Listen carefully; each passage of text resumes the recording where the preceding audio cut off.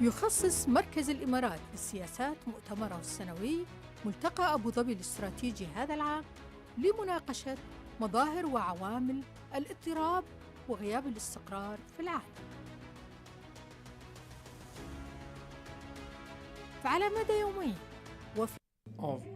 over 2 days and in 12 sessions, the forum will discuss different shifts in the international order and changes in different strategic alliances, particularly in Eurasia and the Indo-Pacific region. And it will try to understand the nature of competition between major powers and strategy of building power and influence for each of them. And given the fact that this forum is held a few days after the American elections, it will seek to explore the implications of a U.S. election on international politics of the U.S. The forum will also explore opportunities and challenges emerging from the economic corridors and the project of massive infrastructures and petrol pipelines. And it will also shed light on sources of threats and maritime corridors and the flow of trade and supply chains. The international strategies and the regional strategies to counteract such challenges and enhance maritime security. And for the Middle East, where conflicts and wars are ongoing, we will try to explore the local and geopolitical factors behind these ongoing conflicts and lack of peace in the region. We will also tackle the horizons of peace and war in Gaza and Lebanon, and also the future of Palestinian state and the structure of the regional order. In this part of the world, which is witnessing chaos and lack of clear horizon, we will explore a future roadmap for the UAE to move to higher level in terms of sustainability and economic diversification and technological development and innovation. Welcome to Abu Dhabi strategic debate, 11th Abu Dhabi strategic debate in the capital city, Abu Dhabi.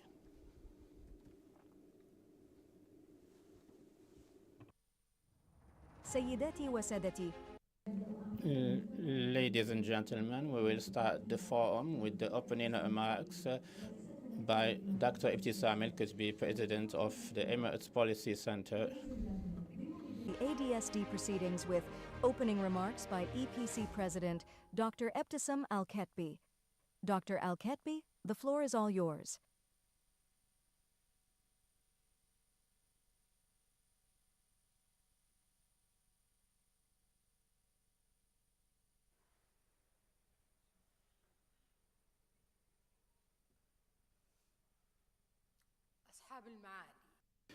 Excellencies, distinguished guests, Assalamu alaikum wa rahmatullahi wa barakatuh.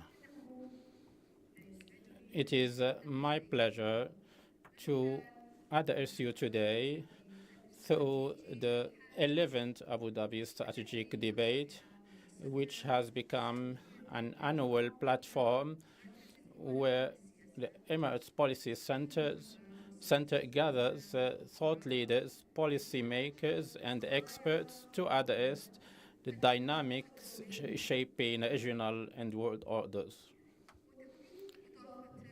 and to contribute meaningfully to strategic analysis and foresight, enhancing Abu Dhabi's contribution to dialogues on pressing political issues at both regional and international levels.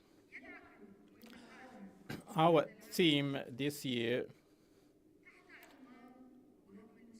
the illusion of stability, a world in flux, focuses on evolving global strategic trends, amidst profound shifts in global security, emerging alliances,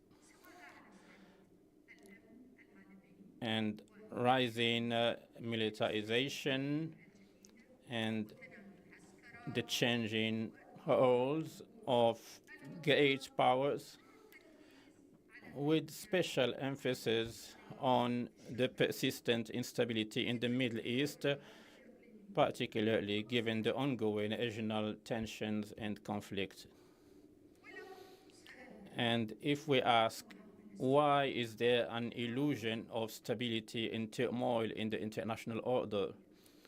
First, it's because diplomacy has been unable to resolve conflicts in the Middle East and Ukraine, and conflicts, confrontation, and crises are increasing, while solutions and settlements remain elusive or, in some cases, absent. And because competing narratives continue to clash without consensus on a shared vision for the world that we want to live in together. And because reforming the international order remains a distant goal, as double standards persist, and because international law and the international humanitarian law are openly violated, and the use of military force is increasing worldwide. Such conditions fuel populism, fundamentalism, extremism, racism, indiscriminate violence, and hatred, alongside rejection of the shared values of humanity, justice, and coexistence. And in Gaza, for example, the religious dimensions of the current conflict has exceeded the symbolic elements seen in the past Arab-Israeli conflicts, amplifying exclusionary ideologies, zero-sum thinking, and mutual denial. Have we not shifted from discussing the change of rules of engagement to an era where engagement increasingly lacks rules and headlines? Therefore, one of the main questions that Abu Dhabi strategic debate will explore this year: will the shifts following the October 7, 2023 attacks prompt evaluation of strategies, potentially paving the way for stable regional settlement, or will we instead face continued chaos, unchecked violence, enduring strife, and unresolved power struggles for years to come as a result of counterproductive perception of geopolitical influence, one that prioritizes regional upheaval over stability instead of prosperity and cooperation? Distinguished audience, predicting the future of the Middle East has always been a challenging endeavor. In response, the UAE, alongside its friends and partners, works diligently to break the stereotypes that portray this region as perpetually crisis-ridden. The UAE is committed to promoting a development model that demonstrates the region's capacity for recovery and highlights its abundant opportunities, successes, and potential for a brighter future. In alignment with this vision, Abu Dhabi's strategic debates provides a platform through its dedicated Middle East panel on the second day, where participants will explore ideas and perspectives that go beyond simply describing crises and problems. Instead, they aim to offer actionable roadmaps for solutions and compromises, whether concerning Lebanon and Gaza, Yemen, Sudan, and Syria, or issues related to maritime security, among others. While we recognize that black swan scenarios remain prevalent in the Middle East, as evidenced once again by regional events over the last weeks and months, our goal is to foster constructive pathways forward. Ladies and gentlemen, comprehensive stability in the region is not attainable without a just solution to the Palestinian issue, one that enables the creation of an independent Palestinian state where the Palestinian people can exercise their full rights to dignity and self-determination. The U.S. bears a significant responsibility in this regard. Moreover, through regional stability and prosperity cannot be achieved amid weak governance, fragile citizenship rights, and state institutions, and this is the responsibility of the people of the region. The path to survival lies in investing in science, knowledge, and human rights alongside political realism and learning from experiences. And this approach stands in contrast to the danger of wishful thinking, reckless ventures, and illusion that undermine stability and deepen chaos. Distinguished audience, in an increasing number of Arab countries and across Africa, the risk of societal fragmentation seems to outweigh the potential for cohesion, consensus, and solidarity. In many of these nations, militias and armed groups wield increasing influence as national institutions, and the rule of law weaken. And as a result, human security is deteriorating, and people's hope for a better future is diminishing.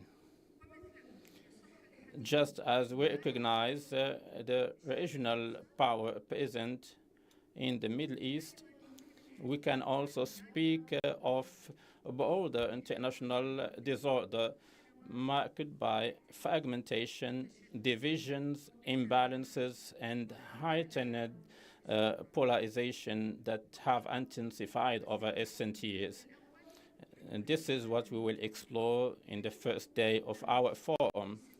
We will discuss in 6 sessions the main changes in international system from competing major powers and shifts in strategic alliances and their structures, and the evolving role of middle powers. We will explore the future of U.S. domestic and foreign policy in light of last week's presidential elections a few days ago, and Russia's ambitions to reassert its global influence, and the U.S. and China's strategies and the rules of competition in the Pacific, as well as strategic challenges facing Europe. Dear guests, Just weeks ago, the esteemed Nobel Prize judges made a wise choice by awarding the prizes in chemistry and physics to pioneering research in machine learning, deciphering the complex structures of proteins using artificial intelligence and designing proteins with computational techniques. This recognition honors scientists who have laid the groundwork for advancements in machine learning and artificial neural networks, unlocking unprecedented possibilities and breakthroughs in scientific discovery. And thanks to these innovations, instead of spending a long time, scientists could have actually spent a long time to unlock those proteins with traditional methods, and the results would not be accurate. And we can say this achievement highlights the transformative role of technology and AI in shaping the future of science and knowledge, our future, and improving our quality of life and optimizing our use of time. At the same time, it reminds us of the critical need to govern this application responsibly and address the challenges they present. And aligned with this vision for a promising future, the UAE has increased its investment in digital infrastructure and AI technology over the past years, integrating AI across ministries, government institutions, and the private sector, in line with the UAE ambitions to make AI its new oil and to establish itself as a regional leader in advanced technology and sustainable energy solutions. Studies by the UAE Ministry of Economy project that AI technology will, by 2031, stimulate at least a 35% increase in the UAE GDP and reduce government expenditures by 50%. This topic will be explored further in today's first session. I'm sorry, we have postponed it due to some circumstances of His Excellency the Minister, who could not be with us, and we will have Dr. Tani Al-Zuyudi. In closing, I wish everyone a productive and enriching experience at this gathering, and to our international guests, I extend a warm welcome to you and hope you enjoy a pleasant stay. And thank you to all of you for your attendance, participation, and response to our invitation. I look forward to the constructive discussion that await both our speaker and attendees. Now it is my pleasure to invite His Excellency Dr. Anwar Gash, diplomatic advisor to the President of the UAE, who has consistently honored us with his presence at the Abu Dhabi strategic debate to deliver the keynote speech.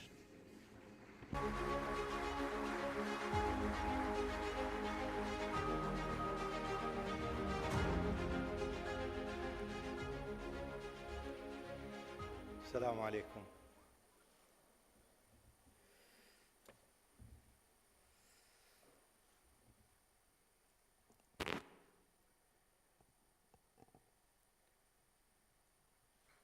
أهلا وسهلا بكم. Good morning and welcome everyone to Abu Dhabi and to the 11th edition of the Abu Dhabi Strategic Debate.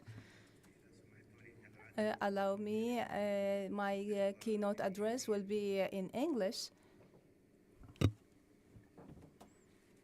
Excellencies, ladies and gentlemen, friends and colleagues, it is a pleasure to once again to be provided with an opportunity to address the Abu Dhabi Strategic Debate, a vital forum for discussing strategies to foster greater stability and prosperity in our region, a forum which, in other words, focuses on how we can secure a brighter future for the world at large.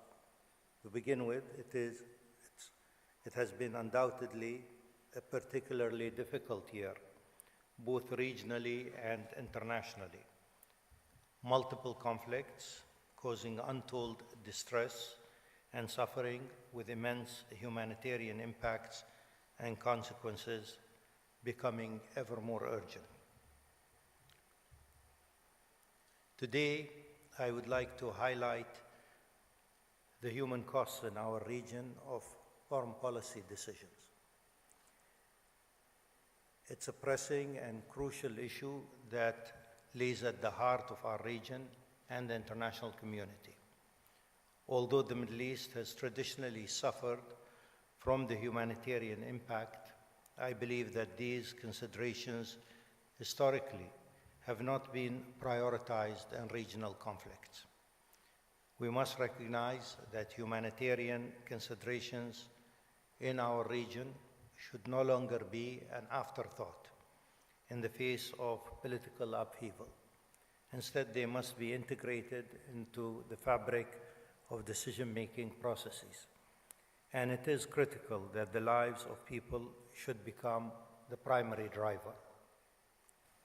As we witness ongoing turmoil in the Arab world, especially in Gaza, Lebanon, and Sudan, it is essential that we shift our focus to the profound impact these crises have on people, especially the most vulnerable, including children, the elderly, and women, the ones who bear the brunt of decisions made in situation rooms and political arenas, far removed from their daily struggles and actual lives. In the pursuit of advancing stability, cooperation, and prosperity in the region, I will emphasize here the importance of strong, capable, and credible leadership, particularly alongside key international partners.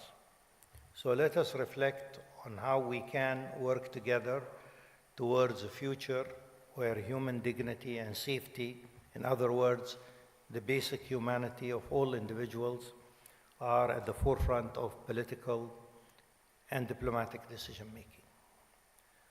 Particularly, we need a united focus on building bridges and partnerships and reinforcing ambitions that would make our region and the world a better place. From Gaza to Lebanon to Sudan, we have made humanitarian support a focus of the UAE's foreign policy. Here, we must also acknowledge that despite regional crises, our national ambitions and future vision must endure for the benefit of all, including the youth and future generations. It is essential to address today's concerns while simultaneously building a safe, secure, and prosperous future for the next generation.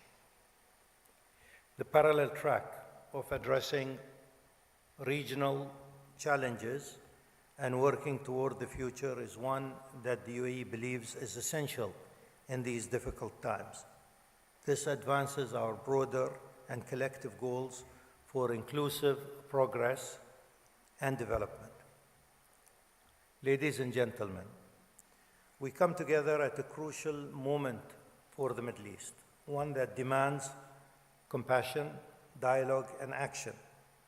Here I must underscore that the guiding vision of UAE President His Highness Sheikh Mohammed bin Zayed Al Nahyan continues to reflect a progressive commitment to humanitarian support, political solutions, building bridges, and de-escalation. As I mentioned previously, this moment calls for dialogue and collaboration to foster a more stable future. We cannot afford further polarization and conflict as we see the region descending into wider violence and chaos. As we navigate through turbulent times, U.S. leadership and partnership remain indispensable. The United States has historically played a pivotal role in the Middle East, and its involvement is critical, especially during crises we are witnessing today.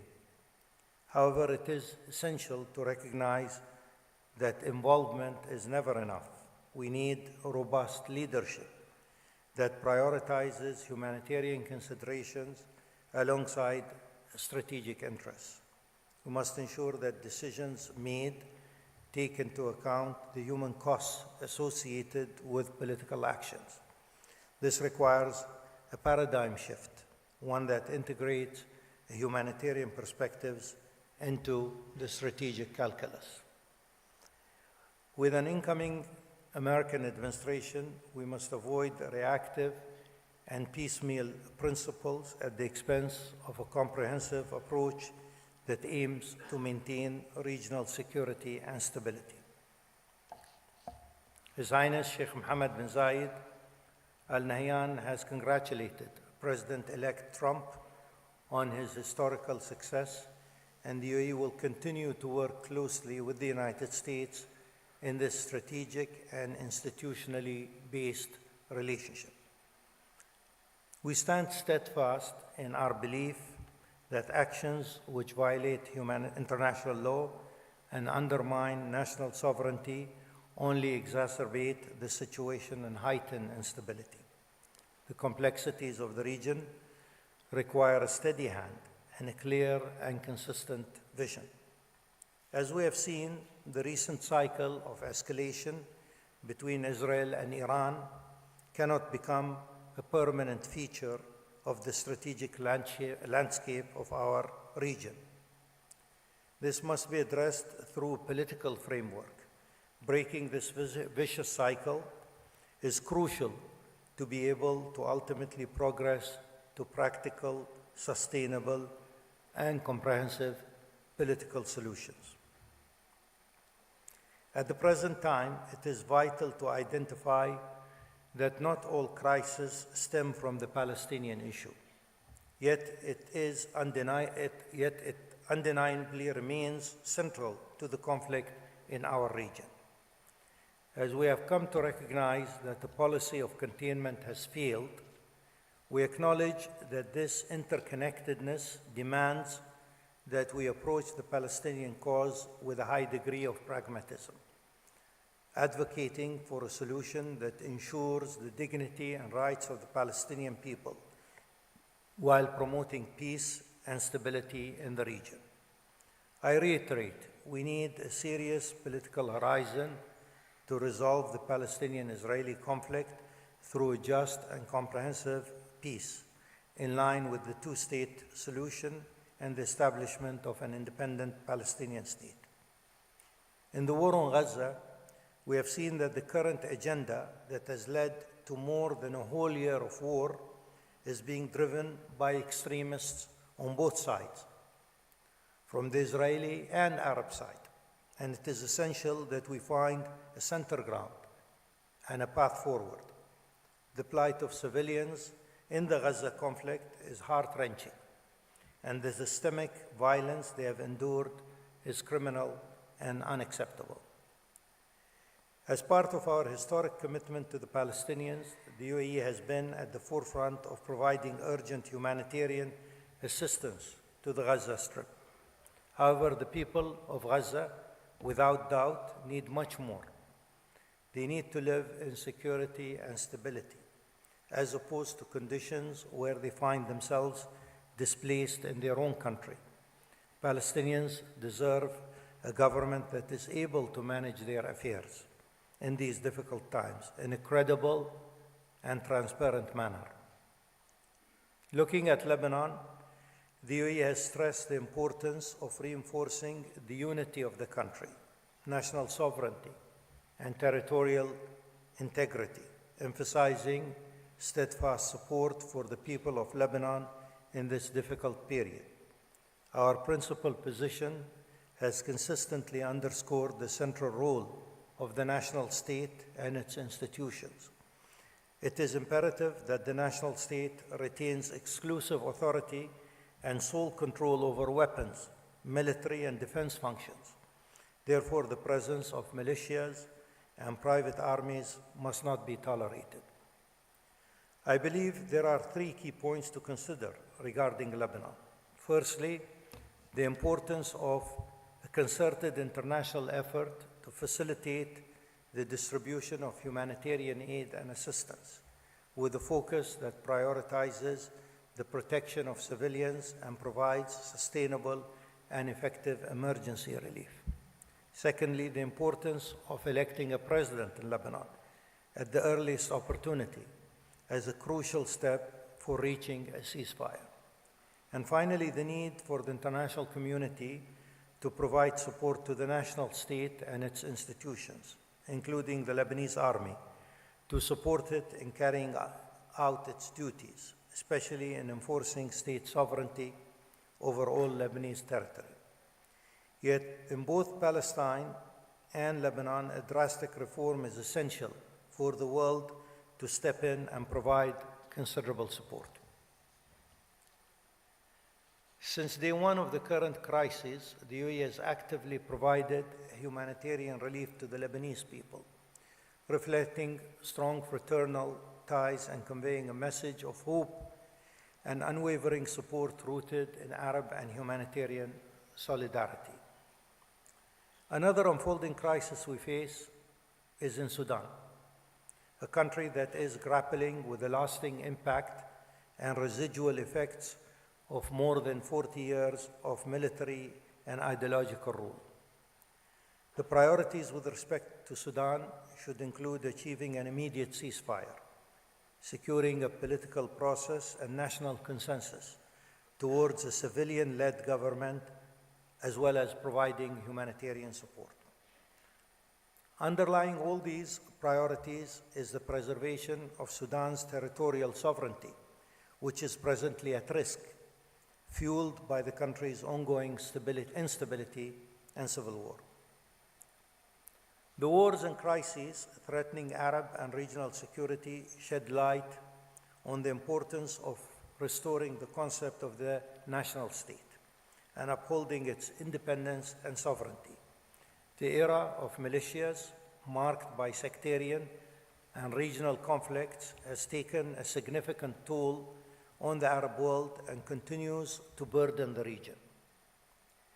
Recent developments are clear indications of the result when extremist militias decide on questions of war and peace. A secure, peaceful, and prosperous future can only be achieved through coordination with our Arab counterparts, as we believe that any initiative must be implemented collectively and in a coordinated manner. Once again, the human costs of crises are not collateral damage. They represent the lives and futures of millions and millions of people. 1 year has passed since the tragic war on Gaza, and with the ongoing crisis in Lebanon, it is crucial to emphasize the need to strengthen and sustain national states, their institutions, and comprehensive sovereignty across the Arab world. This should also align with making civilian protection a central focus of policies rather than an afterthought.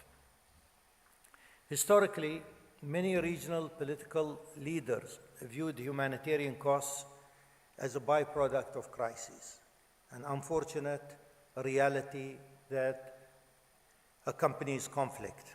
However, this perspective is no longer acceptable and requires a shift in mindset. Instead, we advocate for a proactive approach that prioritizes the well-being of civilians and addresses their needs from the outset. As we witness perpetual regional crises and never-ending conflict, it is imperative that we strive to establish productive institutional dialogue between relevant Arab states and key regional neighbors, such as Iran and Turkey.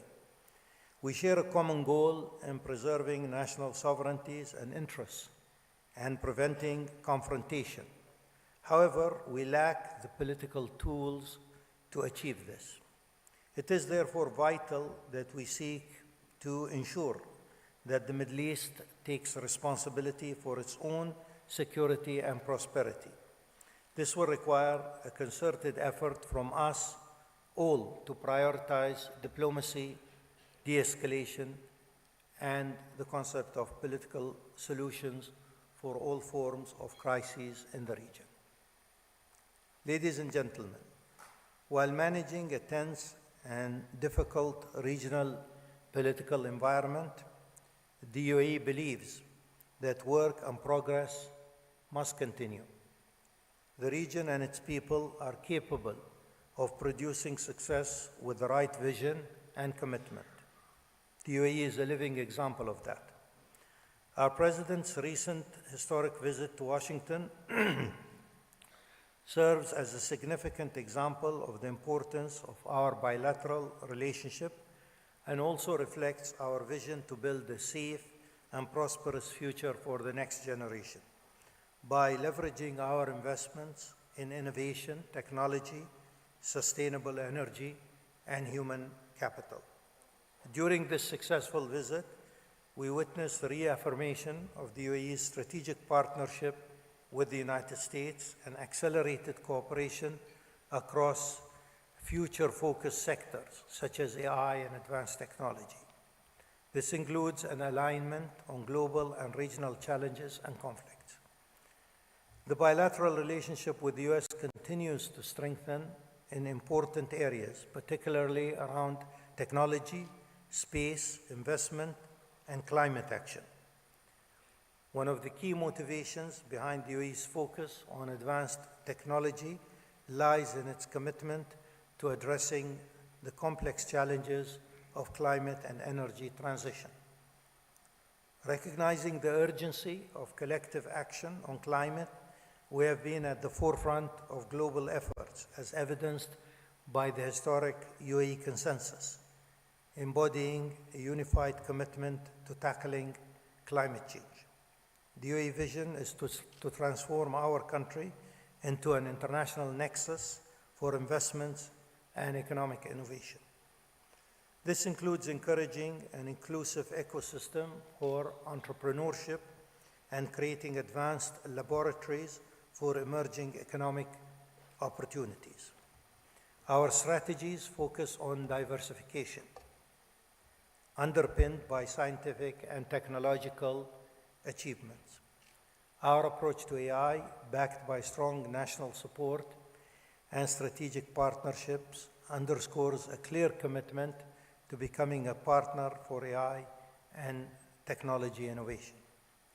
As we are also actively engaged in economic multilateralism and work steadfastly to contribute to constructive outcomes during our involvement with both the G20 and BRICS, which align with our vision for the future. The UAE's upcoming participation in this month's G20 in Brazil, as well as our involvement in the BRICS, underscores our commitment to a strategy of joint cooperation aimed at fostering peace and sustainable development, while strengthening collective efforts to address shared global challenges. Moreover, the various comprehensive economic partnership agreements, known as CEPAs, we have signed and embarked on with strategic partners is a testament to our value in free trade, multilateralism, and supporting prosperity and development at both regional and international levels, and the UAE's commitment towards contributing to a more interconnected and prosperous world. Ladies and gentlemen, as we look to the future, we must embrace a multifaceted approach that prioritizes humanitarian considerations alongside political realities. It is crucial to recognize that humanitarian acts are not merely adjuncts to foreign policy. They are integral to it. Politics at its core must focus on delivering tangible improvements to the lives of ordinary people. We must ask ourselves, how can we create opportunities that encourage our youth and future generations to build their futures and dreams at home? By supporting collaboration, investing in sustainable economic development, and championing the rights and dignity of all individuals, we can begin to lay the groundwork for a more stable and prosperous region. By de-escalating conflicts and promoting fundamental good governance, we can chart this path towards lasting stability and prosperity. Together with our partners, we will navigate the complexities of our time, ensuring that the voices of ordinary people are not only heard, but also valued. Thank you very much.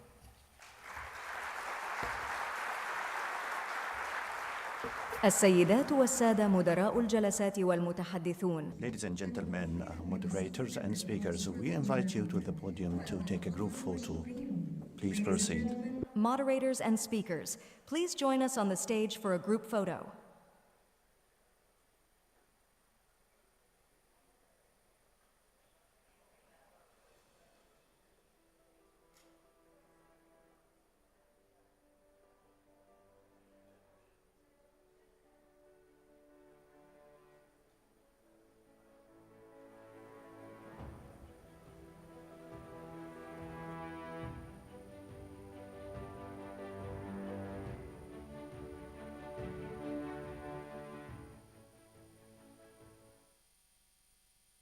السيدات والسادة مدراء الجلسات والمتحدثون، ندعوكم إلى المنصة لالتقاط صورة جماعية، فلتتفضلوا مشكورين.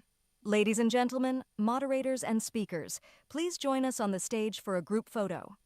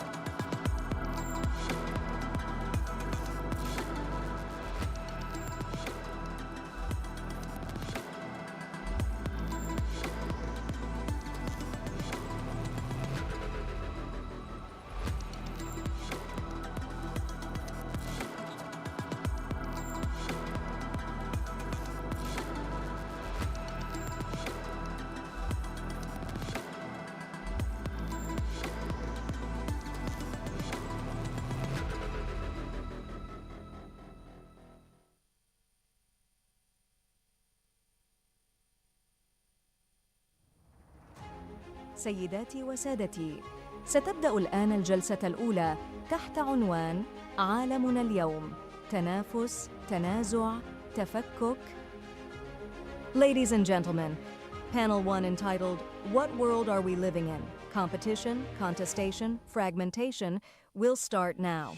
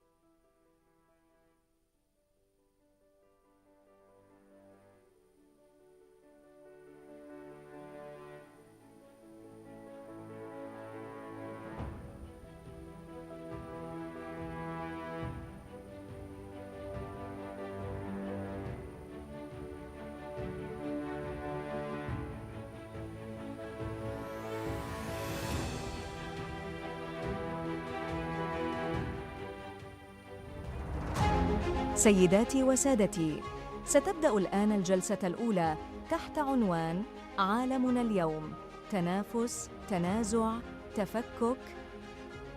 Ladies and gentlemen, panel 1 entitled What World Are We Living In? Competition, Contestation, Fragmentation will start now.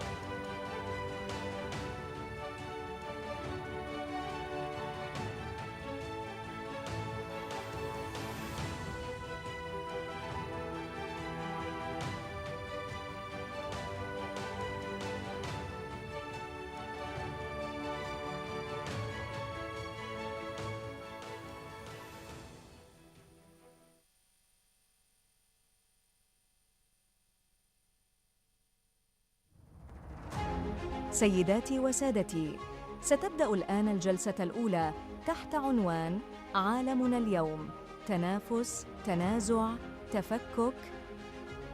Ladies and gentlemen, panel 1 entitled What World Are We Living In? Competition, Contestation, Fragmentation will start now.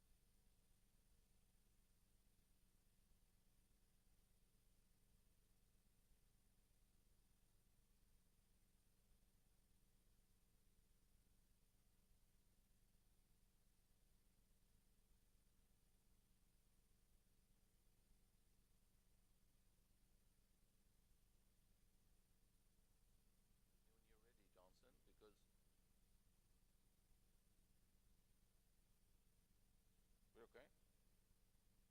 The mics? They're working? No, you're on.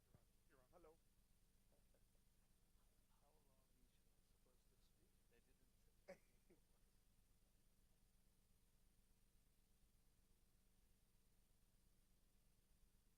Yeah, of course I'll do that.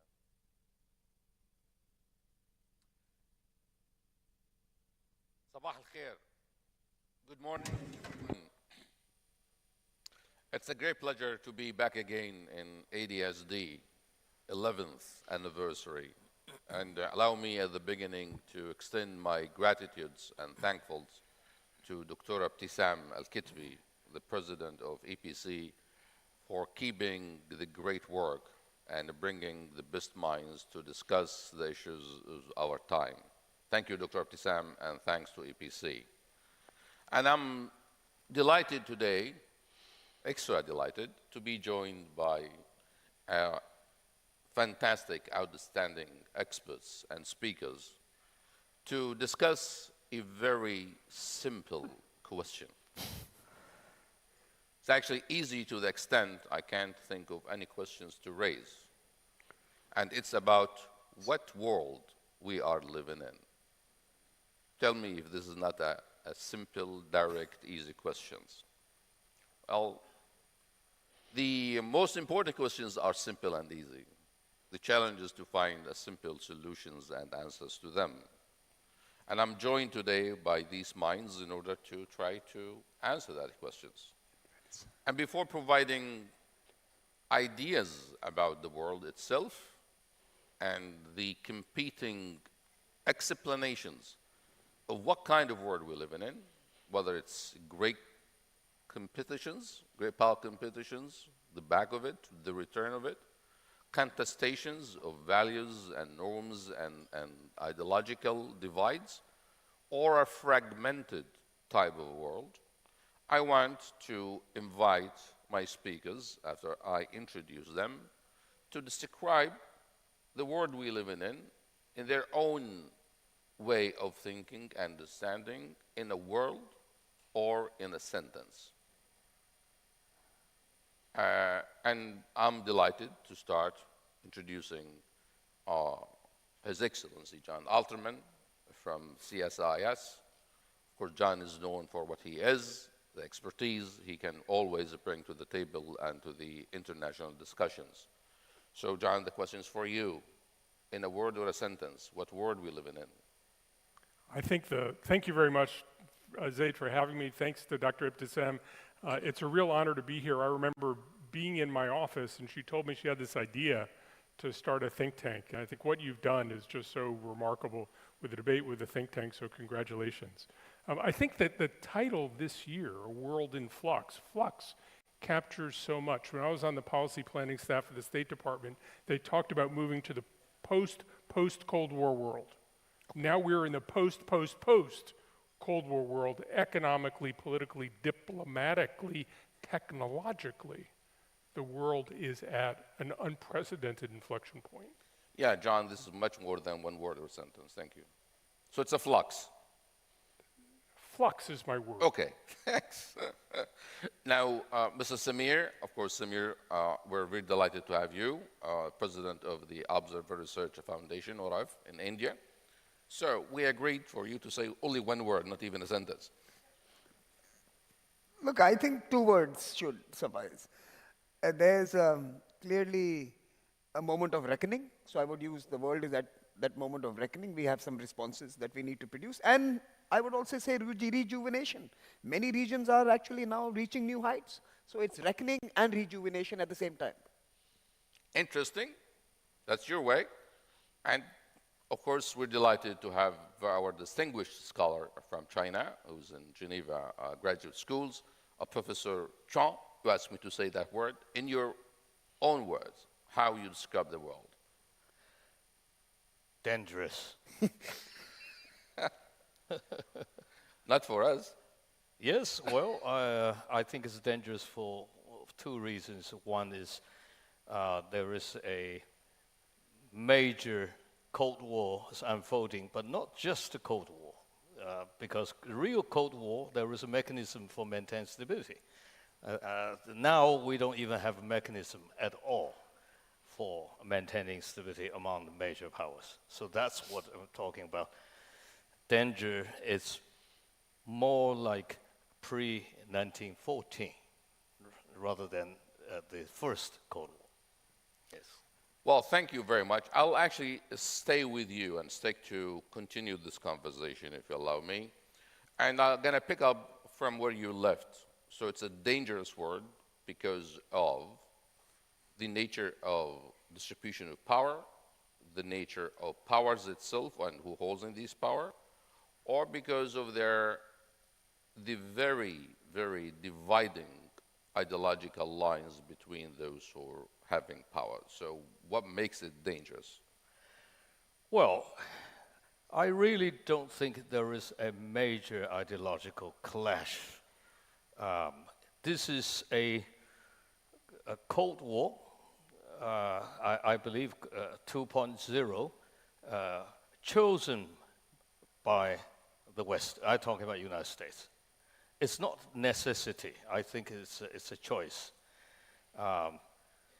I guess the reason for American make that decision, to me, it's very simple. There are 2 things Americans were obsessed. One is their own domestic, social, economic, maybe even more serious racial crisis.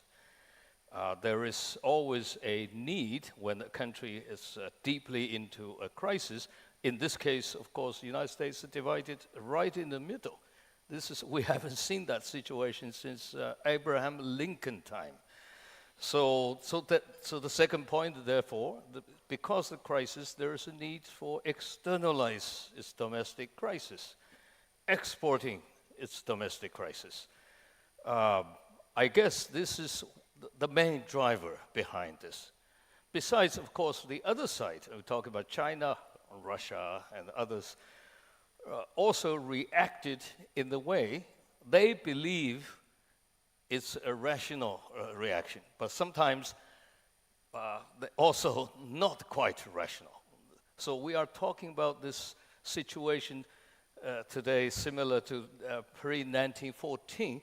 It's because the great powers today fail to correct messaging, what they really want, or the signaling what they want.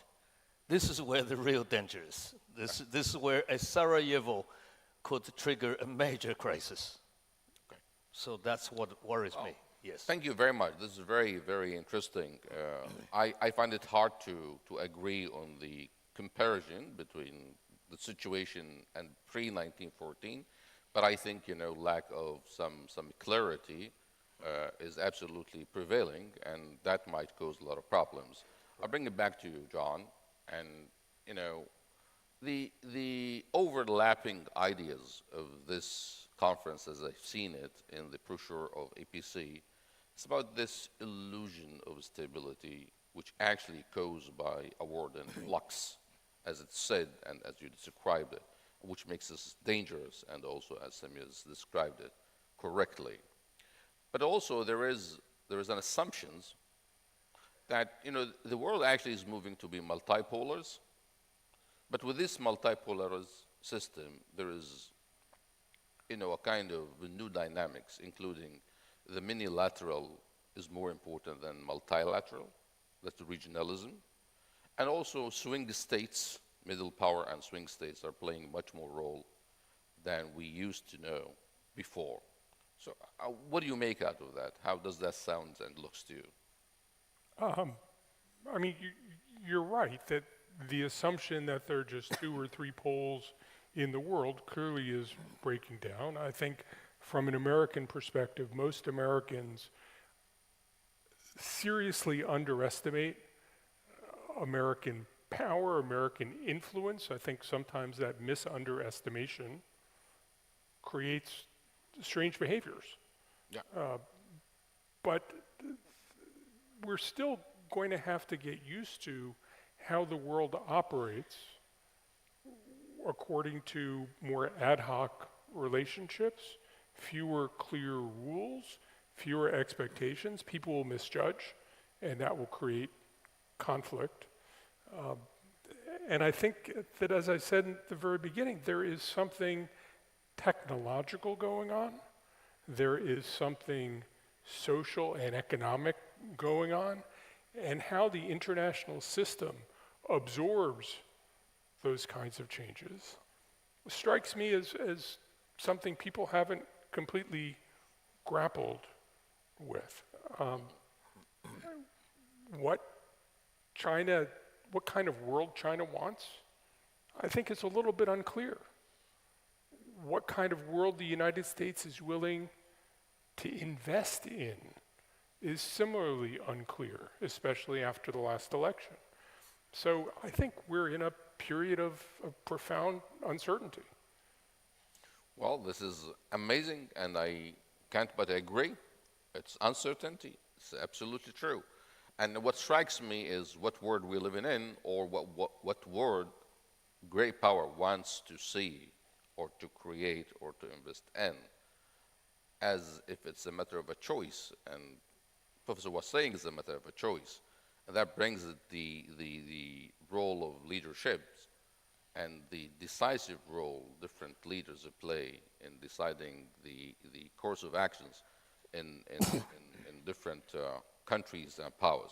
But I'll get back to that after I bring it back to Samir to pick up his brain on that. And from your perspective, Samir, if we need to reimagine the world, or as composed of a few major powers, and the relation between these major powers that will make the nature of the world politics. So how you describe it? Who are these powers, where the power resides, and how they are interacting with each other, and this interactions constitute what? And then I'll come back to the rules-based systems and all of this, literature on that. So first of all, let me also join in and congratulate Ebtisam for this wonderful platform she's invested into and built, where literally you can see a diversity that is unmatched in most other arenas. This is not an echo chamber. This is anti-echo chamber conference. So I think, well done, Ebtisam. We have built a diverse forum here. On your question, I think there are some easy responses to your question. So obviously, like I think both the previous speakers have mentioned, the US-China interaction, dynamic engagement is important. What does President Trump do in terms of that particular relationship, which has till now, by the way, seen a bipartisan consensus? Getting tough on China is now a US consensus from both parties. So what does Donald Trump do? Does he ratchet up the pressure, or does he find a new entente or a detente with China that eases the levels of tension? I think that's one easy bilateral that's important. The second, of course, because of the conflict in Europe, there has to be a US-Russia conversation. At some point, US and Russia will have to find an agreement in the continent. Europe is not capable of doing it, let's be honest. It is a US-Russia conversation that will lead to the closure of the Ukraine conflict. And till now, US has delegated it to the lesser actors in Europe, but at some point, US will have to take back that conversation, and maybe Donald Trump might actually think of fashioning some sort of a peace deal in the coming months in Europe. So that's the second dynamic, and it's important. But I think the most important relationship that is ignored by all of us, because we somehow have an easy assumption that it is consistent and constant, is the European-American relationship. And I think what is really up for grabs for the future of the world order is the transatlantic partnership. I think it is the fragility that is creeping into that relationship that might actually undo much of the stability of the world order as was fashioned in the last century. It was the transatlantic relationship that defined the world order as we know it. And if that relationship has ruptures or in some sense reaches a snapping point on some instances, for example, if the Europeans say we are not going to follow the American lead on China relationship, it's a big possibility. The fact is that there are many European countries that are still investing in Chinese technologies for their telecommunication networks. It's a fact. You have the Germans doubling down on FDI in China and putting more money into the continent. German industry is not following German government when it comes to the China relationship. So I think the most important dynamic for the future is the relationship between Europe and America, and it should not be taken for granted. That relationship could change, and certainly could change under Trump, depending on how Trump reaches out to his cousins across the sea. So I think that's the relationship to watch out for. I like our region. I like some of the countries and the way they are approaching the world today. So I like what UAE, Saudi, India, and some others are doing. I think we are adding rationality and stability to a world gone crazy. And in many ways, we are also, in our own economies and societies, seeing a moment of rejuvenation, of new direction, of new growth. So there is also excitement in this region that is also infectious. So sometimes I think more like us could be better for the world. And I think we have a role in stabilizing some of the edges that we are seeing emerge in different parts. Well, thank you very much, Samir. And it's interesting to focus on... I'm sorry. I think the other piece is the U.S. relationship, the Indo-Pacific, the U.S.-India relationship is fascinating. The U.S. investing in a different kind of relationship with Japan, Korea. I agree that there's something going on in Europe. I think the way the U.S. is thinking differently about the Indo-Pacific, clearly becoming a strategic focus, is really important. How that affects China and China's desire for domination of Asia, as it had in previous years, I think is an important dynamic to understand. Well, John, thank you very much for that, because actually I want you to discuss these issues with each other. I just need to facilitate that. So if any one of you have any kind of reactions or comments on, anyone notes, please come in and make your notes. And I'll take it to you, Professor Chiang, because this idea about U.S.-Europe relation being a major marker of future world order and a global system, it's important. Now, we used to think of Europe as being the first strategic priority for the Americans' interest in the last century, in the 20th century. Is it so still? This is the question. And, with this American kind of inconsistencies or confusion, if you wish, about, keeping the old realistic approach to the world, where Europe comes first, or this pivoting strategy where China is the threat. Of course, the easy thing is to say balancing acts between this and that, but I think this is not what captures the Americans' strategies, nor the nature of the world. So, Professor Chiang, in reaction to that and to what's been discussed, what do you think? Well, on Europe, I live in Europe. Well, what the Europeans are talking every day is, can EU survive the next 10 years or so? I was, 2 days ago, was in Sochi listening to Putin, 4 hours, 4.5 hours.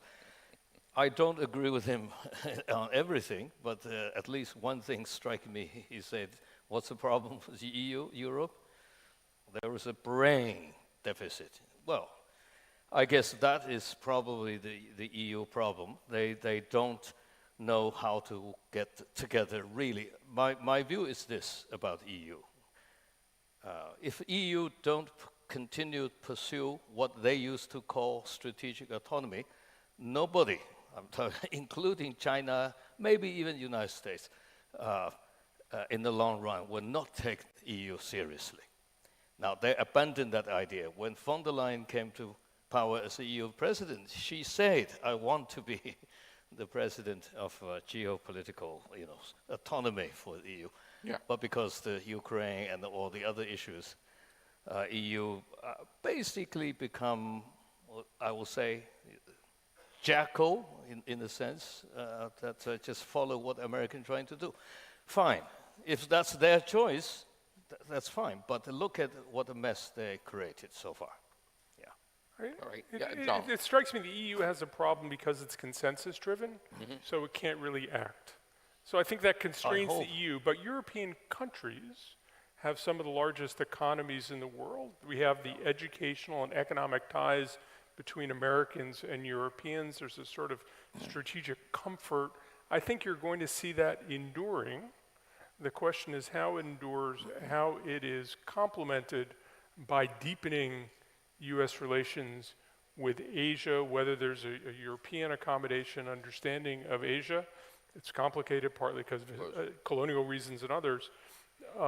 But it does strike me that some of the most interesting things are happening in US-India relations, US-Japan relations are being transformed. Is there a way the United States can engage more robustly with Indonesia, and what's Indonesia's regional role? I think there's sort of this sense of possibility that we're still understanding, and I think one of the things that's also happening is there's a sense in much of the Pacific that China's diplomacy is threatening and countries are looking to balance away from China, and how the United States works with partners and allies to create confidence, to create a sense of security, I think is one of the big challenges that certainly Deputy Secretary of State Kirk Campbell has been working on.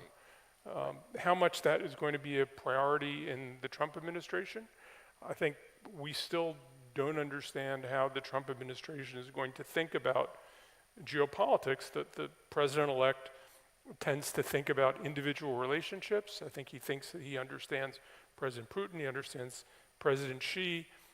How the personal relationships intersect with the kinds of broader strategic changes we're talking about is something that's going to depend partly on personnel and partly on the things that happen over the coming years. So, John, well, thank you very much. This is important because I also want to continue with you to press this issue. So, while people would think at large that there is some kind of the invisible hands that actually creates the world order, the structure of it, in terms of distribution of power and how it works, and yet we realize that changing leaders, changing administrations will actually have also a direct impact on the direction of the world itself. And you mentioned Trump.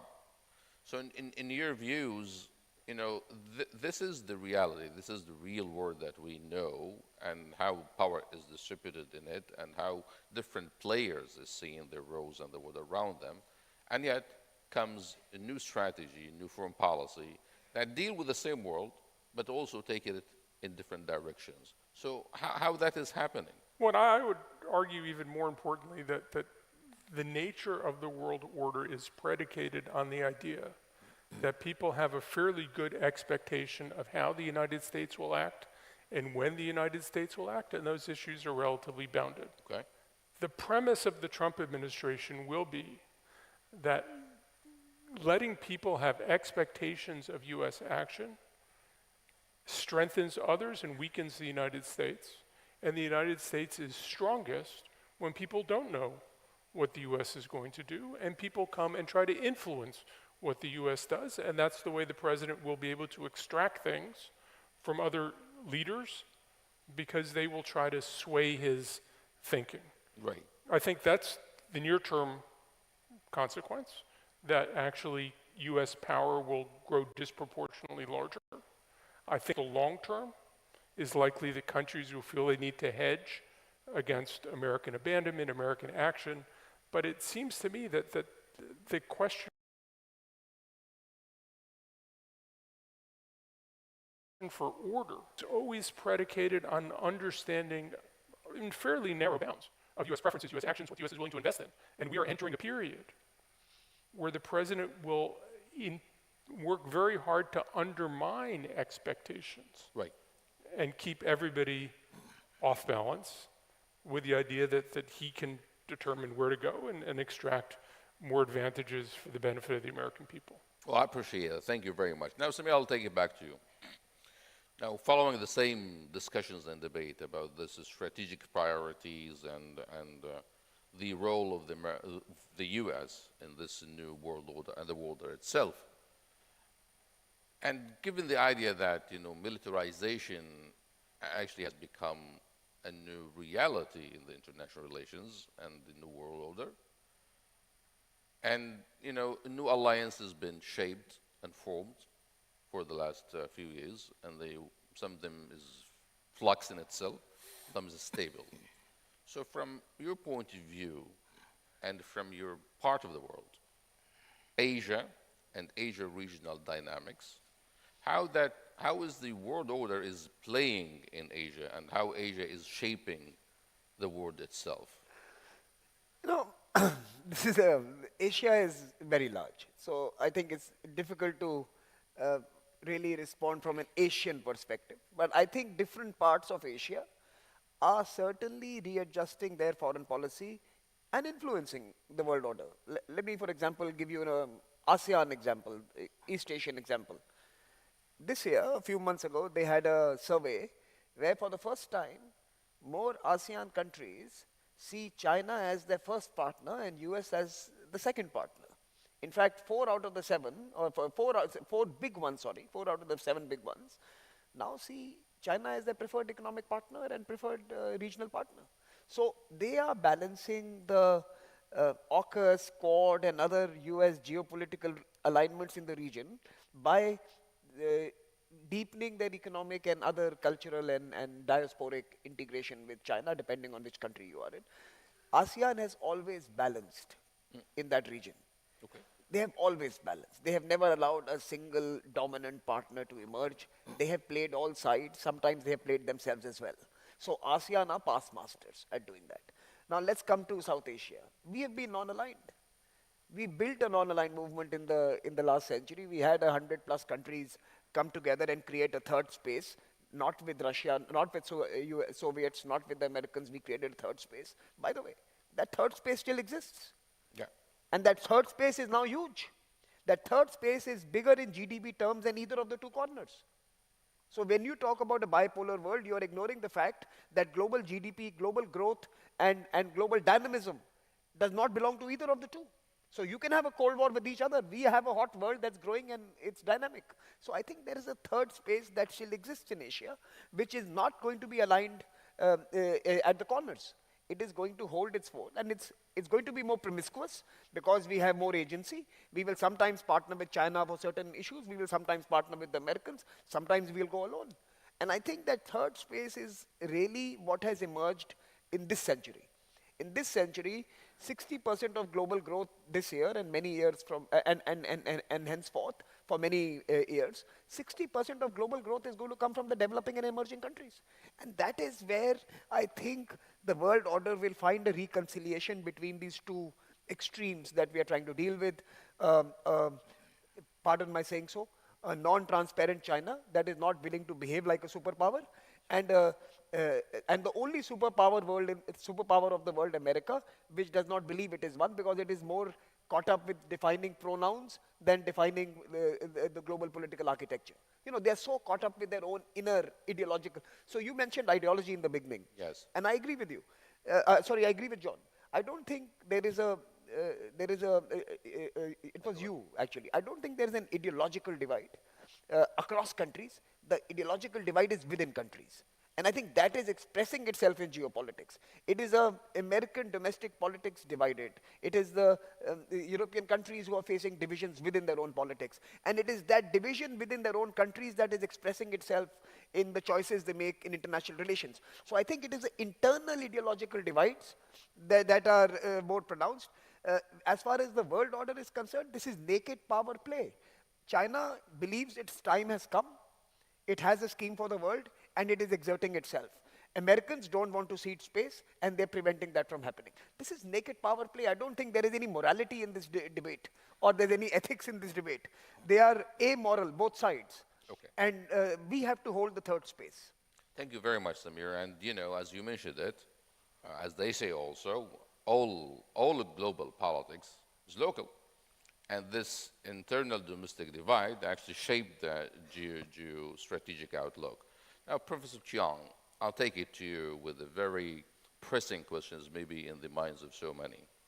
When we're talking about the illusion of stability and the world in flux and the perceived threat to the stability of this world order, China comes to mind, at least in the minds of the West, in the minds of the Americans. And for the last at least decade, you know, China been portrayed as being the coming threat to the dominant power, not only a revisionist state, but actually a potential threat to the dominance.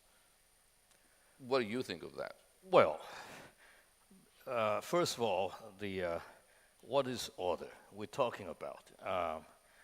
What the Americans or West in general, they're talking about order, they use the expression of rules-based international order, right, which for me should be correctly translated as my way or the highway.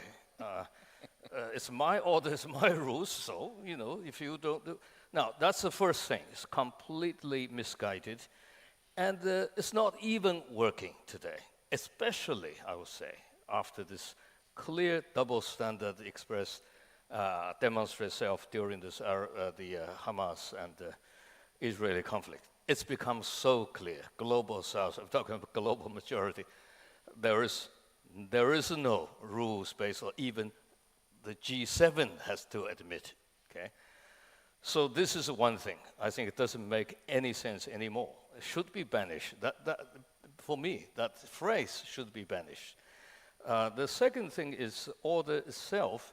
You see, Western concept about order is always based on a mechanical concepts, which is order is based, when you say stabilize order, they're thinking about power balance, mainly hard power balance. This is a tradition I don't think is surprising. This is a tradition of a typical West, you know, right. I would say Westphalia, you know, they call balance of power and so on and so forth. Now, Chinese view of order is not a mechanical view. Historically, Chinese have the order actually has a lot to do with containing the flood. You look at the word order itself with a water, Chinese characters image, you know, you have to look at the picture. It really means how do you contain flood? So it's emphasized on stability. Don't let things out of control, okay? Now, how do you do it? You have two ways to it. One, you keep on building dams, which is American love. You know, the entire Cold War, they call containment, right? Remember strategy. But there is limits. You cannot keep on building. How high you can build that flood? Now, the more effective way to maintain order in Chinese historic view is to find ways to let water go. You know, follow the natural tendency. You see, this is what the order really means. Right. So this is where the difference here. So we cannot come to an agreement when we talk about order if you follow this American or Western view. Now, the last point I want to emphasize, why Americans are so obsessed with this, maintaining this mechanical order, that has to do with another Western tradition. That is a morbid fear of decline. This is, of course, starting with, of course, Edward Gibbon about the Roman Empire, that tradition, all the way down to, Toynbee, Paul Kennedy, but of course, the most importantly is Oswald Spengler.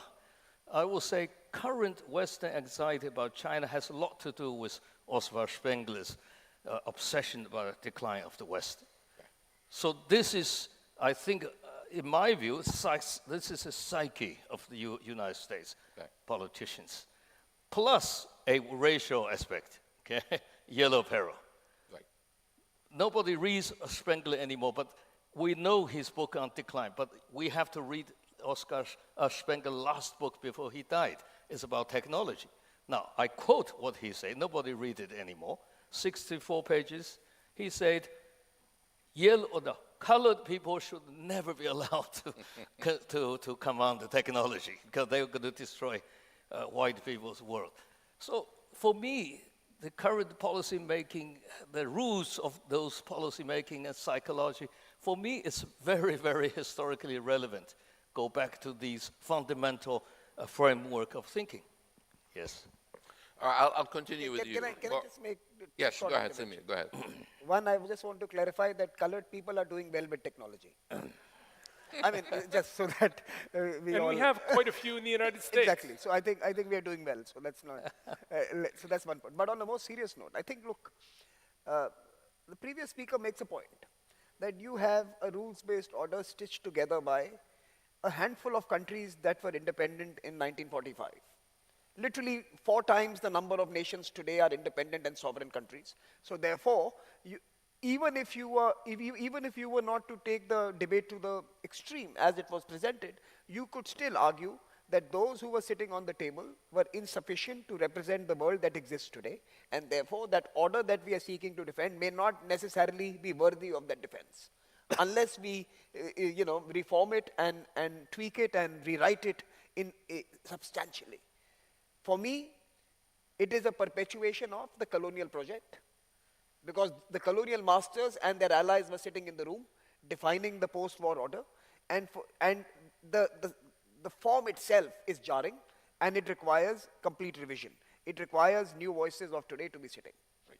But I take slight exception to the previous intervention by my colleague from Geneva. Look, it is not just the Americans who want to stitch the rules as per their needs. The last 20 years tells us that every time China has been given an opportunity to offer an alternative, for example, the Belt and Road Initiative, or for example, the AIIB, or many of their infrastructure projects, they have been equally mercantilist and capitalist in their approach to those projects.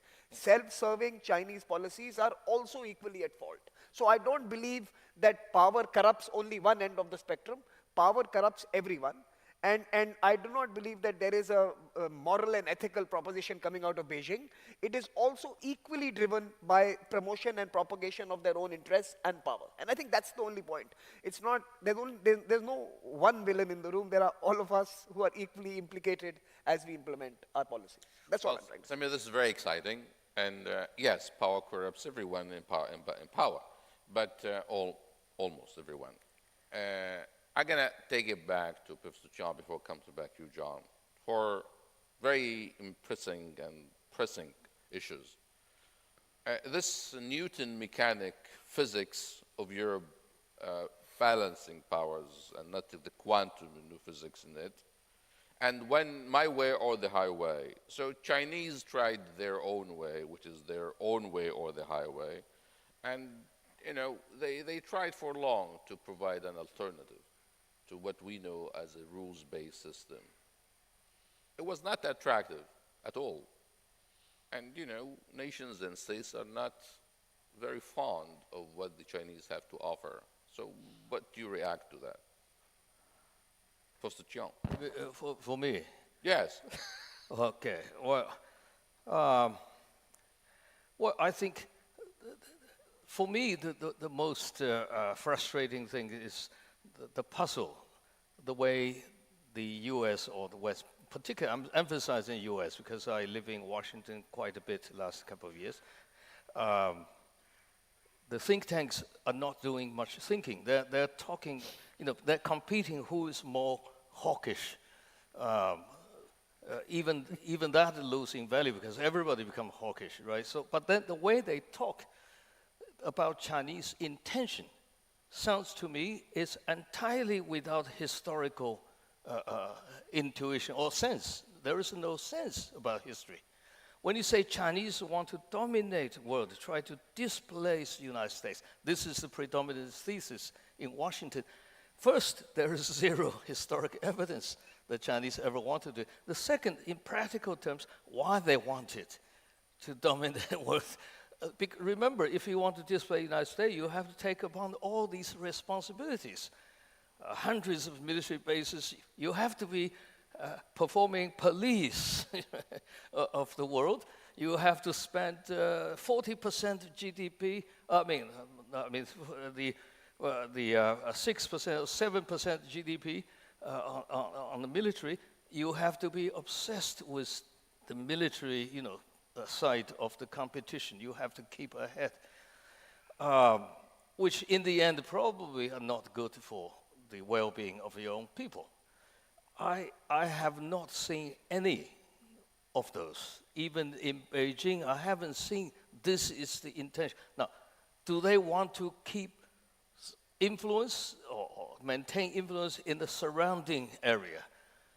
Who is not doing that if you are a great power for your own region? But say world domination, that kind of thesis is absolutely nonsense, okay? Then the second point is American argument about why we are getting tougher with China, because the Chinese did not keep their promise of becoming one of us. You see, that's another logic. Jake Sullivan said so clearly.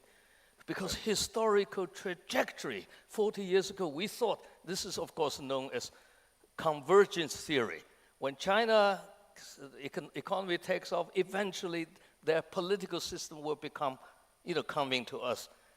Nobody reads Deng Xiaoping's speeches. Remember 1980 when Deng Xiaoping came to power, the reformer. The first interview with Italian journalist Arianna Fallaci. Go back to read it. And Deng Xiaoping said, I want perestroika. Never. Glasnost. We never want to change our political system. Well, how come you choke on your own vomit when saying you miscalculated China? Then you said, because of that, we cannot do this. So the logic is shockingly ahistorical. Okay. Maybe that's a typical American. Sorry, Yeah, well, this is an excellent point for another discussion, but we have so many things to talk about it. Now I'll bring it to you, John, and before we go to the audience taking some questions, and I would like you to provide your comments also about what has been said, but I have a question, particular one for you. So the rules-based system, it's a mere reflection of a balance of power at a given time. Balance of power changes, the system changes. That's what it is. And it's also a reflection of the dominance of certain value system. So it's not global per se. And that's what we've been trying to promote and claiming this is the word which it is. It's the rules-based system as we envision it back in the 50s after the World War. And then with all international institutions and finance and the UN, its systems, et cetera, and national security. But that has changed. The world has changed. And the world moved to certain different domains that the existing system actually cannot accommodate it. So based on that and what's been said, how do you see the trajectory of this world? We know it is in flux, but if it is, to settle down at certain time, so how would that look like? I know it's a little of challenging question. No. I trust you can react to it. So I think the world-based system, as I understand it, is premised on issues like transparency, anti-corruption, the free movement of capital, the kinds of things that the United States brought European partners along with as it reconstructed Asia, was trying to advance. I don't think it's so much about domination as creating opportunities for dynamics, which the US doesn't actually control, but helps encourage. The US system isn't about state control and determining outcomes, and I think this is one of the things where the United States was systematically misunderstood during the Arab Spring. Right. It's not about who wins the election, it's the fact that you have an election, and then you have another election, and then you have another election, and through that you create a virtuous circle, and of course that's not what happened in 2011, and I think it's sometimes misunderstood. But the system is about creating a set of dynamics and a set of rules that allows for competition. I think that the Chinese system, as I understand it, as I've seen it, is about shaping outcomes, and it's about maximizing the advantages that accrue to China. The United States behavior in the post-Cold War world and in the Cold War world, I would argue, was never about maximizing directly for the United States. It was for creating a system where the United States and like-minded partners could compete successfully. I think we may be moving to a leadership in the United States which actually does try to maximize, which acts in a more Chinese way, which is less willing to take altruistic sacrifices on the benefit of the system and seeks to extract maximally out of bilateral relationships where the United States is the preponderant power. How that affects the system, how it affects countries like India, how countries try to adjust to that system, and how countries try to adjust to a system where US strategy can change more dramatically from administration to administration, I think is an important question. And when you combine it with changes in technology, changes in economics, which technology helps drive, right. I think social and political changes, partly driven also by technology, I think that's why we are entering this very uncertain period. To my mind, the United States was constantly paying dues to sustain a system where the United States competed well, but didn't determine outcomes. Right. And I think we may be moving to a place where the US is less willing to pay those dues, which is going to insist on extracting more from others. And to my mind, that becomes a system where there's more experimentation, there's more uncertainty, there may be more conflict, and we might not have better outcomes either for the United States or for US partners and allies. All right, thanks, John. I want to see, shall we go to the audience, or we have 5 more minutes? 5 more minutes, and then go to the audience. Can I make a quick point? I think. Yeah, I'm coming to you, Samir. Wait. Okay. It's just I wanted to check with Dr. Sam. So we do have 5 minutes, and this altruism things is gets on my nerves, John. And the Americans not trying to maximize their interest. Chinese tried. Maybe we need to discuss it at a length. But the system now, there are changes. And Samir, that's where you need to bring your comments on what John says. Given the situation as it is today, Taiwan, Ukraine, the struggles and problems and challenges in Europe, Middle East, Iran, radicalization, non-state actors, financial challenges, and these technological advancements, these drivers of a great transformation that out of control, all of that, Samir, how with Trump now is in the United States, where are we going? So, the single biggest transformation that is underway is technology.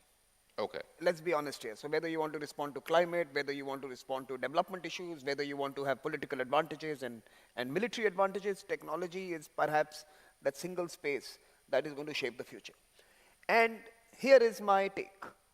My take is that the Chinese don't have a technology model to offer to the world.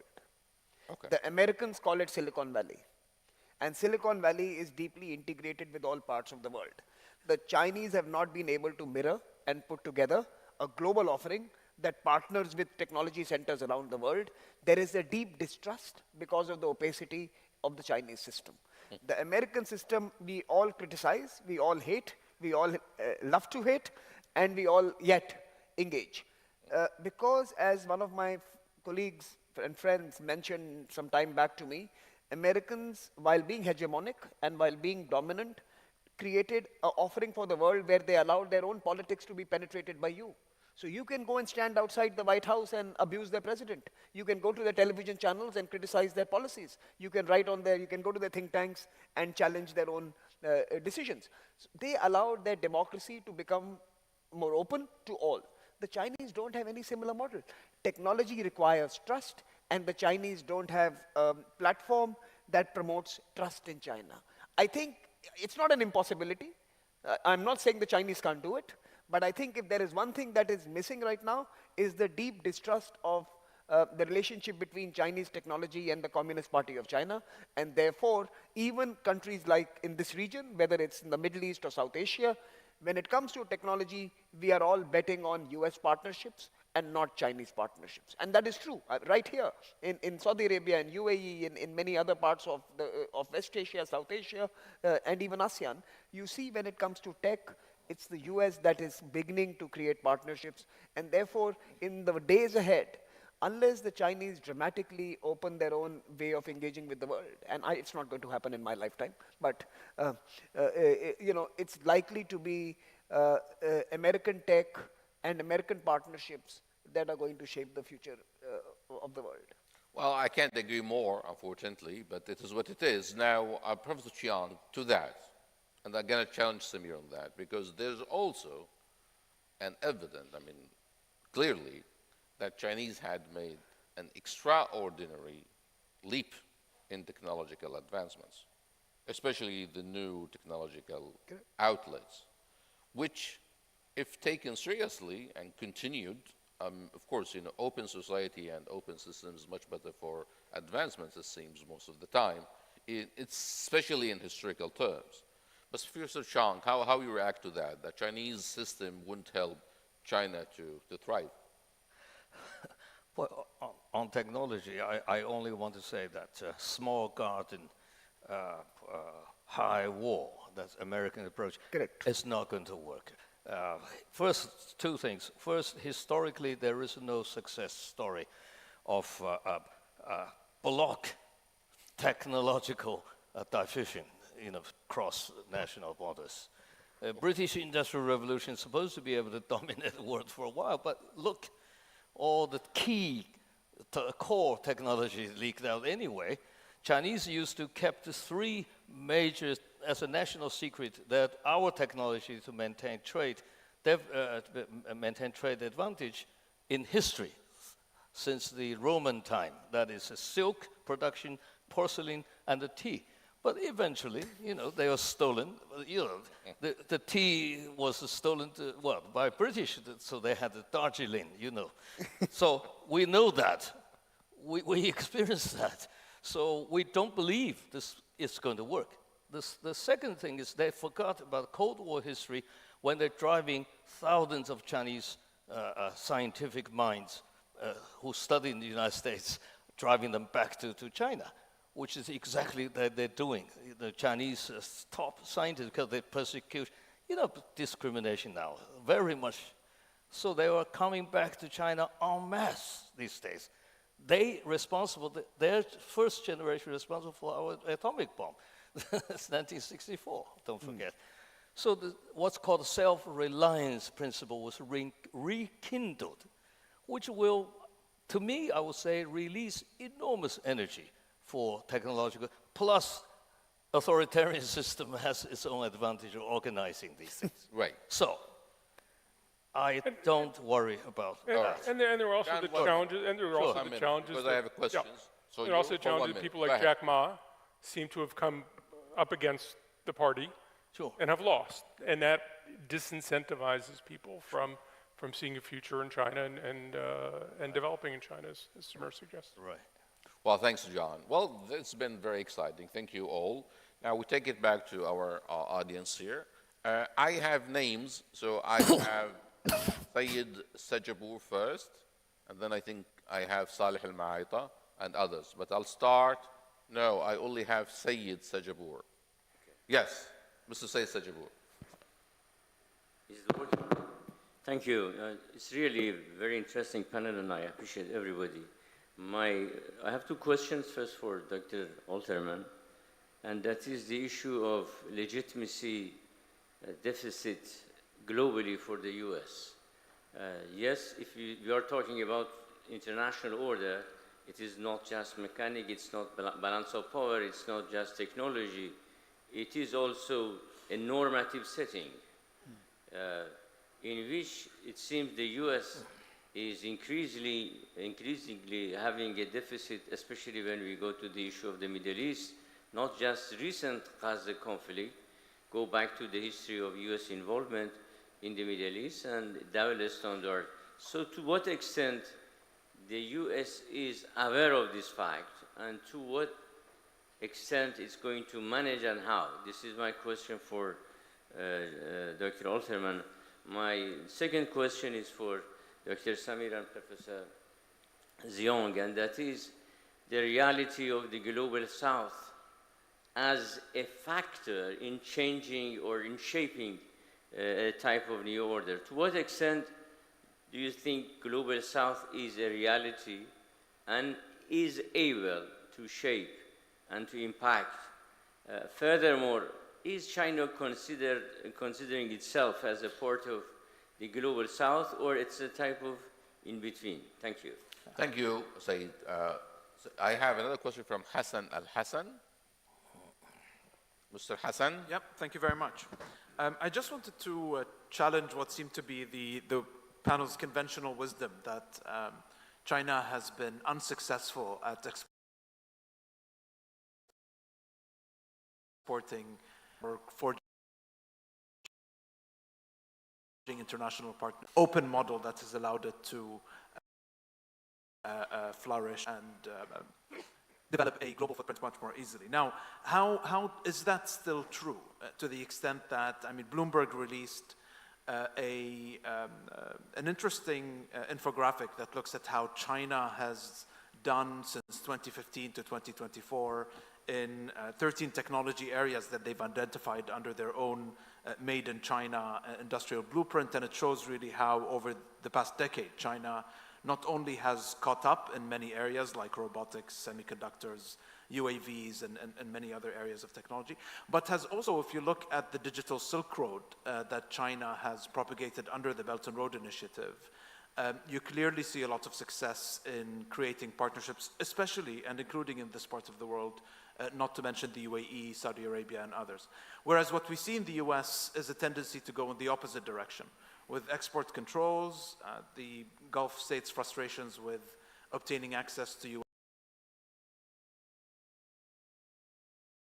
US semiconductor, intelligence technology, very well known now. So is this still true? I mean, it seems that China has made a lot of progress. That's part of the reason why the Gulf states are facing issues in accessing US technologies, because the extent of which Chinese technology has penetrated into tech infrastructure in this part of the world. So is this conventional wisdom still true? Does it still hold? Thank you. Thank you, Hassan. One more question, and back to the panels. I have Sterling Jensen. Yes, thank you. My question is from your perspective of U.S., India, China, how would you say the great powers view the Gulf states in the emerging world order? Are they more than just gas stations? How would you think they would? What role do they play? One more. Thank you. Last question. Badr Al-Saif? Badr.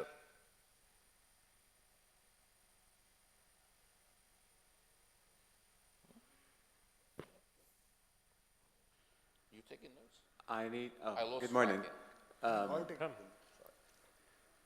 Good morning, everyone. My question is, I'm reflecting back on the different worldviews that we heard. I think what Dr. Zaid did at the beginning by having the specific one-word answers was quite prophetic, because the three speakers have kind of stuck to the different worldviews that they've presented, aligning with the words they've presented, whether it's flux, rejuvenation, or danger, and it reflects, I see, the internal dynamics of their own countries or societies, whether it's the US, India / Global South, or China. Now, I'd like to challenge the speakers a bit by considering the worldviews of the other as drafting your own worldview. How would a world in flux be encountering one that sees danger or one that sees rejuvenation, and vice versa? How can we integrate these different worldviews together to move forward into a more stable world? Thank you. Thank you very much, Badr. Now, speakers, anyone want to start answering, reacting to the questions? No orders? Okay, so let me try. So let me start with the last one. Let me walk in someone else's shoes. Look, I was trying to be different. I could have used both these words as well. So I don't think either of these words are not descriptive of the world we live in. We live in a world that we all know is dangerous, and my word reckoning actually in many ways indicated to the potential of conflicts and collisions. So it was not averse, it was not avoiding the word danger or the world in flux. It is a world in flux. I think we basically described the same phenomena, and it was not necessarily from our vantage points. I mean, don't blame my country for my views, right? I mean, just telling you. My views are my own, and they don't reflect an Indian view on anything. So this is pretty much my own way of describing the situation, very similarly to my co-panelists. There was no However, I think you are right. Rejuvenation is happening at a time, at a backdrop of a world which is it's a dangerous neighborhood. It's a very dangerous place. The Middle East itself is a very dangerous place. South Asia itself has the unsettled questions in both Pakistan, Afghanistan, and some other parts of the world. So we are living in a tough neighborhood. However, I believe we have always lived in a world that has had these challenges. And what we are witnessing now at this particular point of time is progress in spite of peace in many parts of the world. And I think that is really what is the silver lining, that in spite of everything that is going wrong, there is something that is still continuing to propel people to be optimistic, positive, and seek a better tomorrow. And maybe that optimism can be infectious and lead to greater peace across the world. And that's what I was focusing on, that there is a big constituency that seeks peace, that seeks a better tomorrow, and that can manage some of the eruptions on the sidelines. That was one. On the second question, I'm quickly going to finish all the questions. On China tech, I think that speaker is absolutely correct. Look, the last 20 years was all about China tech. It was all about cheap Chinese handsets in every hand in the global south and many other parts of the world. They also increased their proficiency in building technology, and even the high-end handsets and high-end electronics became made in China. I think that is not in contradicting what I was proposing. What I was proposing was that when we go into the age of AI and quantum and deep technologies that infect national strategies, security, and individual agency, countries are going to opt out of that China revolution unless Chinese create an offering that gives some degree of comfort and build a level of trust with those who they serve. These are not mutually exclusive. Chinese did very well, and hence everyone is concerned about China. Chinese did very well with creating telecommunication equipment, hence Huawei is now banned in many countries. The point I'm trying to make is that the Chinese will have to create tech diplomacy and will have to offer a new format of engagement if they want their technology of the future to have legs. And I don't think these are mutually exclusive, right? So I think it has run its course unless China changes the way it does. Gulf states, gas stations, that is 20th century conversations. Gulf states today are the dynamo of the new world order that we are talking about. When we talk about the global south, please believe me, the engines are the Gulf states. And it is not because they offer gas, it is because they offer innovation. They offer a new format for growth. They offer a new design for cities. They offer a new ethic for mobility. This city and the city adjacent to it and many others are migrant cities. They are cosmopolitan cities which have more nationalities than anywhere else in the world, and yet they live peacefully. So there's a new model of urban living, a new model of industrial living, a new model of economic living which they offer. So I think Gulf states and gas stations are 20th century conversation. This is the incubators of tomorrow's world. The Gulf states, this is how we in India view it. We are joined at the hips. India's transition from 4 trillion to 10 trillion is going to be powered by UAE. That's the way we look at it. I think UAE is going to be the architect-in-chief of our future, and I think many countries actually are betting on that. And last point was just one final thought to look. I think the US legitimacy question is a valid question. It has taken a beating, and that is why the world order is in the position it is in. They have lost legitimacy by certain actions, by their politics, and by their choices. For example, the differential positions in Ukraine versus in Middle East versus in African continent, 3 conflicts and 3 different positions, right? So legitimacy has taken a beating. But here is the counter question. Which global power or actor has improved their legitimacy in the same time? Who has come out shining as a savior of the world in distress? No one. So till such time American power remains predominant, America will be able to play with the legitimacy question to its own advantage. Thank you very much. Professor Chiang, John, anyone? You go ahead. Please. China okay, well, also start with the last question about the world fragmentation or can be reintegrated. I think it's, at this stage, it's going to be very hard because the bloc politics has already been established, especially, I would say, under Biden administration. Because it starts with the whole concept of defining the 21st century world international relations as democracy versus autocracy. That is, of course, a typical Cold War language here. Basically saying, you have one part is the good guys, the other part is all the bad guys, or axis evil. So this is, I think, that conception is making the world very difficult to reintegrate. But if Donald Trump has a chance to do this better, my sense is probably Donald Trump it's a good news in that sense. Not only shake up the American system itself, which is United States needed. The elite politics has to be shaken up. But on the other hand, that Donald Trump, he didn't do, well, he doesn't like a war. He hates ideology. He doesn't give a damn about allies, meaning bloc politics. So for me, I would say, if I'm sitting in Beijing, I would say, what's wrong with Donald Trump? Okay, maybe we're going to continue a trade war. But personally, I doubt his 60%, a new version of Smoot-Hawley Act, 1930s, 2.0. I really doubt it's going to work. So. Thank you. You want to add something, or? Yes, that's about the first. The Global South. Yeah, Global South. Well, everybody wants to join Global South now. That's the funny thing. I even heard the Russians talking about this. Yeah. What's interesting about this is more a sentiment, I must say. China part of the global, of course.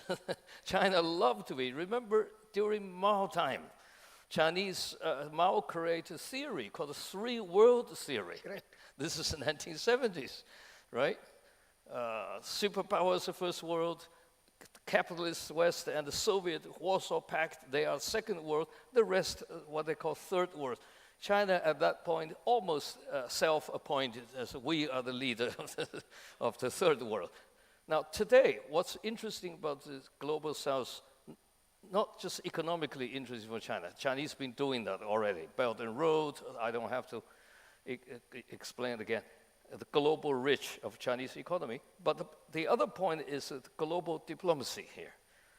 Global South, in China and Russia, they actually call it global majority. That's the new phrase they like to use, especially over this Middle Eastern conflict. It's become very clear. So in that sense, I think China certainly will continue. Just a quick anecdote from 2009. I'm running out of time. I have a question. I have to take it. Quick anecdote from 2009 when we were beginning the journey of the BRICS. I remember Russia telling us in early days, don't bring the Global South issues into the room. We are, BRICS is different. BRICS is North and South and developed and developing. Don't talk about Global South. Today, Russia says we are Global South. I mean, I'm just saying it's a long journey. All right, I'll take a question and then bring it back to you, John. And I have one last question from Mohammed Deshiri. Thank you very much. I would like to ask whether we are witnessing some sort of decline of polarity in the world. That means nobody talk about unipolarity or multipolarity, but we are talking about, for example, dimensionality, multidimensional world, or, for example, multiphonic world or multi-voice order, or even we are talking about globality, that means multi-global world. Therefore, can we witness some sort of decline of polarity? Thank you, Dr. Mohammed. Now, John, your time to answer this and reflect on the previous 5 questions. And you have plenty of time, almost 150 seconds. Take your time. I have to say that I don't share the sense of distress that some of my panelists seem to have that the United States is on the brink of collapse. I think we're actually entering a period where the preponderance of power the United States has in terms of economics, technology, military power, intelligence, all those different components of national power, I think are going to be more directed toward U.S. advantage, less interested in sustaining systems.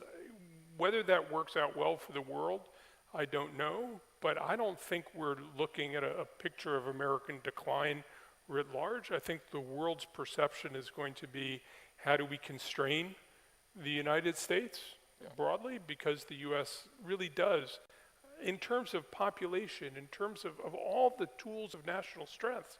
I think that people will appreciate the ability of the United States to do what it wants to do, and the United States will be doing more under President Trump than it wants to do than it has in previous times. I'm also not concerned about this issue of the Global South broadly. I think what the Global South has become is it's become a sort of a veil for China and Russia to pull much of the world away from the United States, or to create a dichotomy between developed countries and less developed countries. But I think the United States actually is deeply plugged in to these countries. When I talk to people in the investment world, the banking world, they all want to engage with Americans and American institutions. And of course, we have these huge expatriate communities. The non-resident Indian community, for example, is just one example, but the United States uniquely in the world is plugged into all these countries that are trying to really transform. And I think that as we see this rejuvenation in much of what we might call the Global South, you will see that intimately connected with America, to the United States, to American institutions, American financing, American communities that bridge this. And I think that gives the United States a unique role, as Professor Zhang said, in China as well. And that's really different from the rest of the world. I want to talk to the question that Said Kazim Sajidpour raised about legitimacy. I think there is an extent to which the United States is committed to ideas like the inviolability of national borders, which helps encourage others to act in that way. It certainly helped Kuwait in 1990. Right. I think it described what the United States was doing in Ukraine in 2022. The United States doesn't support militias. It doesn't try to undermine politics. That's not how the United States operates. And I think that the legitimacy the United States has is because of the transparency in how it operates and the desire to create a system where states deal with each other as states rather than try to undermine each other. As I'm sure you've heard people talk about how the Iran controls 5 Arab capitals, none of which, in the argument of regional governments, is through legitimate means, and there's a concern about the way Iran has agents cast throughout not only the Gulf, but more broadly. I want to close on this issue of technology, because I think we may be at a profound inflection point in the way economies work, in the way employment works, in the way power works.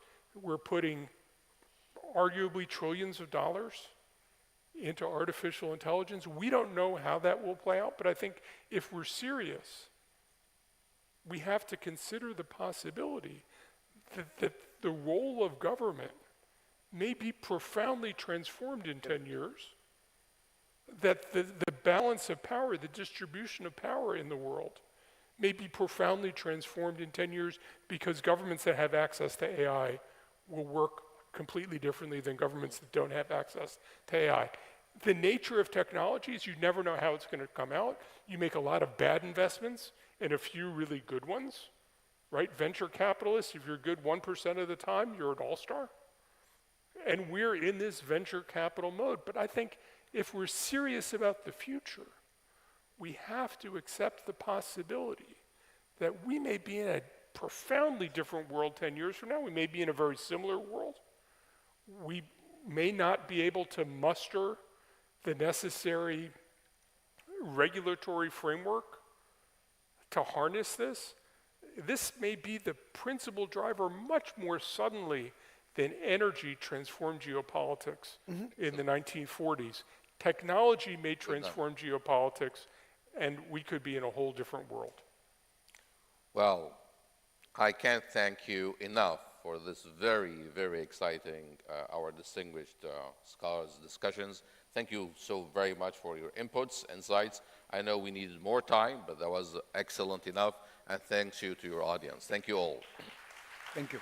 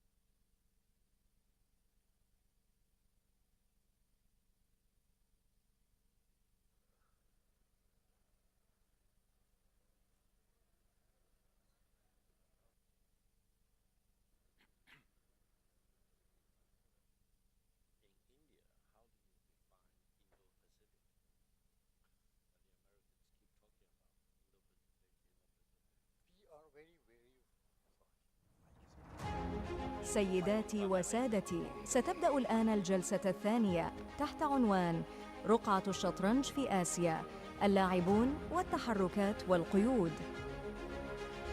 Ladies and gentlemen, panel 2 entitled The Chessboard of Asia, Players, Moves and Limitations will start now.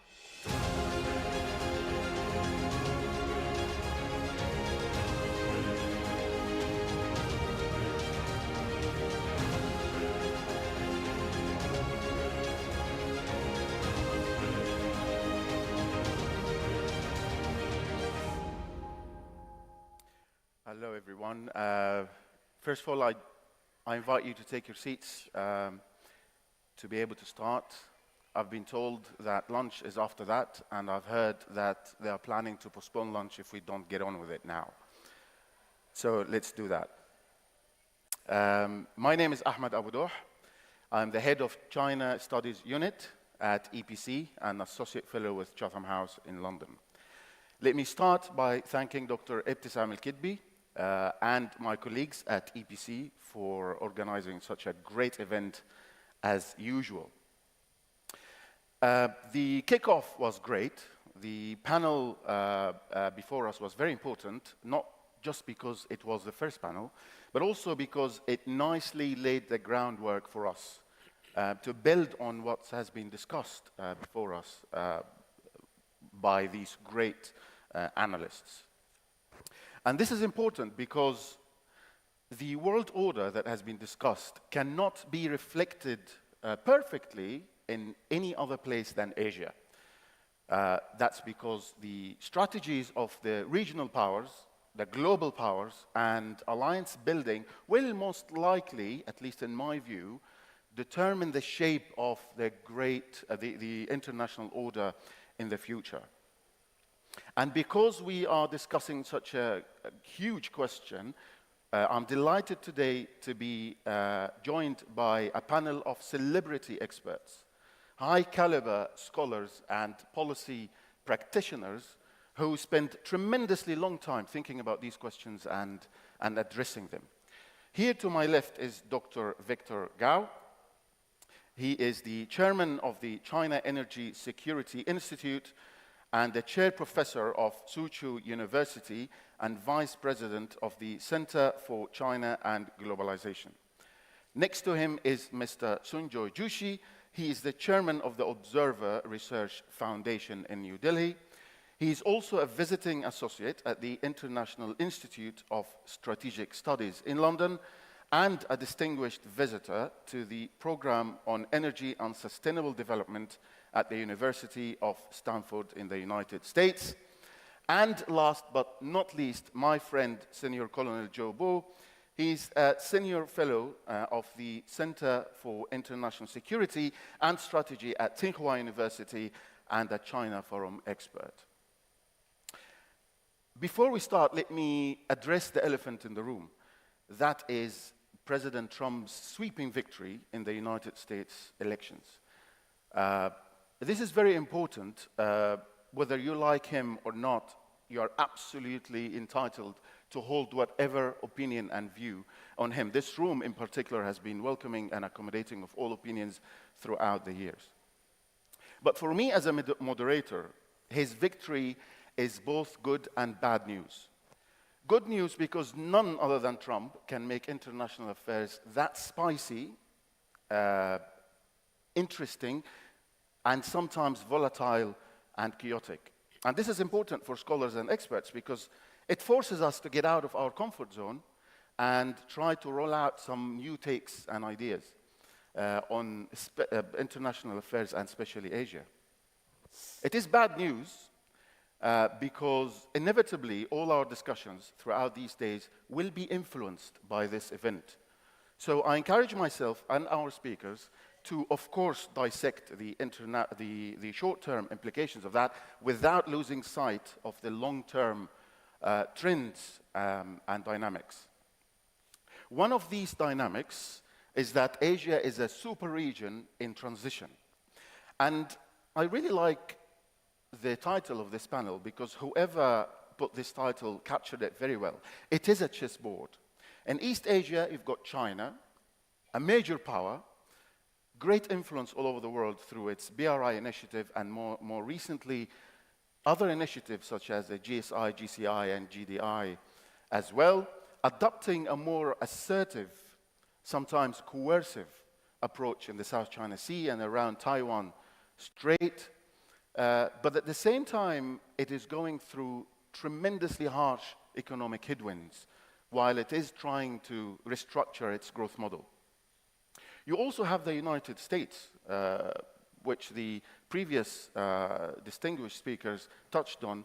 It is the dominant military power in East Asia, with its vast military deployments and network of alliances, but also it seems, or it looks like a confused power, oscillating between presidents who hold completely different views on Asia, which makes the United States look as if it's unable to find or figure out the best way to maintain this dominance. Also, it has allies such as Japan and Australia going through aggressive military buildups, trying to shape the economic and security order in East Asia through multilateral alliances. And then you have Southeast Asia, countries who want to be in the middle. They don't want to be the battlefield of the showdown between these major powers. And then when you go to South Asia, you have India, which is a rising power with the ambitions to join the exclusive club of great powers, more assertive and aggressive towards China, aligning itself a bit by bit with the United States, but without losing its strategic autonomy policy, keeping relations very good with even hostile powers to the United States, including Russia. And Russia is the newcomer, old and newcomer to East Asia with its military alliance with North Korea, which is very interesting. So the main question this panel is interested in addressing is, what are the implications of militarization, competition, and alliance building on Asia? And later in the panel, what are the implications on where we are now, the Gulf states? So before I start, I need to get some housekeeping essentials out of the way. I will engage my speakers in a question and answer conversation, and at the end, I'll open the floor for our audience to ask their questions. If you want to ask any question, please identify or introduce yourself, your affiliation, and the name of the speaker you want to ask a question to. So let me start with you, Colonel Joe. And I'm very interested in the recent developments in the defense relationship between China and the United States. And you have great experience in that. As I mentioned before, the US military deployments in East Asia have increased under President Biden. And military alliances such as Quad and AUKUS popped up and have been supported as well. But since President Xi Jinping and President Biden met in person in November 2023, we have seen improvement, more stability in the defense relations between both countries, to the extent that they reached an agreement in September to resume communications between both militaries at the theater commander level. How do you see the implications of Trump's win or victory over the future defense relations between both countries? Talking about a China-US military relationship, I think I'm right to say that neither side wants a conflict. But the point is, if we want to have a kind of guardrails, this kind of guardrails are very difficult to be established. Why is that? Because during the Cold War, the strength of the United States and Soviet Union is more or less the same. But this is not the case between United States and China. But this is a complicated picture. China has no intention to compete with the United States elsewhere, I mean, away from Chinese land and Chinese waters. But near the first China Island, China does have a growing strength that the United States find it difficult to accommodate. So on one hand, this kind of strength is getting closer to each other, but on the other hand, in the rest of the world, we do not have an intention to compete with that. But what matters is near our doorstep. So this kind of a relationship is getting volatile. let's talk about Taiwan. Taiwan issue, on the Taiwan issue, I think the good thing is the Chinese government has not lost hope. People always ask me, okay, how to resolve this issue? My answer is very simple. Just let Beijing believe that peaceful reunification is still possible. If we believe it is still possible, then we will not use force, right? So if we believe peaceful reunification is not possible, then we have to think about the use of force. So as far as the Biden administration is concerned, So as Trump administration is concerned, they talk about how Taiwan would have to pay more for protection from the United States. What does that mean?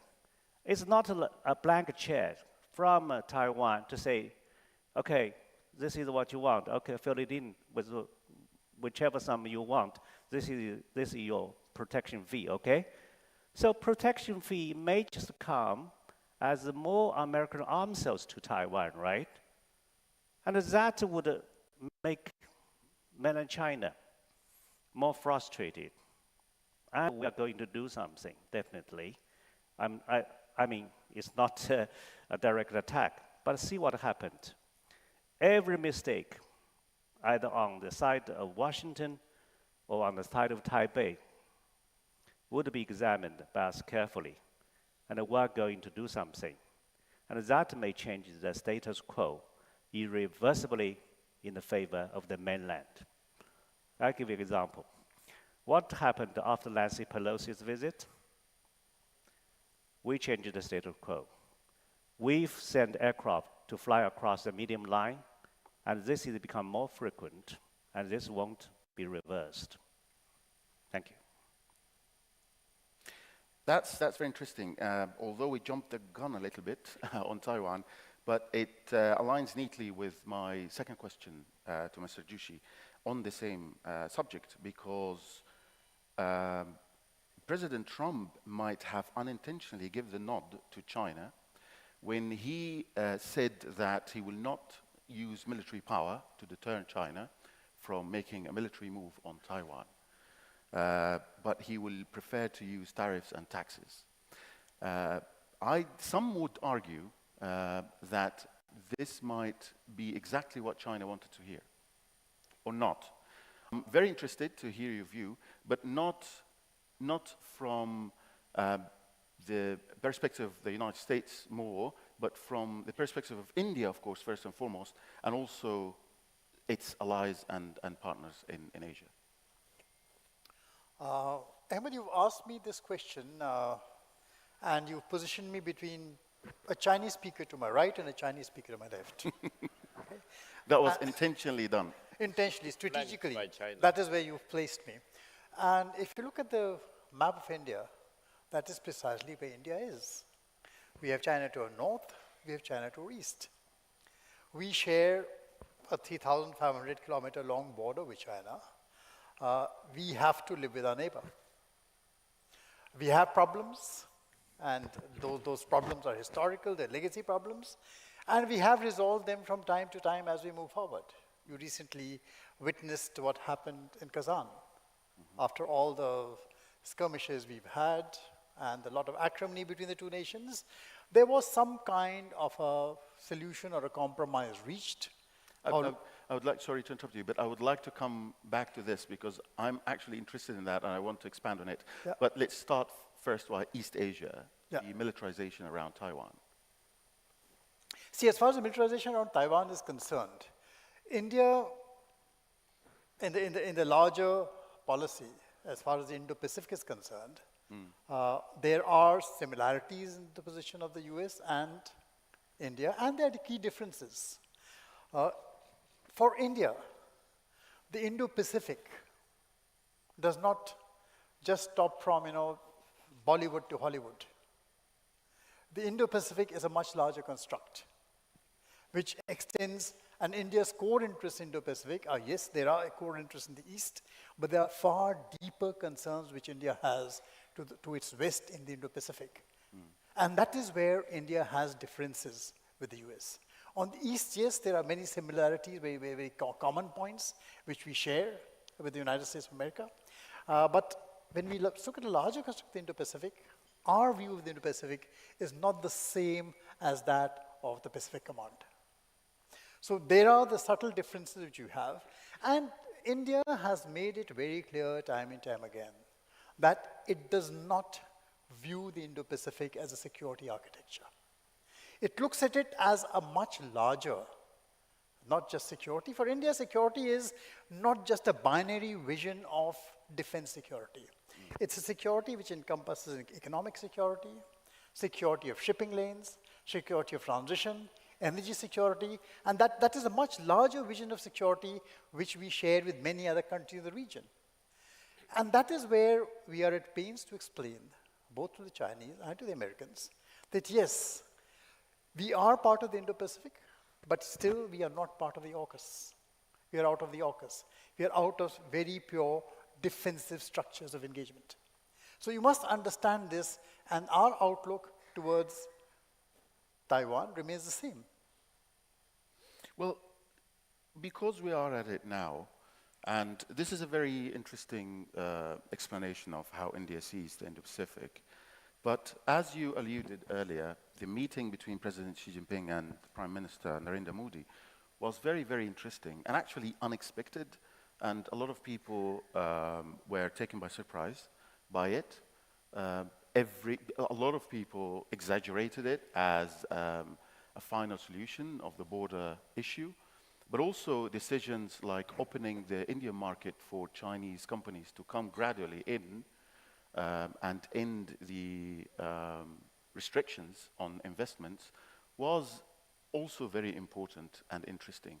How do you see the relationship not only between India and China, but the nexus of China, India, the United States? How do you, in India, balance this relationship? See, we are very clear on one aspect, and especially after the results of the presidential election in the United States of America. We are, yes, moving into a much more transactional world. And relationships between countries are going to be defined by many of these transactional engagements. That is the broader mandate which the US election really meant. That meant the same thing in 2016. Then after that, we saw continuation of US policies towards China. And there is ambiguity again in the relationship between both these powers as far as a trade relationship goes. You cannot live without China, you can't live with them, you can't live without them. And people have, especially after COVID, kept on talking about more resilient supply chains. You talk about friendshoring, you talk about nearshoring. The thing is that in this connected world, supply chains have got so entangled, so deeply complicated, that you do not know where one country's interest begins and the other's ends. So supply chains, yes, are reconfiguring. The geometry of trade is changing by reconfiguring of supply chains. But these changes do not necessarily reflect the intentions of the powers who are trying to reconfigure them. They have their own logic. And that logic is going to play out more and more. So what are you finding, if you start looking at the whole pattern, what do you see happening across Asia? See, both ASEAN, which is the ASEAN countries, and also South Asia, supply chains are, yes, definitely reconfiguring.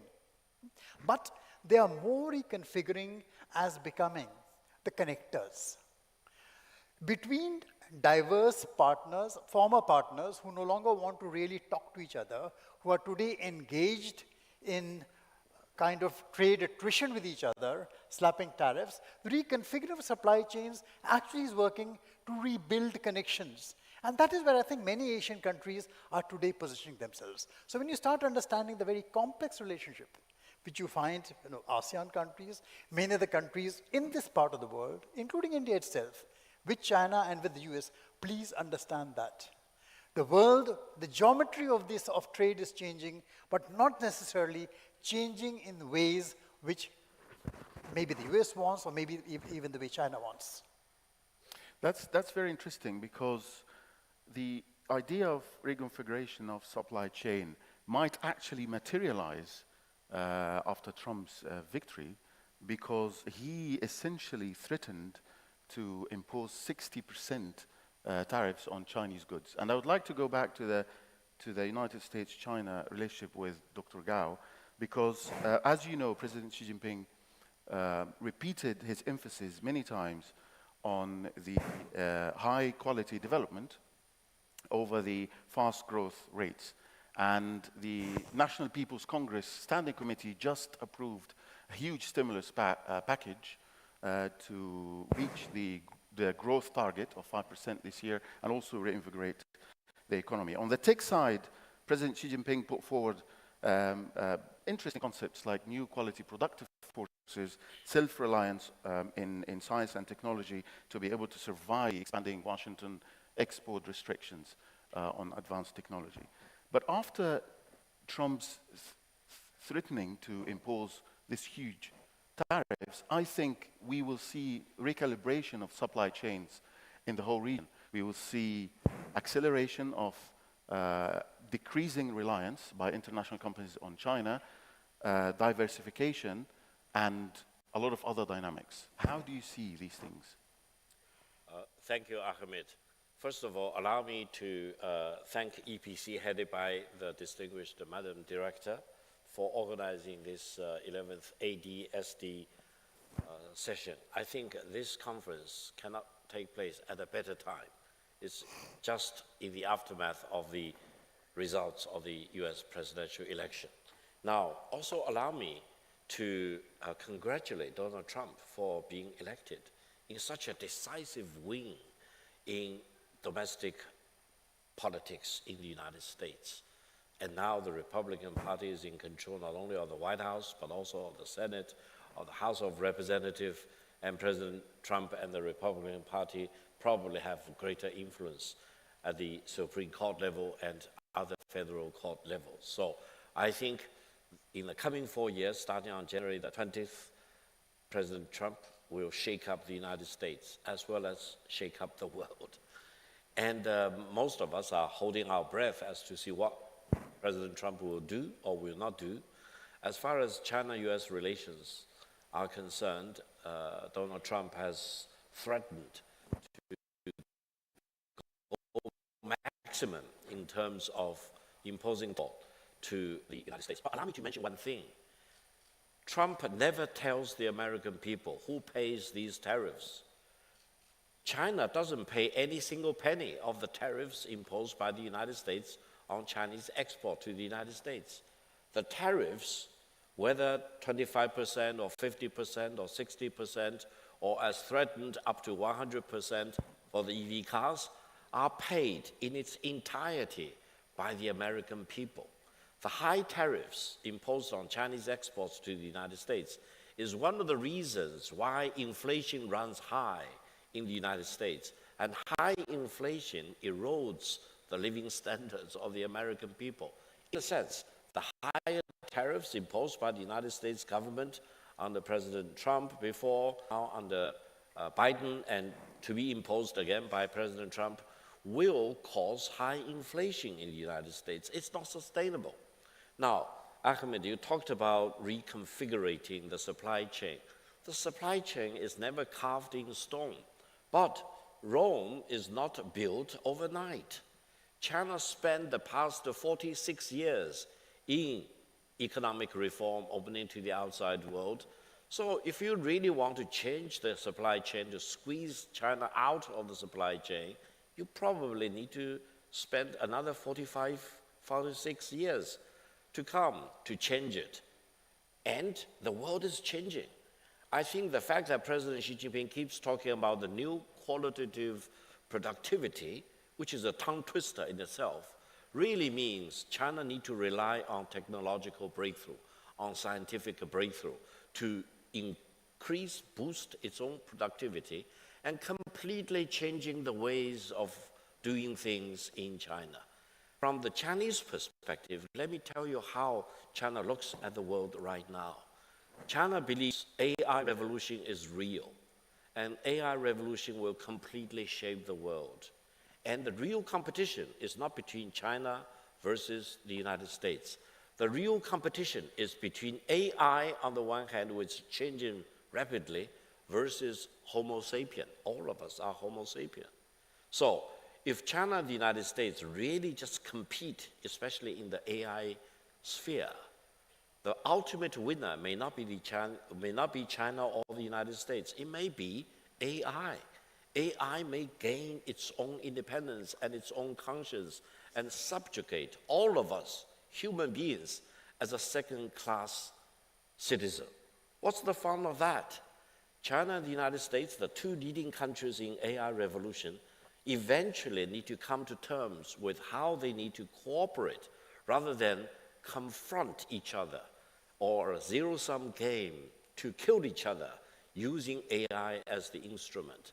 So from the Chinese perspective, we welcome Donald Trump, and we actually highly appreciate the fact that Donald Trump declared to the world that for the 4 years when he will be the next president of the United States, he will not use war as an instrument to solve any international issues. I hope President Trump will be serious about it.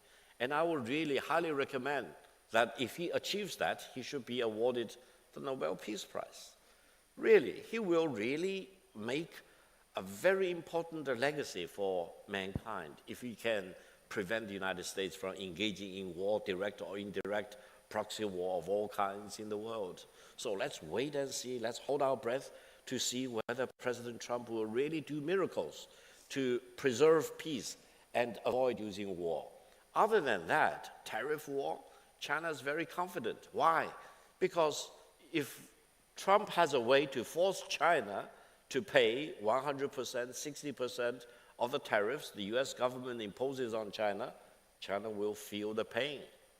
But it's paid by the American consumers. It fuels inflation. So I hope President Trump will really know economics ABC and realize that using tariff can make you happy instantly, but it may deprive you of your sanity in the longer term. Thank you. That's a very interesting take from a Chinese scholar on Trump. I admit I didn't hear that before, and I think I will keep an eye on this, on the development of this argument. I would like to go back to Colonel Zhou, and I want to bring ASEAN and South China and Southeast Asia into our conversation, because the previous panel laid out the dynamics quite nicely when they stated that there is quite a high level of balancing going on against the military alliances building up now, including the AUKUS, for example, which spooks a lot of people in Southeast Asia. But let me counter and say that there is also a lot of balancing going on from these countries towards China, especially countries with disputes in South China Sea, including Philippines and Vietnam and other countries. Why, and let me be the devil's advocate, why China is not doing a great job in taking advantage of this balancing vis-a-vis the United States and bringing these countries closer? Why China is doubling down on its assertive posturing in the South China Sea? Well, I think China has already done a good job. Otherwise, as Samir said at the last session, China even has gained a more favorable, popularity in Southeast Asia. Now, why is that? We didn't wait for that to happen because we work on that. The second reason is because of one word, Gaza. Yeah, I was wondering, but for Gaza, but for the public resentment in two Muslim countries, Indonesia and Malaysia, how could China have a 0.5% higher approval rate than the United States for the first time in the last 5 years? So this kind of, public opinion poll, however pleasant to China, would really not matter that much. But it's true that Southeast Asia right now is China's largest trading partner. We're actually talking about an American alliance, right? So the United States boasts about 60 allies and partners. But I have been thinking about one question. if in the worst scenario of China and the United States come into conflict in Taiwan Strait, how many countries would be really helping the United States? I counted. It's so easy for me to count. My answer is less than 5. And each one of them have their own problems, starting with Japan. Japan has treaty obligations to provide logistical support to the United States. But when Japan would have to have a direct conflict with China, the Japanese public opinion is no. Then come to Australia, right? Australian government has made it clear that although we want to buy 8 nuclear-powered submarines from the United States, but we would not be involved in a conflict in the Strait of Taiwan. This is the official position of the Australian government right now. Then who is next? Probably Philippines, right? The Filipinos have provided 9 military bases for the use of the United States, but on certain conditions. Yeah, for example, no storage of ammunition and not to use it during wartime. So these kind of things could never be answered unless we have a real war.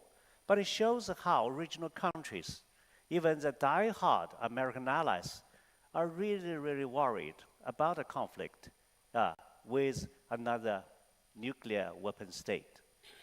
So in the Asia Pacific, okay, let me talk a bit about India. Even if we had some, sour relationship because of deadly clash, without using a weapon in Gulf Valley, I myself have a lot of confidence in the independence of India's foreign policy. I know, even at that time, that India's, tilting toward the United States is a tactical move, because India considers itself to be a major power, because India has a tradition of long alliance. So it will never, get so close to the United States to the extent that it will backfire, in its relationship with China. Now, with this relationship much more improved, if I look down the road in another 40 years, why do I say 40 years? Because we have a peace, for over 40 years. So if I look down the road, I believe we could maintain peace and stability for another 40 years along the line of actual control. Everybody would say that, okay, this kind of conflict between China and India is so terrible. That's true, but there is something positive in it. That is, for the 2 largest modern militaries in the world, we didn't try to shoot at each other. We were only fighting with the fist, with a wooden club, or even with some iron clubs. But still, that is much better than firing at each other. That means both sides know deeply, and even subconsciously, that we should not fire at each other at any time. And so this is a bottom line. And building upon this bottom line, I have my good hope for this most important relationship in Asia and in the world. Thank you for that. And it is a popular idea nowadays, especially in China. But I would like to challenge you on this because, yes, they didn't shoot at each other, but the differences are still there and very deep between China and India. For example, the Kazan meeting, if you read the 2 statements, you will see the difference and divergence. For example, China doesn't recognize or didn't recognize in this statement, and as we know, a long-term conviction, the multipolarity in Asia, while India calls all the time for multipolarity. So in the United States as well, there's a consensus that India is a long-term partner, as much as a consensus that China is a long-term rival. There's also an idea in China that the United States will never come to India's rescue in the case of conflict between India and China. And I would like to go to Mr. Joshi on this, because the Indian view on that is very interesting. Because on the one hand, India is part of BRICS, right? And it keeps the door open for its relationship with China, but also Russia. But on the other hand, it is part of Quad, okay? And it shares a lot of the United States' preferences and views in Asia. So what is the Indian vision for the Asian order going forward? The Indian vision is very clear. In a world which is going more and more binary and trying to define relationships in terms of he is with us and this one is against us, and forcing people to choose between each other, India's position is there are no barriers. We will talk to everybody. And if you see the pattern of India's relationships, it has been functioning as a bridge builder across a lot of these geographies. And it is not just India. You see, if you look at the larger picture, this is also true of countries in the ASEAN. This is also true of countries in this part of the world, the progressive Gulf states moving forward so rapidly. They do not want to be caught in this tangle because they do not see the world as a binary world. This is not the world of 1945. This is not the world of the 1960s. But in the context of the US-Indian relationship, isn't that India trying to have its cake and eat it? Pardon? Isn't that akin to India having its cake and eat it? They want a military partnership, intelligence sharing, technological deep partnership with the United States, but at the same time, they want to keep stability in their relationship with China and even sign an agreement and get closer and allow Chinese companies to invest in India. So what is it exactly from an American point of view? They can turn around and say, well, what are you doing here? We are doing what we've been doing very effectively right from 1955, since Bandung, which is fundamentally saying that there is the possibility of everyone having a piece of this cake.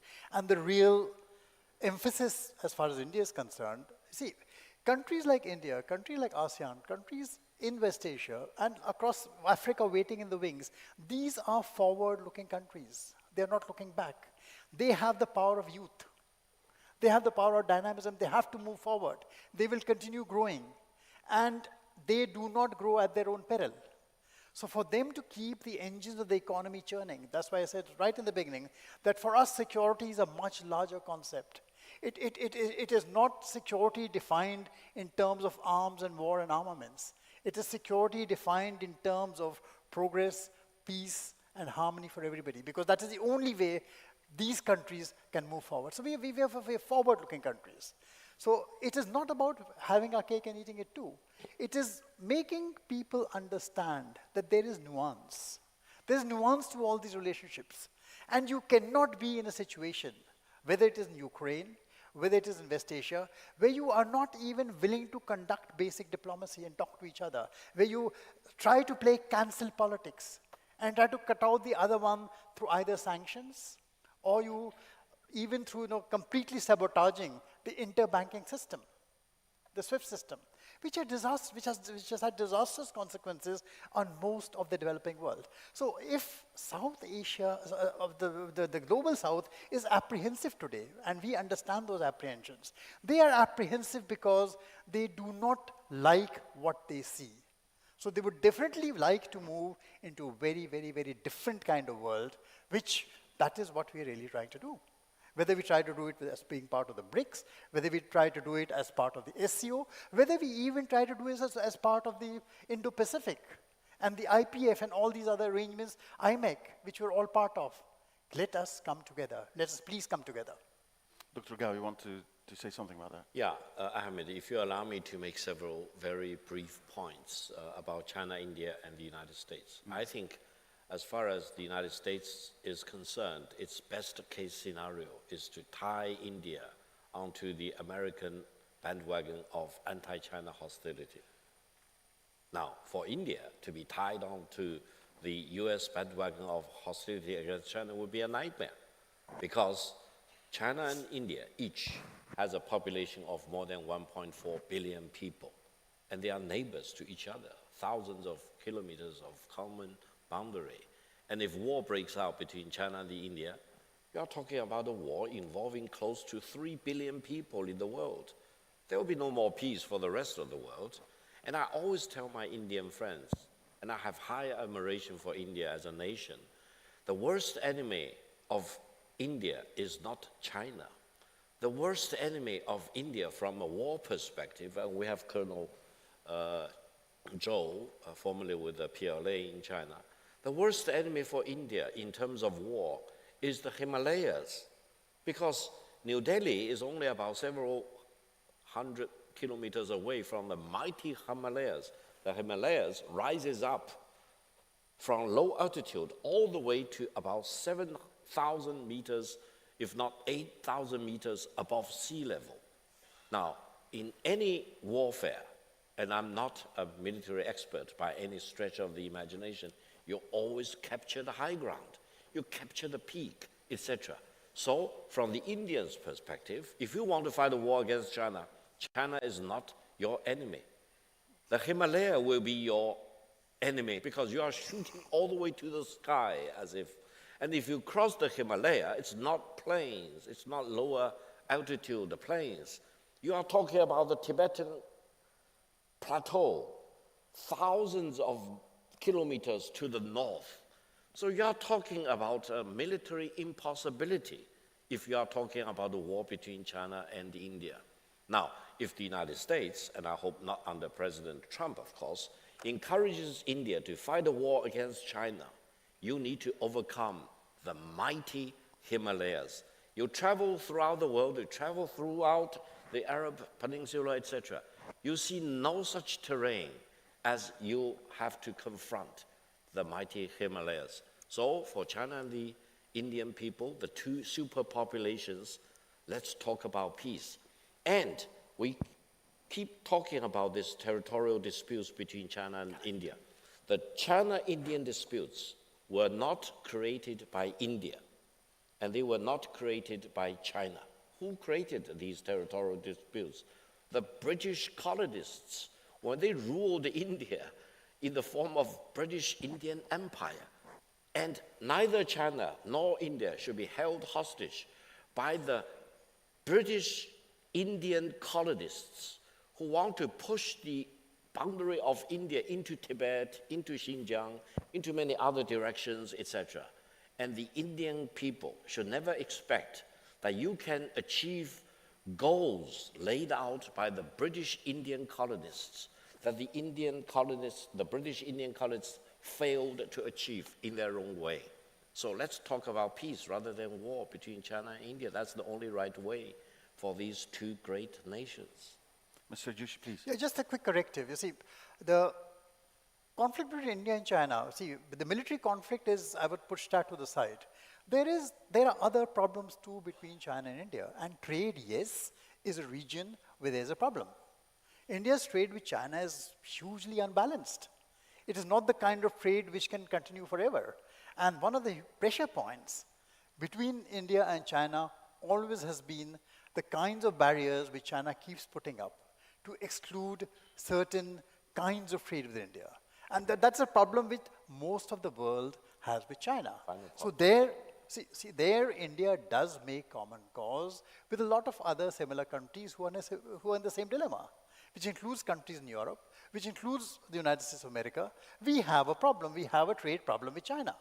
It's an uncontrollable surplus. It is a one-way trade which just keeps on burgeoning, growing, and the kind of dumping which starts taking place. You know, as China gets into a situation where they have tremendous overcapacity, when this keeps trying to flood markets, it does have an effect on the Indian economy. So that is the second leg of the problem we have with China, and many other countries have that problem. Final one, and please. I'll be very quick. Yeah, very brief because I'll be very quick. While I have high admiration for India, as I mentioned, back in 1978, in terms of the size of the economy, China and India were more or less at par with each other. But today, China is completely different from India. The size of the Chinese economy is more than 5 India combined.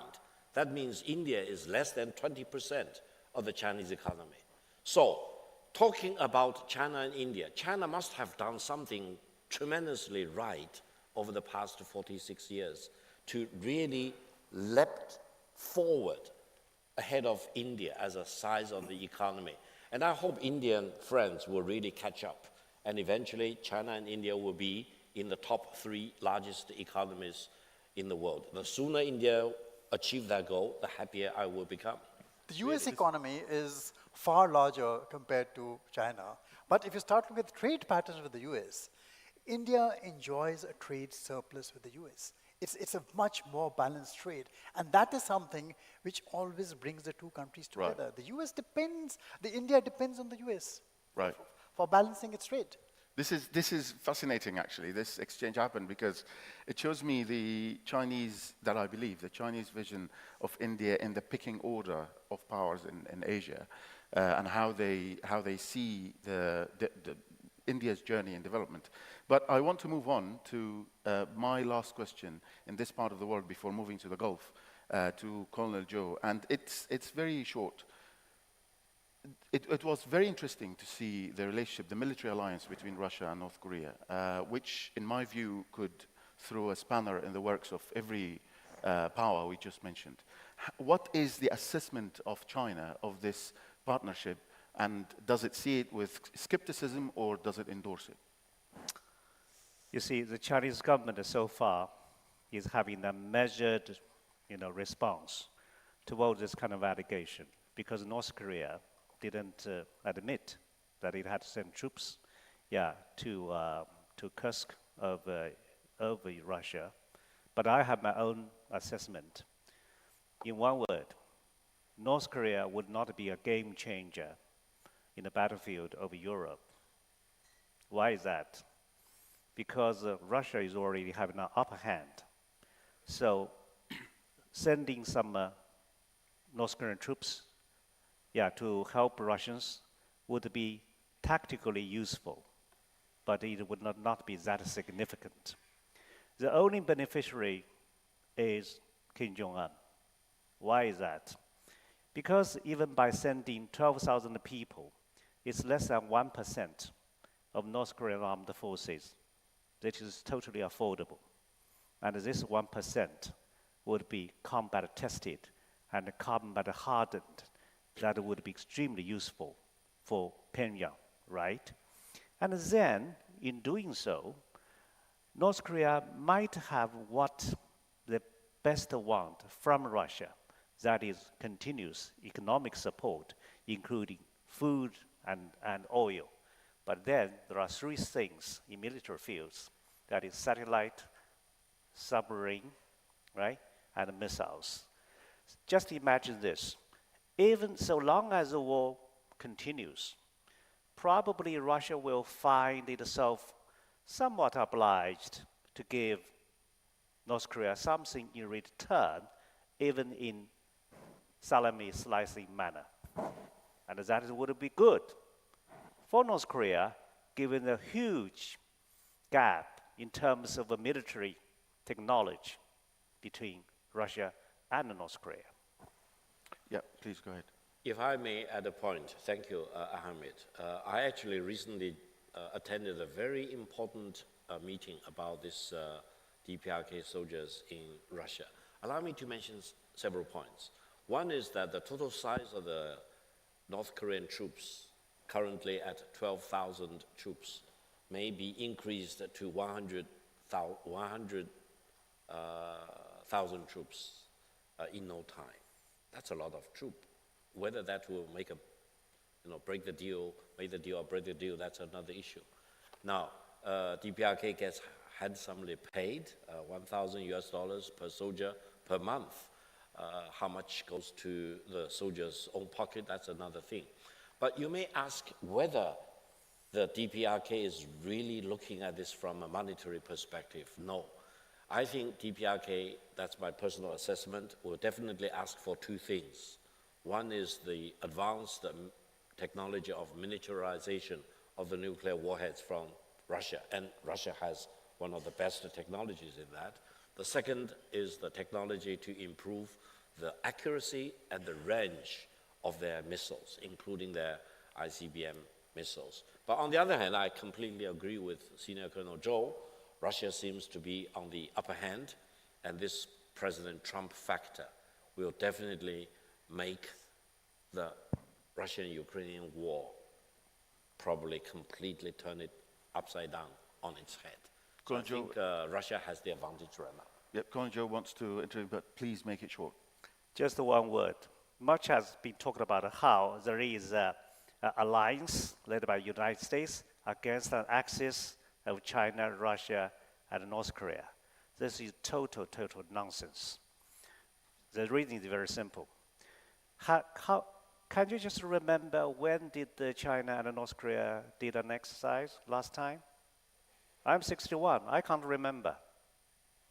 Yeah, so unlike China and Russia, who would do exercise almost every year, we're not doing exercise with North Korea, in spite of we are close neighbors.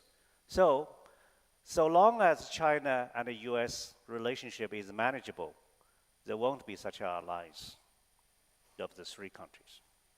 Right, so now I would like to take the conversation closer to where we are, to the Gulf nations, and examine the implications of all that we discussed so far on the interests of Gulf states. And I would like to start with Dr. Gao, because Dr. Girgash earlier called President Sheikh Mohammed bin Zayed's visit to Washington historic visit. Part of this visit was signing a partnership with the United States on advanced technology, including AI. We saw investments between G42 here in the UAE and Microsoft on AI, and many other partnerships going to be implemented in the future.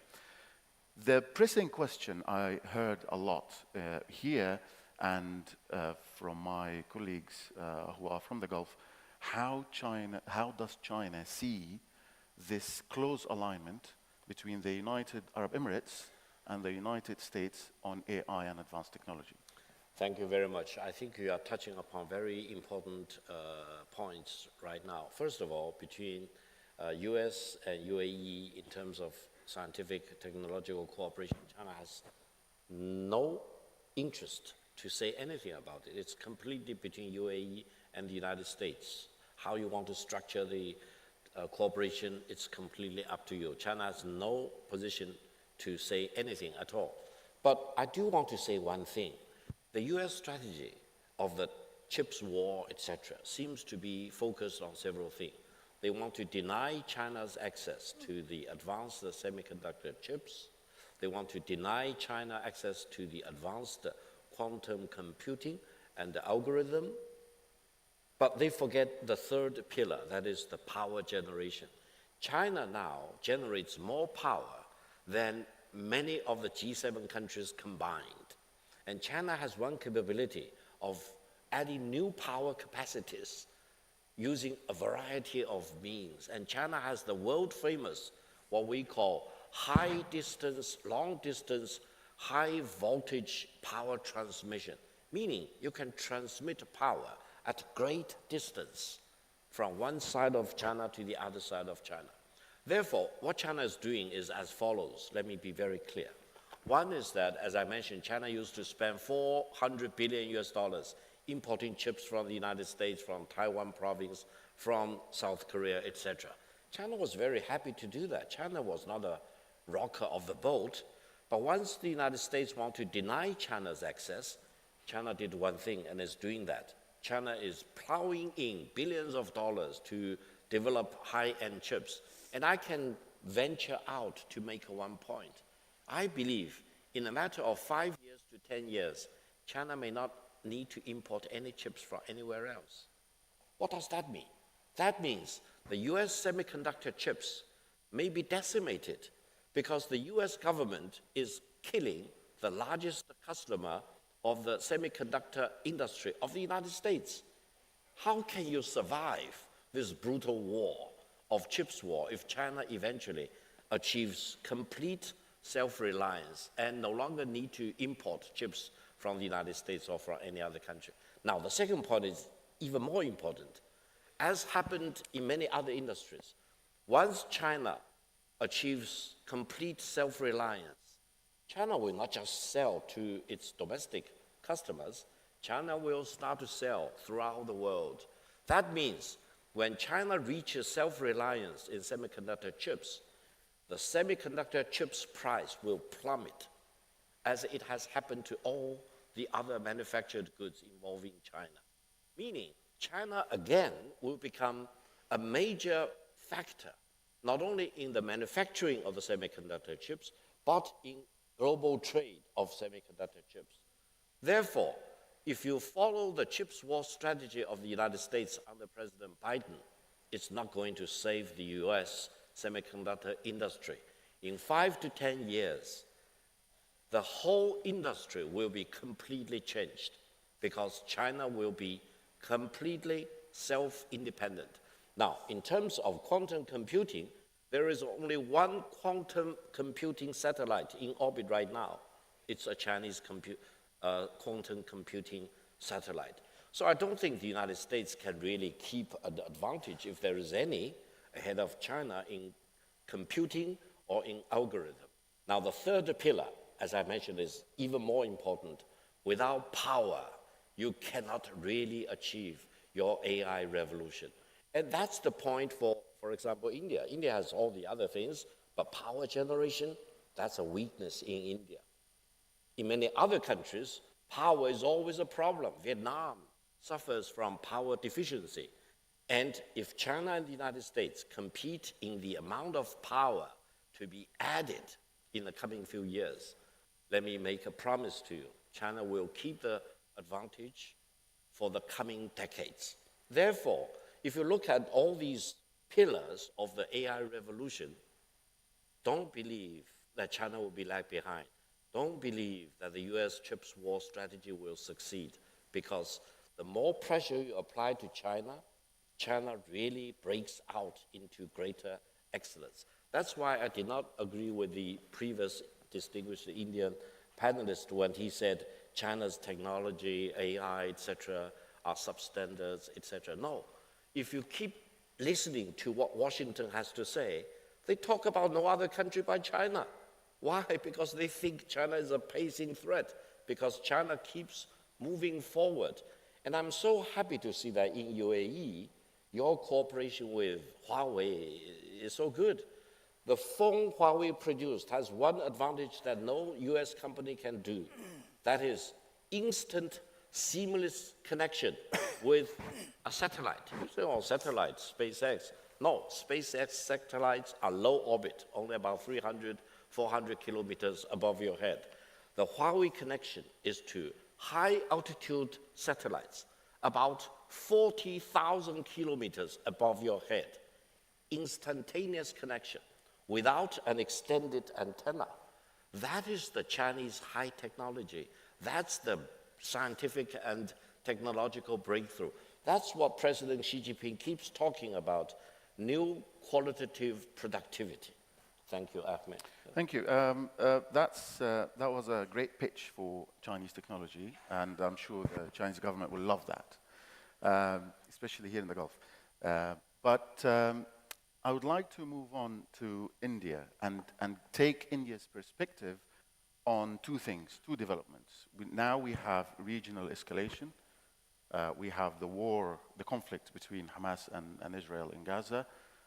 Israel expanding its military power into Lebanon, and a region on the edge of perhaps a conflict between Israel and Iran.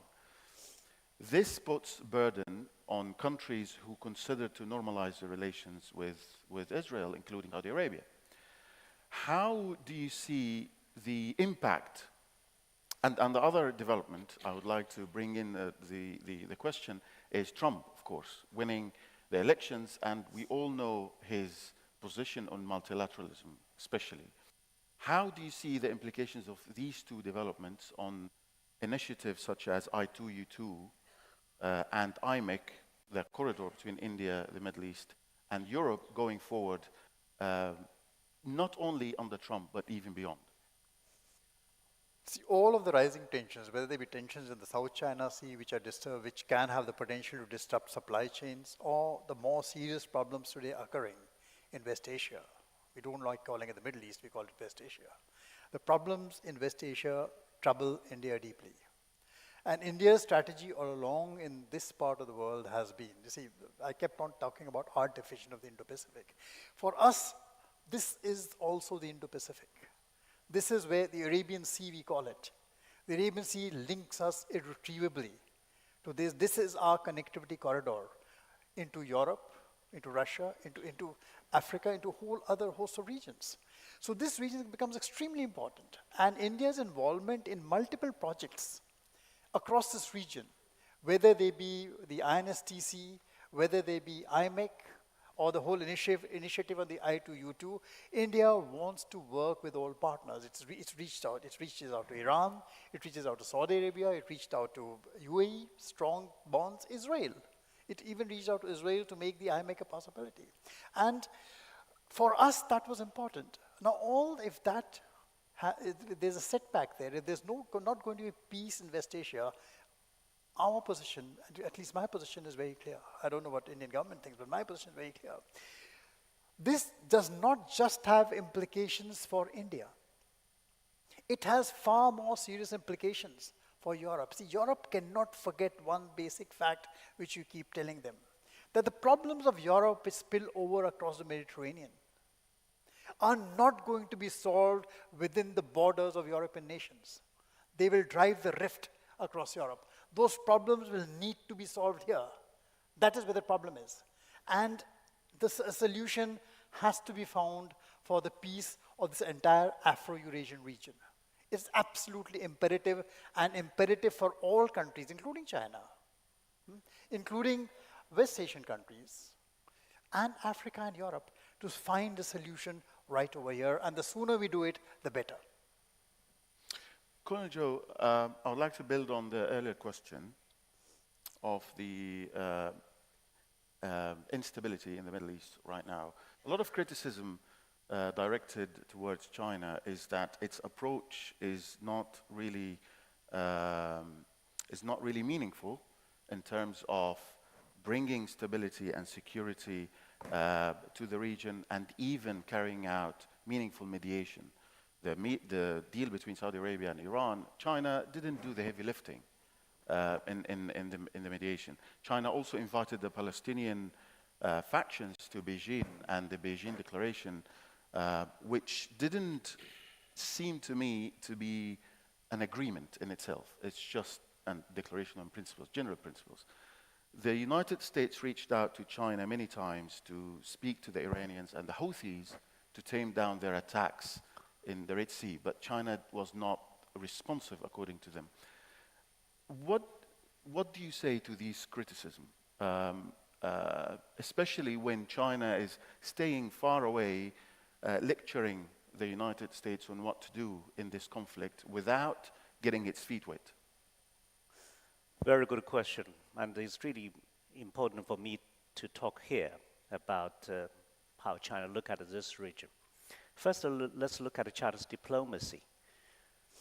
Nowadays, everything that doesn't seem to have anything to do with China would end up having a lot to do with China. And why is that? Because China is too big. Because China is too important. China cannot hide itself behind a big tree, because China could be even taller than the tree itself. So, as a major power, China has to be involved in almost everything. And China is doing the right thing in this region. As Ahmed has mentioned, China has successfully mediated between Saudi Arabia and Iran. This would be a turning point in Chinese diplomacy for China's heavier and more busy involvement in the world. In this region, China, yes, apart from this mediation, at least China has been trying to bring 14 Palestinian factions to China. You know how difficult it is to herd cats, right? But we at least have been able to herd the cats for a while to bring this Beijing Declaration. So that is good. Then we come to this region. The question is, all the people around the world would expect China to do more. The question is not whether China wants to do it or not. The question is how to approach all these issues. For example, China did talk to Iran, and through Iran, to Houthis, okay, you must behave, right? And this is already published in Chinese media, from China's Ministry of Foreign Affairs, from China's Ministry of Commerce, from our representative to the United Nations, and it is even confirmed by American ambassador to China when Majority Leader Schumacher visited China. Yeah, they want Chinese leadership to talk to the Iranian counterparts. So China did all this. The question is that these countries want China to use sanction. That's a problem. Yeah. Why won't the Chinese leader pick up a phone to talk to Putin directly, to ask him to stop the war? You can do that. Only you can do that. And why don't you just, stop buying oil from Iran to ask Houthis to stop? You can do that. On this issue of Middle East, we believe what happened in the Red Sea comes from land. And that is a common sense because maritime issues are rooted on land. So we believe Gaza issue is the root causes. So this is our way of addressing this issue. Please. Thank you, Ahmed. Let me be very quick on several brief points. One is that, as a matter of principle, I'm very much amazed to see that more than 75% of the Israelis want to force Netanyahu out of the government. So, Prime Minister Netanyahu is very much of a problem in himself. Secondly, I'm always shocked by people in the United States who claim that the United States will give unconditional support to Israel. I always tell my friends in the United States, you need to amend that saying. You need to say, the United States will give unconditional support to Israel if Israel does the right thing. But if Israel does the wrong thing, shooting civilians, killing more than 40,000 civilians in Gaza, 75% of them are women and children, including pregnant women, the United States wants to give unconditional support to Israeli atrocities like that? It doesn't make any sense. So I hope all of us will agree, without the massive unconditional support of the United States to Israel, Israel cannot carry out these atrocities against the Palestinian people. Another quick point, that's my personal conclusion. The Palestinian people are as much human beings as the Israeli people or as the Jewish people. If anyone tell me that the Jewish people are more superior than the Palestinian people in Gaza, etc., they are telling you lies. The Palestinian people deserve to live on their own land as much as Israelis need to live on their own land. And if you have conflicts, you go back to the history. You go back to when Israel was created. What's the UN mandate, for example? And for the Israeli delegate to curse the United Nations, for example, which give the right of their birth in 1947, I believe, is really the highest level of ingratitude that any nation can demonstrate in the world of today. Therefore, if you look at the United Nations Security Council, China is the strongest voice in support of a two-state solution. And I met with the Palestinian ambassador to China just before I left on an extended overseas tour this time. We chatted for about 2 hours. And I was really very much moved by the Palestinian people's recognition of how much China has done. In the world, I've told everyone I know, you are not a real friend of the Arab people or of the Muslim people if you are not a real friend of the Palestinian people. If anyone tells you, I'm a friend of UAE, I'm a friend of Qatar, but I do not support the legitimate rights of the Palestinian people, he is a false friend. And China is a real friend of the Palestinian people. Yeah. That's the matter that matters. Yeah, thank you so much. Before I end this, I have good news and bad news. The bad news is we will have to end this and not take any questions because I've been told that there is a session after us right away. And the good news is lunch is after this session. So you will have lunch in the end. I'm hungry myself. So after the next session, not now. So thank you so much. I would like to thank you, our speakers, for such insightful interventions. Thank you so much for our audience. Thank you. Yes.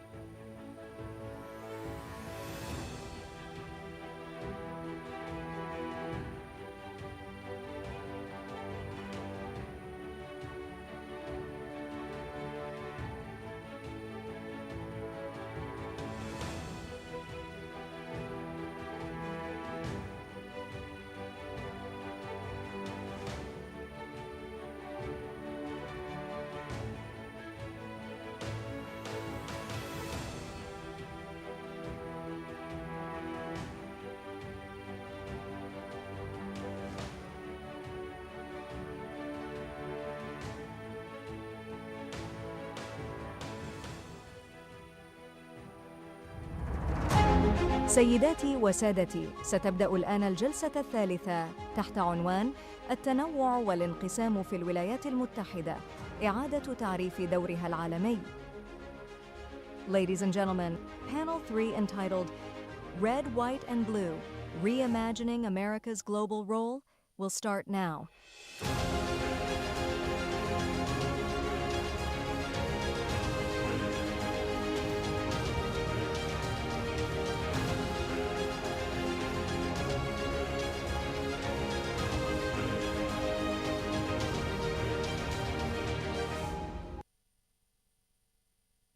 Hello. Hey, everybody.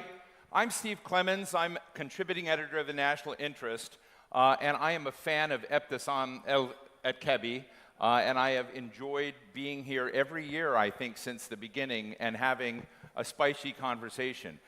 Usually I'm with Andrei Kortunov and Cliff Kupchan, but this year they gave me America. So let's start out and have a little fun before we get going here. I know some of you do vote in America. Some of you may secretly vote in America, but don't tell me about that. But many of you are America watchers, you're world watchers, but you watch and you paid attention to many of the elections around the world that have happened. Over 4 billion people were making choices about their governance around the world. But the US election was a big one. And I'm just interested, we don't have everybody in here, but don't tell me who you supported.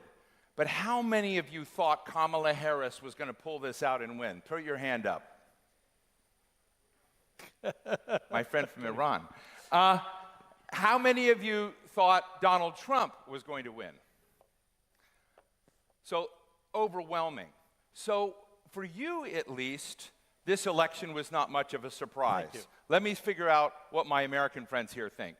We have with us for this discussion Red, White, and Blue, Reimagining America's Global Role, my good friend Jim Lindsay. He's the Mary and David Boyce Distinguished Senior Fellow in U.S. Foreign Policy at the Council on Foreign Relations, the longtime Director of Studies at the CFR. And we have Gregory Gauss, who's the Professor of International Affairs, and the John Lindsay, unrelated Lindsay, 44 Chair at the Bush School of Government and Public Policy at Texas A&M University. We're going to have a fireside chat.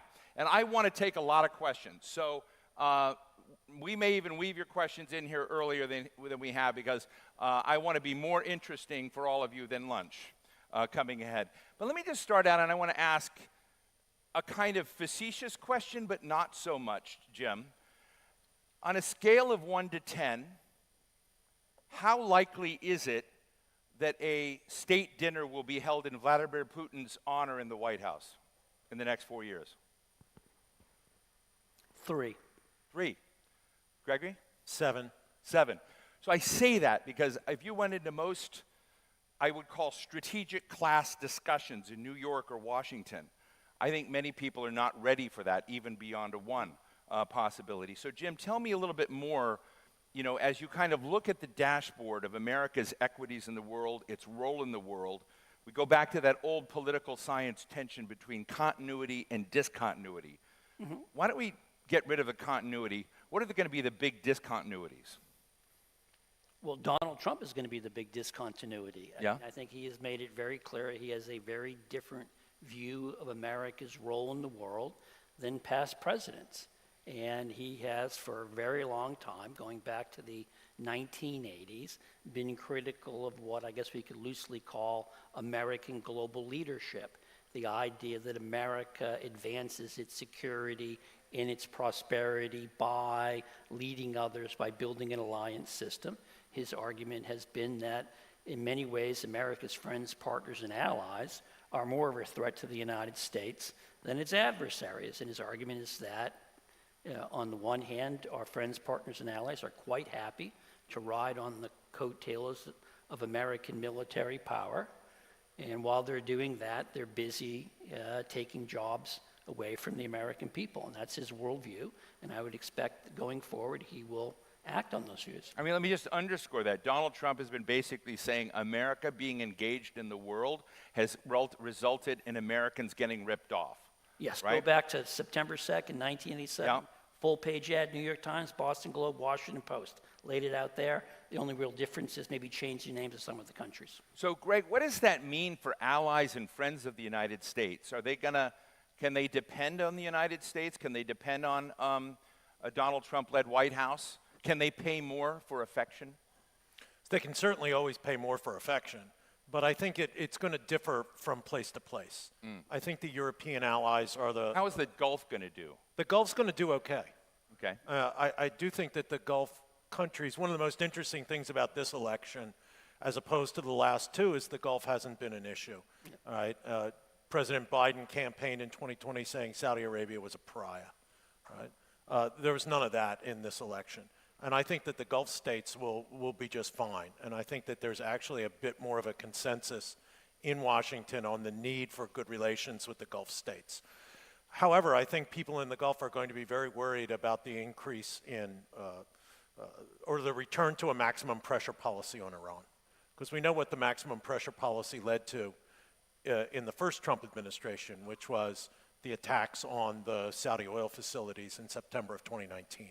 And I think that folks in the Gulf these days are much less interested in a confrontational policy toward Iran and are much more worried about being dragged into an Iranian-Israeli conflict, an Iranian-American conflict. Well, let me ask you a question. When we talk about maximum pressure, I'm going to try and ask this carefully, and because I'm asking it doesn't necessarily mean I believe it. But if you're a superpower in the world, there's kind of a mystique to it. You don't have to go fight a battle every day. It's just the world has seen over decades, you know, an ability of a superpower to pull rabbits out of the hat, to create miracles, to have a strong economy, to be able to deploy power. But it's not like you're fighting everywhere. So that mystique is very, very important. In my mind, I'm wondering if we're at a moment where American mystique as a superpower is being shorn off. And it's having to prove itself in ways it has never been before. It's seeing China fill in a lot of the gaps. And I mean, I just want to be honest. Walking around this room and people out there having coffee, I bet there's a lot more doubt about America's place in the world right now than there used to be. So what would America need to do to actually put together maximum pressure? I don't think it can like it used to, but tell me where I'm wrong. So it seems to me that the most important element of a maximum pressure policy is access to world financial markets and tertiary sanctions on, third-party actors who might want to deal with Iran, but don't want to give up their access to the American financial system, to the American economic system. And I think that the Trump administration, if you will, weaponized access to SWIFT, which we heard in the last panel, and other elements of the global financial system to really hurt Iran economically. I don't think the Iranians hit Abqaiq and Khares, the Saudi oil facilities, if they weren't really feeling the pressure. And so there's that element added to, of course, the military element. And we've heard, I think, on numerous occasions today even, that the Trump administration, this new Trump administration, will be reluctant to get involved in military conflicts. And I think that that's true generally. But I also think that when it comes to Iran, because of the close American relationship with Israel, and also, and I don't want to exaggerate this, but Mr. Trump is very personal. And the recent reports that there was some kind of Iranian plan to try to assassinate him, yep. I think it's going to affect his view of Iran going forward. Jim, when it comes to managing the superpower portfolio of the United States, is creating an Iran-centric focus as your North Star in foreign policy all that matters? Well, I don't think the Trump administration is going to have an Iran-centric foreign policy. And it's probably useful to take a step back and acknowledge that whoever would have won last week is going to inherit a foreign policy inbox that is full of thorny, difficult, complicated problems that don't bear easy solutions. Striking thing on the campaign trail is that Donald Trump talked a lot about how if he had been president, these problems would not have materialized. He didn't really lay out an agenda for how he would deal with them. And we still don't know how he will deal with them. And he's put some pretty big markers down there. He wants to bring the war in Gaza to a halt before he becomes president. He wants to bring the war in Ukraine to a halt before he becomes president. He's going to rectify America's economic imbalances with the rest of the world when he's president. I will just suggest that these may all be lofty goals, but they're very difficult to achieve. It's not as if the Biden administration didn't resolve these issues simply because it wasn't paying attention. You said something really important a minute ago, that is just that Donald Trump himself is a very different mindset, a very different approach. I'll tell our audience that there's actually a useful book for this time written long, long ago by Walter Russell Mead, you know well, called Special Providence. And in that book, he looks at sort of 4 models of presidential framing, if you will. The Hamiltonian, kind of a neo-mercantilist school. The Jeffersonian, a more agrarian, like let's all just get along school. Wilsonian, values more than interest. But the one that really struck me in Walter Mead's book was the Jacksonian school. And if you read that and look at it, it is the definition of pugnacious nationalism, right? So what we're talking about today, about America's role in the world, is the tension between globalization, as it used to be. I think it's dead now, but globalization versus pugnacious nationalism. And this Jacksonian school is, hey, we don't want to be in your mess, but if you kind of hit us or you harm us, watch out, we'll rain hell on your head, and then we'll pull back. Is that largely, would you say that defines Donald Trump? There's a lot there, and I don't want to oversell it. I would note that if you hit us, by us I mean the United States itself, I think it is true. If you mean hit other countries that are important to the United States, it may not be true. And Greg pointed out one example. So Europe's in trouble. Well, potentially the Middle East is in trouble. Okay, I think we should not exaggerate Donald Trump's willingness to unleash American military force. But I think it's sort of an overarching challenge for American foreign policy going forward. It was alluded to and I think somewhat dismissed in the previous panel, and that is the growing cooperation among China, Russia, North Korea, and Iran. It is significant. It is in economics. It is in diplomacy, it is in military, it is in technology and elsewhere. It's often labeled the axis of autocracies or the quartet of chaos or the axis of the aggrieved. We can go on, there are lots of contending names for it. But the reality is that we're seeing increasing bilateral, not multilateral, cooperation among these countries that is significant.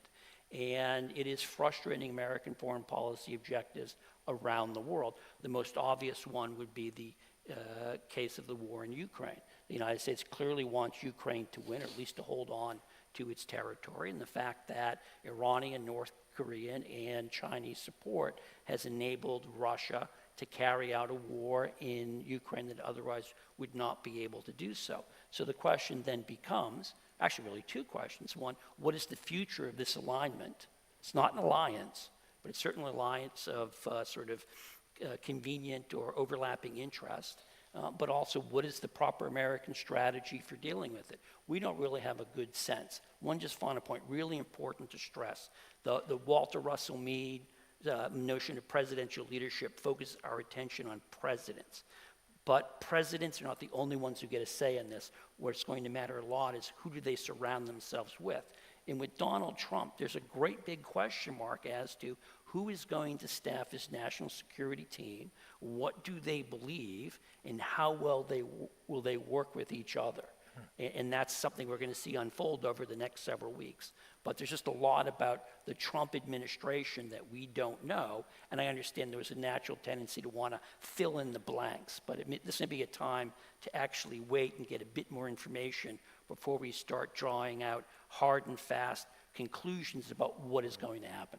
Gregory, there are a couple of wars out there the United States is helping to supply resources to. Of course, the Ukraine conflict, and of course many European allies and supporters there.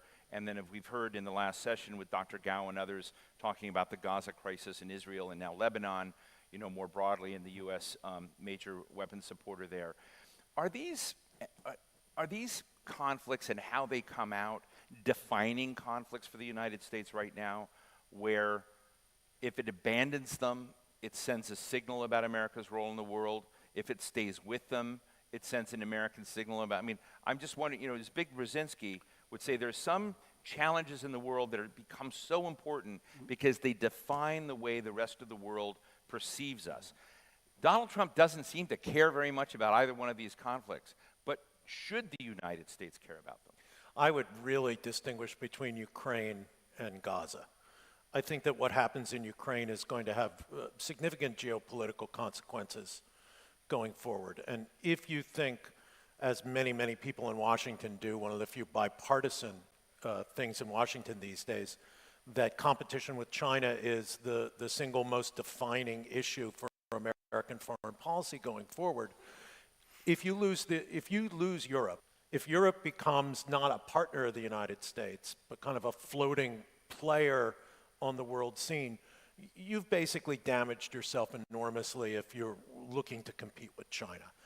I think the Gaza question is much more driven by American domestic politics. I don't think that there's really any long-term strategic fundamental interest for the United States in what happens in Gaza, which is not to minimize the human tragedy that is occurring in Gaza.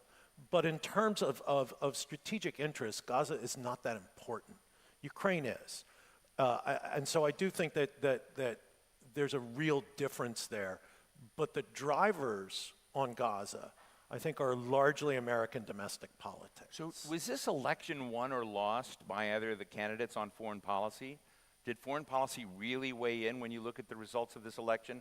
Or are we just, seeing the results of two different profiles? I mean, was the price of eggs and butter and milk and steak, were they a bigger driver of the outcome? I think it's interesting to know whether foreign policy really, very different views of foreign policy, whether that was really in the minds of Americans when they voted or not. What's your sense, Greg?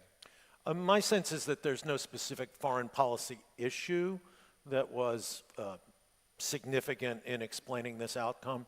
But I do think that the Trump campaign played on an idea that the Biden administration had lost control of events, lost control of the border, lost control of prices, and lost control of stability in the world.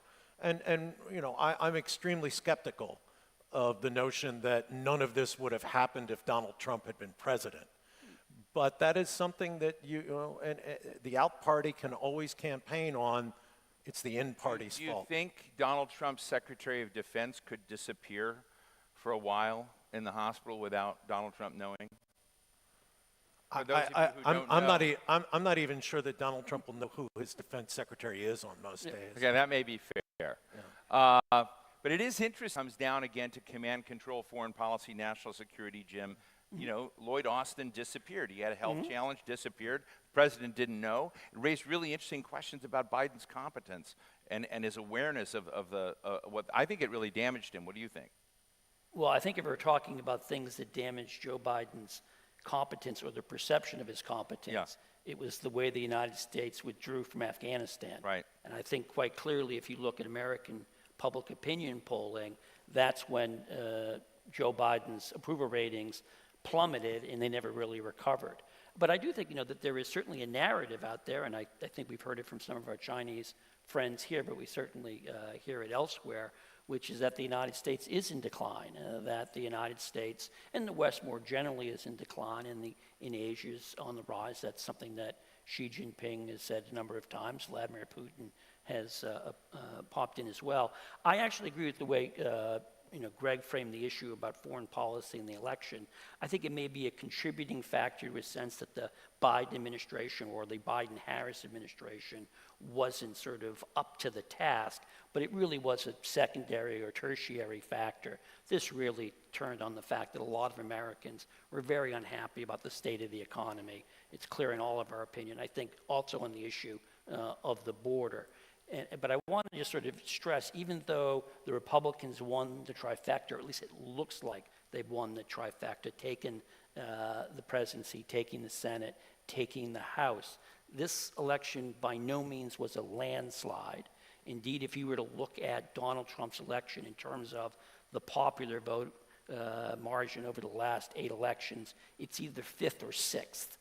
Out of the last 8 elections. So this wasn't Ronald Reagan, 1984, 59% of the vote, 500 electoral college. No, but the way it was a landslide, metaphorically, was Donald Trump has never gotten above 50% on anything. And he might not yet get above 50%. We haven't finished counting the well, I votes. think it's pretty It'll close. be a near thing. But putting it aside, it actually didn't really matter because my sense is Donald Trump will govern as if it is a landslide, as if he has a mandate from the American public.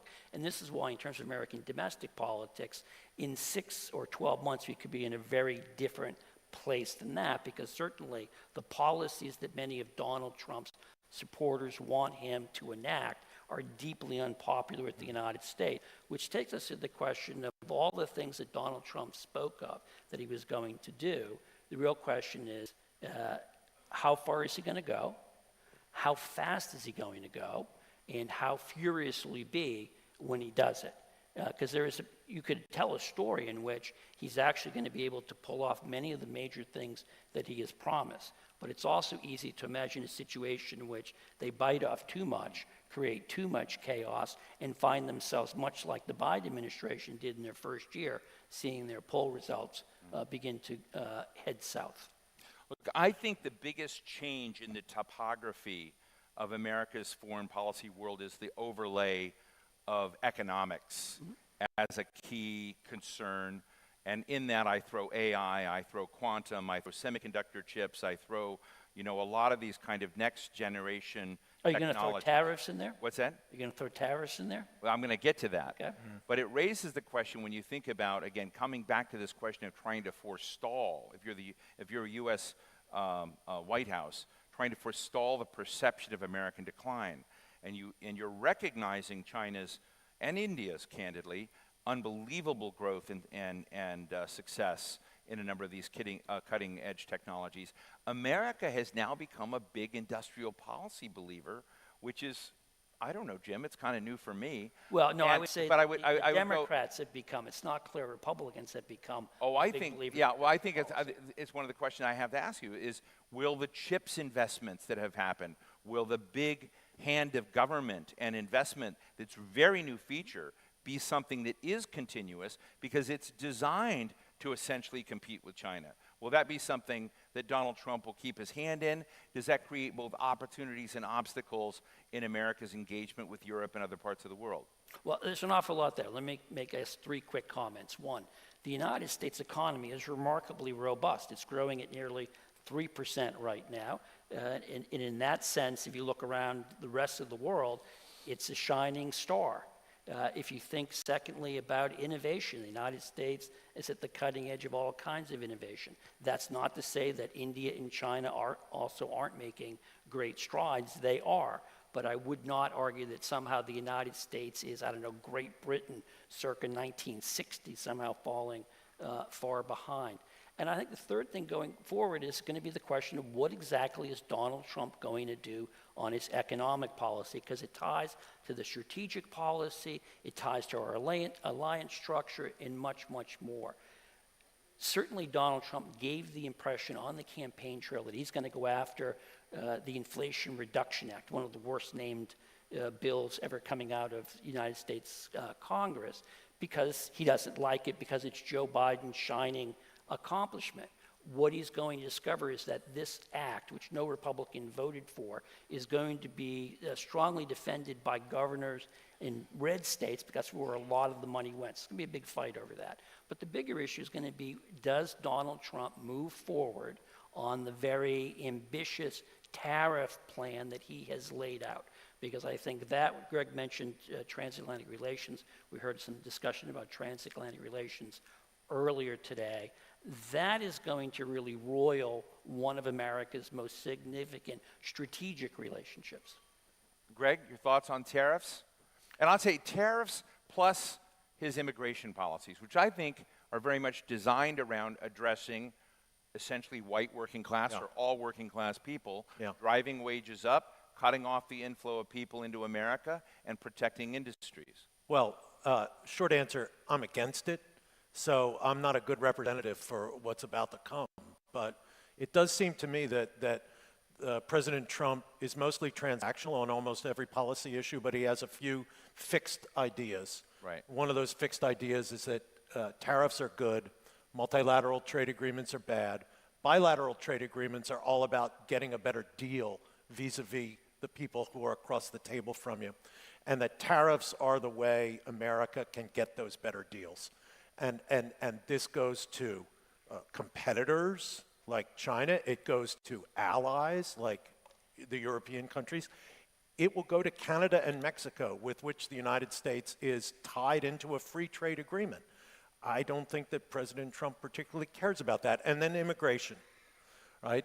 Immigration is a domestic political issue that will enormously impact our relations with Latin American countries, Mexico, Central America in particular, to the negative. But will also, both of these things, tariffs and the idea of mass deportation, are going to enormously increase prices and inflation in the United States. So what does that do to the American, to get back to the topic, the American foreign policy brand? I think it harms it. But as I said, I was on the other side in this election, and I think that these policy implications are pretty clear, but I don't think that will stop the Trump administration from moving in these directions. I just want to jump in here on the issue of tariffs. I agree with what Greg laid out, but I want to suggest that there's another possibility here. I do think if you look at Trump first term, he viewed tariffs as a way to gain leverage. You impose tariffs, you have leverage, you negotiate a bilateral deal, and then the end result is that it's good for American exporters. I'm not so sure that's the mindset that Donald Trump is taking into what will be his second administration. What is remarkable about Donald Trump over the last year is how he has talked about tariffs, which he says is the most beautiful word in the English language. I personally disagree. I don't know many people who think of tariffs as the most beautiful word in the English language, as it may. So he talks about it really in this notion of putting a ring around the American economy and using tariffs as a way to force foreign producers to relocate to the United States. That's a very different conception. That's why he keeps invoking William McKinley. I never for the life of me thought I would have an American presidential candidate looking back fondly on the 1890s. The 1890s were a period of high tariffs. They were also a period of not just one, but two depressions in the United States, in part because of tariff policy, mostly because of monetary policy and lack thereof. So Trump, I think, has just a very different view. And so this gets us the question, who is Trump going to staff himself with? One of the people to look at is, where does Robert Lighthizer end up in this administration if he does it all? Former USTR, he wrote a piece November 1 in the Financial Times where he laid out his vision that it is time to go to tariffs, to basically use tariffs, not to get the Chinese to buy more soybeans, but to force foreign manufacturers to relocate to the United States, to rebuild our industrial capacity, and to create jobs. Now, we can argue about whether that is something that would actually work in practice. But I think that what most everybody, certainly most economists would agree, if you go down this road, it's going to be significant economic turmoil because there's going to be retaliation from others. But let's it takes just a while to build I probably am more comfortable with tariffs than you guys are. But with Bob Why are Lighthizer, you comfortable with tariffs? What's Tell me that? Why are you comfortable with tariffs? Because Bob Lighthizer and I worked together 30 years ago when I was at the Economic Strategy Institute, and we were worried that PNTR for China on a developing nation status would lead to the hollowing out of American industry and manufacturing. So you got disruption that we went through that I think hollowed out America, disheartened America. And I tell you, the biggest thing that's impacted foreign policy is that American middle-class families kind of believed at one point that America being a guarantor in the world somehow benefited them. They believe now they fought the Cold War and somehow China won. And I think in that mix, the quid pro quo between America being involved in the world and American middle-class families thinking they're getting something is broken. So that's where it comes together. I agree with that diagnosis. And I think tariffs, limited, bought-in ways to create onshoring, help create that. Okay. I would actually argue that trade is actually way down the list of things that led to the hollowing out of America. Our tax policy did, our refusal to invest in the United States, in infrastructure, in education. the financialization of our economy. And what's interesting, if you technological change, which erased so many factory jobs. And again, read the Lighthizer piece. He actually acknowledges these things, but he makes it sound as if those are secondary or tertiary.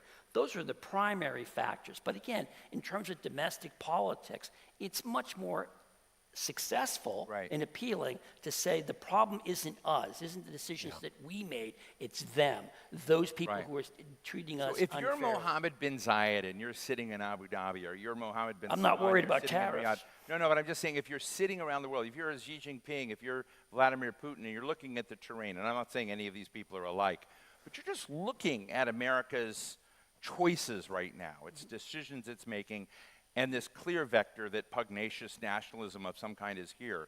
How are you going to react to the United States? Are you going to hedge your bets? Are you going to trust? I mean, what do you think is going to happen? I mean, take this region. Take the UAE. I mean, with all due respect, I think UAE is one of the most interesting strategic players in the world because it's hedging its bets all the way around. It's a friend to everybody. But, I mean, what do you think, Jim? Well, I think this is going to be the big question. To what extent countries want to hedge their bets will be able to hedge their bets. And I'm not really sure what it is that the Trump administration may ask. I mean, certainly we've seen of the Biden administration a desire that the UAE become less dependent upon China for technology. But, I mean, there's just so much more that's at play. And again, my sort of wonderment at the present moment is that it seems like most leaders in this part of the world were quite happy to see Donald Trump win. They preferred Donald Trump to Kamala Harris, and I can understand the reasons why. But as I look at Saudi Arabia, the United Arab Emirates, look at Turkey, look at Israel, their interests don't align. And it's not clear to me that the Trump administration is going to be able to satisfy everybody. And I'd be very sort of curious. I mean, Greg knows the region much more than I do, whether there's some way to thread sort of the competing differences. And the notion that, I find it hard to believe that the Trump administration is going to make it a priority to bring the war in Gaza to an end and produce a Palestinian state. That, as best I can tell, the Israeli prime minister is dead set opposed to, as are significant factors in his governing coalition. But this is really more Greg's area of expertise. So if I'm Vladimir Putin, I'm very happy that Trump won the election. If I'm Xi Jinping, He's going to get a state dinner. Yeah, well, 70% chance. If I'm Xi Jinping, I think I worry about America no matter who's going to be president. But if I'm in the Gulf states, I think that I had some nostalgia for the first Trump administration, but also I had a lot of disappointments in the first Trump administration. Particularly the fact that the Trump administration kind of led me on, if I'm a Gulf state leader, into a policy of opposition to Iran, and then when push came to shove, didn't act. And I go back to September of 2019 and the Iranian attacks on the Saudi oil facilities. Abraham Accords, net positive or net negative? For whom? For Arab states and the region.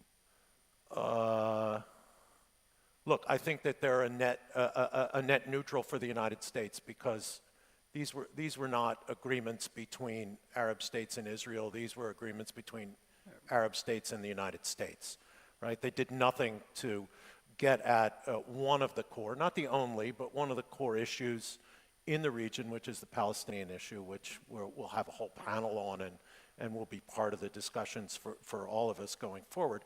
But look, I think anything that brings Israel into the region as a normal country is good for the region, good for the United States, good for the world.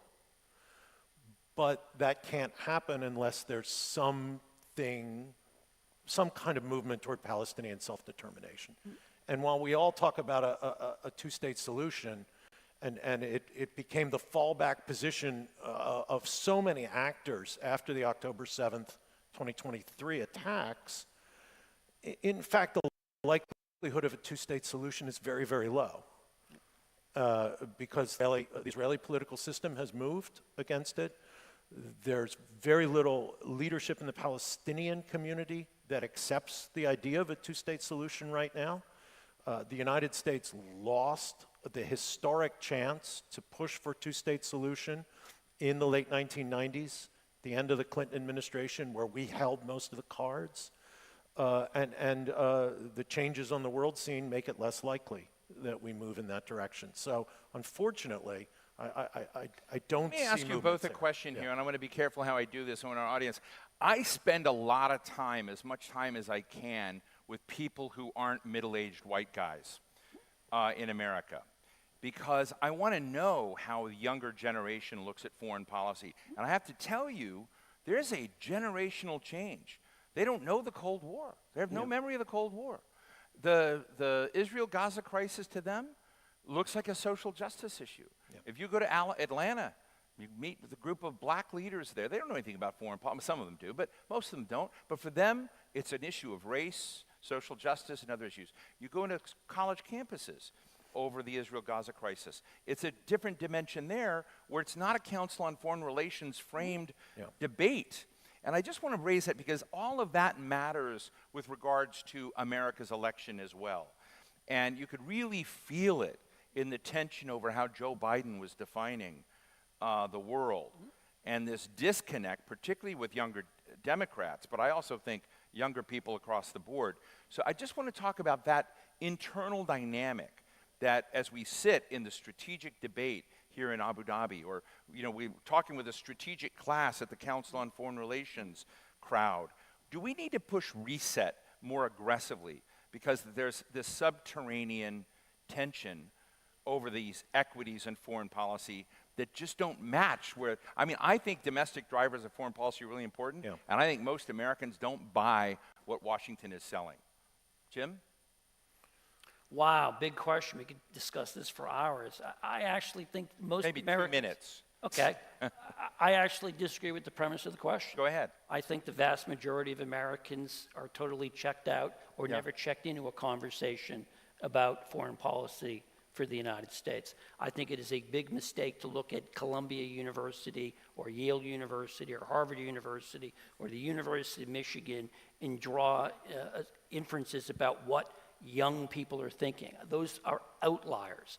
I think, again, for the most part, Americans are really focused on issues at home and have a real inability to understand or process or interest in. And I'll just go back to the issue of tariffs. The reason Donald Trump could say repeatedly that Americans wouldn't have to pay for tariffs is because most Americans don't understand what a tariff is. Right. Okay? And so what's really interesting, if you do polling and you ask Americans, do you think we should do tariffs? They go 2 thumbs up. You say, are you willing to do tariffs if countries are going to impose tariffs on American goods? Support goes down. If you ask them, what if you impose tariffs and it turns out your prices are going to be higher? Goes down even further. There's a real problem, and I don't know whether a current generation American knows less about the world than it did before, but there's something to be said that we may have a lot more sources of information in the United States. So that's actually a but very we're less interesting informed. response. And you may be right on, I think I do spend time with young people who are interested in foreign policy, and I still see a generational change. But what are your sense? How is it at Texas A&M? So let's be clear about a couple of things. First off, Donald Trump did much better with the youth vote in this election than he did in 2020. Didn't win it. Harris won the youth vote, but by a much smaller margin than Joe Biden did in 2020, okay? So there's not a fundamental... Let's just be clear. I don't think Kamala Harris beat Joe Biden in any category or performed better than Joe Biden did White college-educated women. What's that? White college-educated women. She went up? Okay. At least according to the immediate exit polls. Okay. I don't think that we should leave our friends here in the Gulf with the impression that American public opinion has fundamentally shifted on the Israeli-Palestinian issue, right? But within the Democratic Party, I think there is the beginning of a shift on the Palestinian issue, and it's generational, right? Steve, I think you're absolutely right that these students at these elite universities, many of whom will go on to become the foreign policy cadre of the Democratic Party, do view the Palestinian issue much more in the light of issues of self-determination, issues of human rights, issues of national rights, right? I don't see that in the Republican Party. I think in the Republican Party, there's been a profound shift in the American party system on the Arab-Israeli question, right? When Jim and I were growing up, the Republicans were kind of the pro-Arab party, kind of, and the Democrats were the pro-Israeli party. That's shifted, right? Because fundamentalist and evangelical Protestant Christians in the United States have become very attached to Israel and to the right-wing Israeli view of what should go on in the Holy Land. Whereas in the Democratic Party, you're beginning to see, especially in these the younger cadres and in the new generation, a willingness to question what had been a kind of a Joe Biden-style reflexive support for Israel in any crisis in the Middle East. And I don't want to leave the impression that this change is going to immediately affect American policy, but I think over the next 2 decades it will have an impact. Also, just add here, I agree with everything that Greg just laid out, that in Democratic circles, both at older ages and younger demographics, there has been a backlash against these protests on elite college campuses.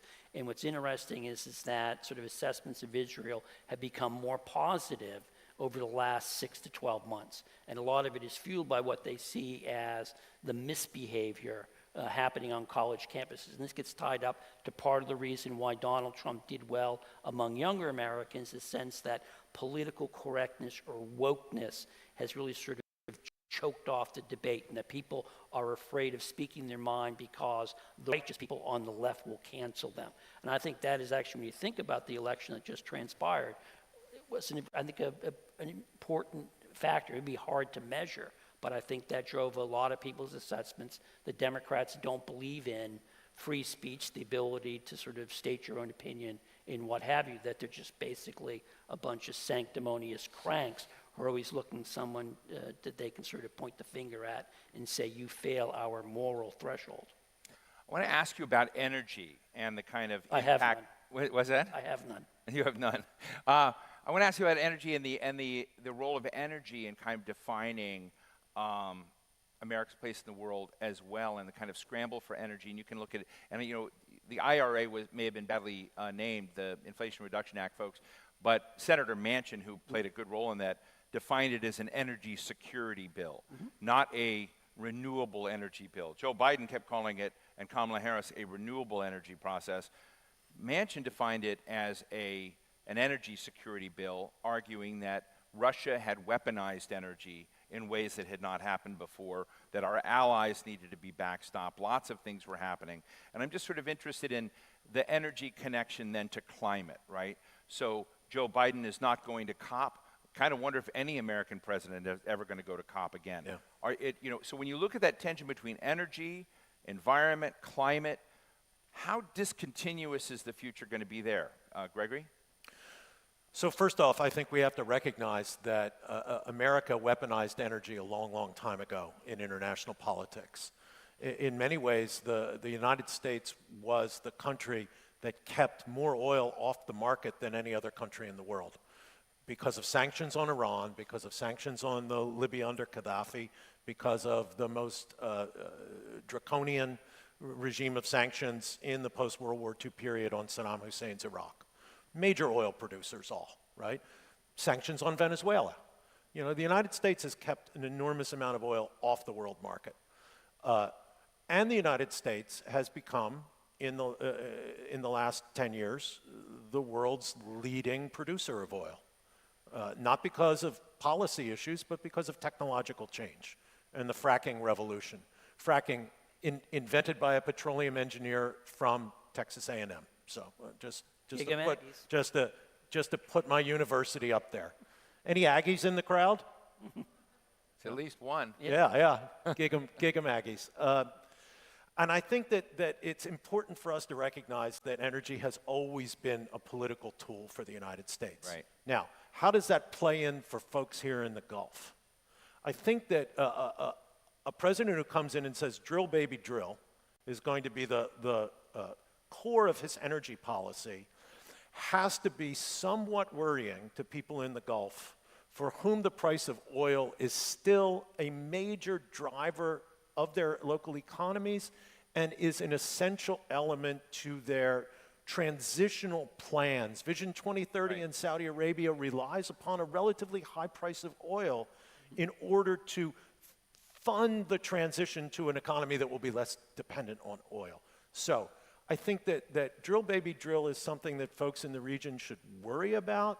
The other thing that people in the region should worry about is, and I'll come back to Jim's favorite topic, tariffs, right? To the extent that the Trump administration carries through on the promises of the campaign, right, to vastly increase tariffs on Chinese imports to the United States and to increase tariffs on other imports, 20% across the board is what President Trump was talking about. That will lead to a slowdown in global economic growth, which will lead to a slowdown in demand for oil. Jim? I was just going to ask Greg, my sense is, we discussed this earlier, that with fracking, the sort of the price you have to hit per barrel to stay in business has actually fallen over time. I think that, yeah, fracking is, back in Texas, you know, there's plenty of fracked fields that are economical at $30 a barrel. But I would ask more along the lines of the U.S. playing a leading role with other global leaders in responding on global climate concerns and climate. Is that done? Is that over? Is there for the next 4 years? Yeah, it's done. It's done for 4 years. I mean, day one, we're going to withdraw from the Paris Agreement again. Right. Yeah. So that's where we're at. I want to begin going to questions to all of you, and I'm going to ask my friend Ebtisam to begin taking a look at who we have lined up here. But as we do this, let me ask you, you know, also just real quick to come back to our friend Vladimir Putin. You know, Andrei Kortunov's in the audience, and I always love interviewing him. Really deep insights in Russia. What do you think is a potential end game, if there is an end game? Andrei Kortunov said, this was an on-the-record thing, he said, that what we see going on in Ukraine, what we see going on over this, is really the continuing repercussions and aftershocks of the end of the Soviet Union, the end of the Cold War, the ongoing. And I found it a really interesting thing because I'm wondering to what degree the U.S. is going to have those same kind of aftershocks as its world shrinks. Now, you may disagree that it's shrinking, but a lot of people think America is going through a strategic contraction of some sort. But I'm interested in how you would identify, just as we go, before we go to the audience, you know, how, as you look at Russia, opportunities, obstacles ahead in its interaction in the dance it's doing Eastern Europe, if you're Ursula von der Leyen and you've laid down the gauntlet on this, you know, how many people are going to have to shift because of what just happened in the United States? Lots. I mean, the crises of the post-Cold War period and the failures of American elite leadership, right? The Iraq War, the failure at state building in Afghanistan, the Great Recession, right? That brought Donald Trump to power. And Donald Trump has profoundly changed the foreign policy orientation of one of the two major American political parties. From a party that was committed to a muscular American involvement in the world, based not only on military strength, but also on multilateralism and economic engagement with the world, has now become a party of quasi-isolationists. And that's a profound change. Jim, do you agree with Greg? Well, I think Donald Trump has changed the nature of the conversation in the United States. But again, I think we have to wait and see what it is that Donald Trump now does. It's very easy on the campaign trail. You make promises, you make boasts. All of a sudden, you take the oath of office, you have the inbox. So on this question of Ukraine, what is it at the end of the day Donald Trump is going to seek to do? We have no sense of what his plan was.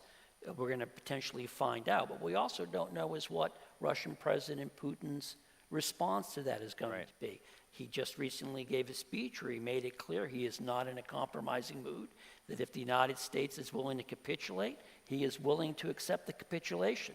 Now, perhaps that is simply, pre-bargaining boasts. You just do that to maximize your negotiating range. But it may be that's his real bottom line. One could imagine, from a Russian point of view, looking at the facts on the ground, saying, this war is going our way. Why should I concede anything?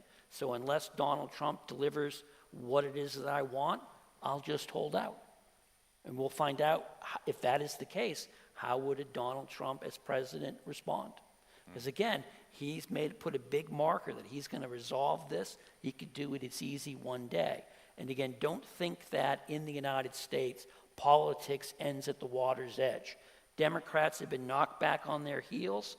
They're going to start looking for anything they can start beating Donald Trump up about because they want to recover. Because the conversation in Washington, we've now gone through a week of sort of finger pointing and the circular firing squad among Democrats. They're soon going to begin turning to our next election in 2026 and thinking this is our way to really get back in the game. Do you want to jump in there? No, I'm good. Just one last quick one. I talked to General Mark Milley, former commander of the Joint. He was chairman of the Joint Chiefs Staff, and not a great fan of Donald Trump. But I asked Milley. That's putting it mildly. Yeah, and I asked Milley how he felt about the professionalism of the combatant commanders in the highest level. Because one of the real issues that one has is Donald Trump seems to be more prone, in language anyway, to consider deploying the U.S. military at home against enemies at home than deploying that military for achieving objectives abroad. It's the first time we've heard that kind of language from the U.S. President. Milley told me that's pretty much impossible given the command staff, but do you believe that? Well, what I think General Milley is referring to is a law called Posse Comitatus, which was passed in the 1860s, which says you can't do it. I think there are some lawyers in Trump's orbit who will point back to the Insurrection Act of the early 1800s and argue that you can do it. But this takes us back, I think, to an overarching issue that surrounds the whole Trump presidency, which is how far, how fast, and how furious is he going to go in pushing his policy agenda. And I underline the furious part because he's clearly animated by grievances about how he was treated. He, as you said, Greg, thinks that General Milley has been guilty of treason. He has talked about bringing back generals and court-martialing them. He has talked about firing the senior levels of the United States military. And I would imagine that sense is now being fueled by stories, New York Times, I believe, and elsewhere, in which the Pentagon is getting together and talking about how they're going to, I won't use the word resist, but respond to a Trump presidency. Because again, there's a fundamental principle in the United States military of civilian control of the military. That's a rock-rib principle. But there's a second principle, which is that as a military officer, you're obliged to obey a legal military order. The question then comes down, what constitutes a legal military order? And I think this is what the senior military leadership is trying to figure out. They very much don't want to get swept up in a political maelstrom. They may not be able to. And again, we will see what kind of presidency Donald Trump will run. The first time through, there was a great deal of chaos, and it got limited because he was surrounded by, you remember, Steve, the great phrase, the axis of adults. You had General Mattis, you had Secretary of State Tillerson, Gary Cohn, and others who didn't share his worldview and tried to keep him from really doing things that they viewed as harmful to U.S. national interest. We may have a Trump team that is more interested in letting Trump be Trump this time around. I think that's right. So you heard it here, folks. It's all going to get better. All right, let's go to the audience. We have Abdul Khalek Abdullah. Let's make it short. Let's kind of go through a big lightning round, try and get all these questions in.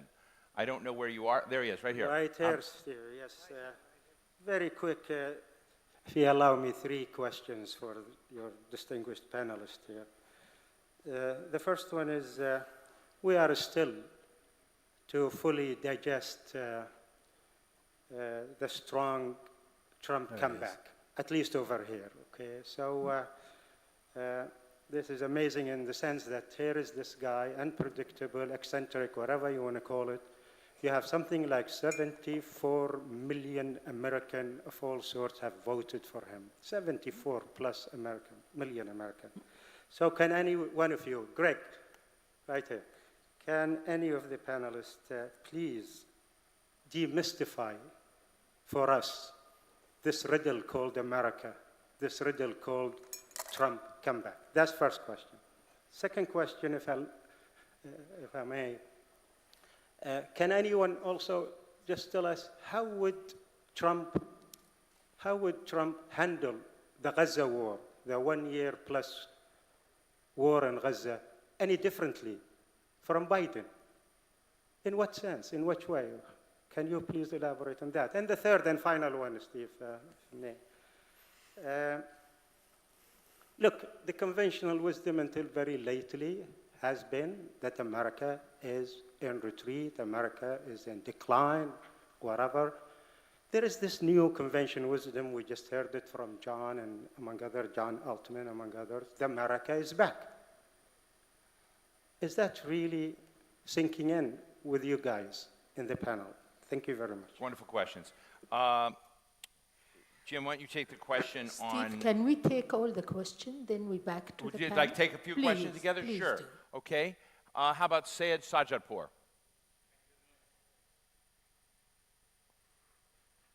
Me? No. Yeah, there you go. No. Thanks. It's a very interesting panel. Two questions. One very practical, the second is theoretical. On the practical level, we know Trump, he has a special ego of himself, and he can be manipulated based on his ego. With this introduction, can Netanyahu exploit him and pull him to a regional conflict which negates, of course, his promises, but the possibility of it should also be examined in the context of this psychological mood that he has. The second question is more theoretical, and that is the crisis of liberal hegemony. Can Trump really solve this maybe 3 decades old crisis of liberal hegemony after the Cold War? And to what extent he understands it and has a theoretical base? I like that qualification, how much he understands it. Dalal Irakat. Here. Well, thank you very much. This is Dalal Irakat from Palestine. I'm not offended as a Palestinian, as you say, Ukraine poses more of a priority to the US foreign policy rather than the Palestinians. But my question, we have tried Trump. He imposed the facts on the grounds on the Palestinian-Israeli realities. And when we talk about the normalization agreements and the Abraham Accords, we cannot only reframe them in the sense that they are an American, Emirati, or American Arab deals, because in the text, it spoke about the ending of annexation and, rights for the Palestinian people. Just to clarify, you're saying in the text of the Abraham Accord? Yes, okay. In the Emirati, specifically the first agreements, it spoke about the ending of annexation. Right. On the ground, I don't think the Emiratis had benefited much. We all saw that the Abraham Accords did not bring their fruits. But my question, and because I want to be pragmatic and to practice empathy, if really Trump is concerned about the security, the strategic security of Israel in the region, you don't think that the Palestinian question should be a priority to the American administration? And my other comment is on the framing of Israel-Gaza war. Since this morning, I've been hearing this term. I want to correct the narrative and say that what we're facing there is a genocide. It is an Israel-Palestine war against the Palestinian right to self-determination. And it's very important on this sophisticated level of discussion that we don't neglect that there is an Israeli military occupation, an illegal military occupation that has been existing for more than 7 decades in Palestine, and that needs to end. Thank you. Thank you very much. And let's get last here, Sterling Jensen. Sterling? Yes, thank you. Do you think that Gulf states will be able to remain neutral if great power competition heats up during the Trump administration? And will they be able to maintain this equidistant type of relationship between, for example, the United States and China or Russia? Well, Russia's going to have a good time with the United States, but but we'll get into that. Okay, so we have a lot of good questions here. Jim, let me come to this first of explaining the riddle of America. I have a few comments just real quick myself on this. Would love to get both of you very rapidly on these. But I'll tell you, my family's from Bartlesville, Oklahoma, a little bit north of Tulsa, Oklahoma, not part of the northeastern liberal establishment that a lot of Americans don't like right now, where all of Jim's friends live. No, I'm just joking.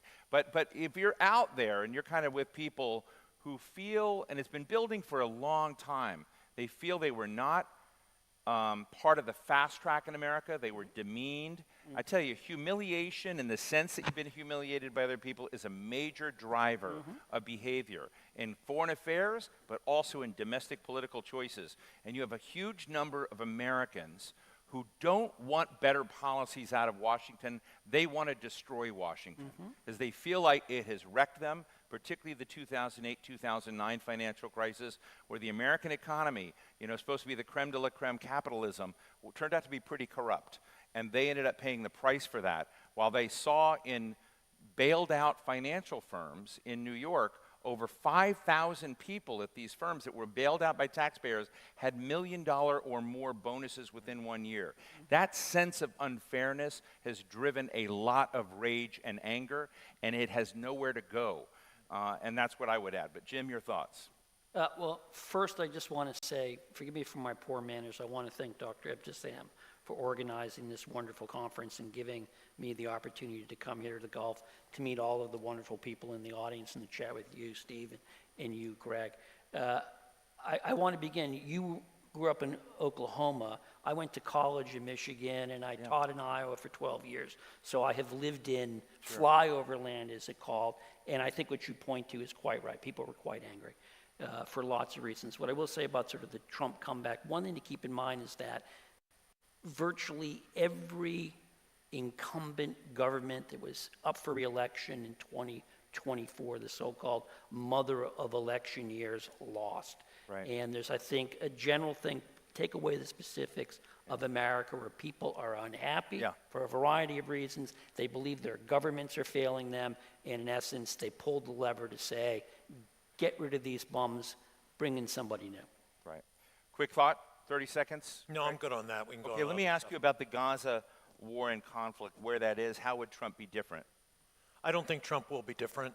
I think the rhetoric will be different in that I don't think that we'll get the rhetorical flourishes that we had from the Biden people about care about Palestinian civilian deaths and things like. I just don't think that we're going to see that. But on the ground, I don't think the policy toward Gaza is going to be any different at all. But do you see any circumstance in which Donald Trump would put pressure on Benjamin Netanyahu to end the fighting, whether in Gaza or in southern Lebanon?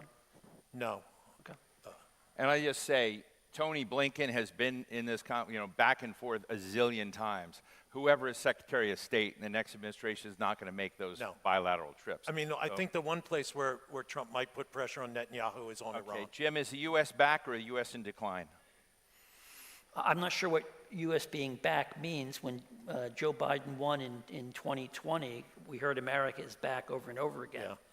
What I would say is that if you were thinking of world politics as a game of poker, the United States has a lot of very good cards in its hand. It has a robust economy. It has great innovation, great schools. For all of the fraying of American soft power, it's still significant. The real question comes down to how well will America play its hand? And again, there are reasons to be very concerned about the choices that Donald Trump will make. But again, I don't want to prejudge the administration before it's staffed and begun to actually operate.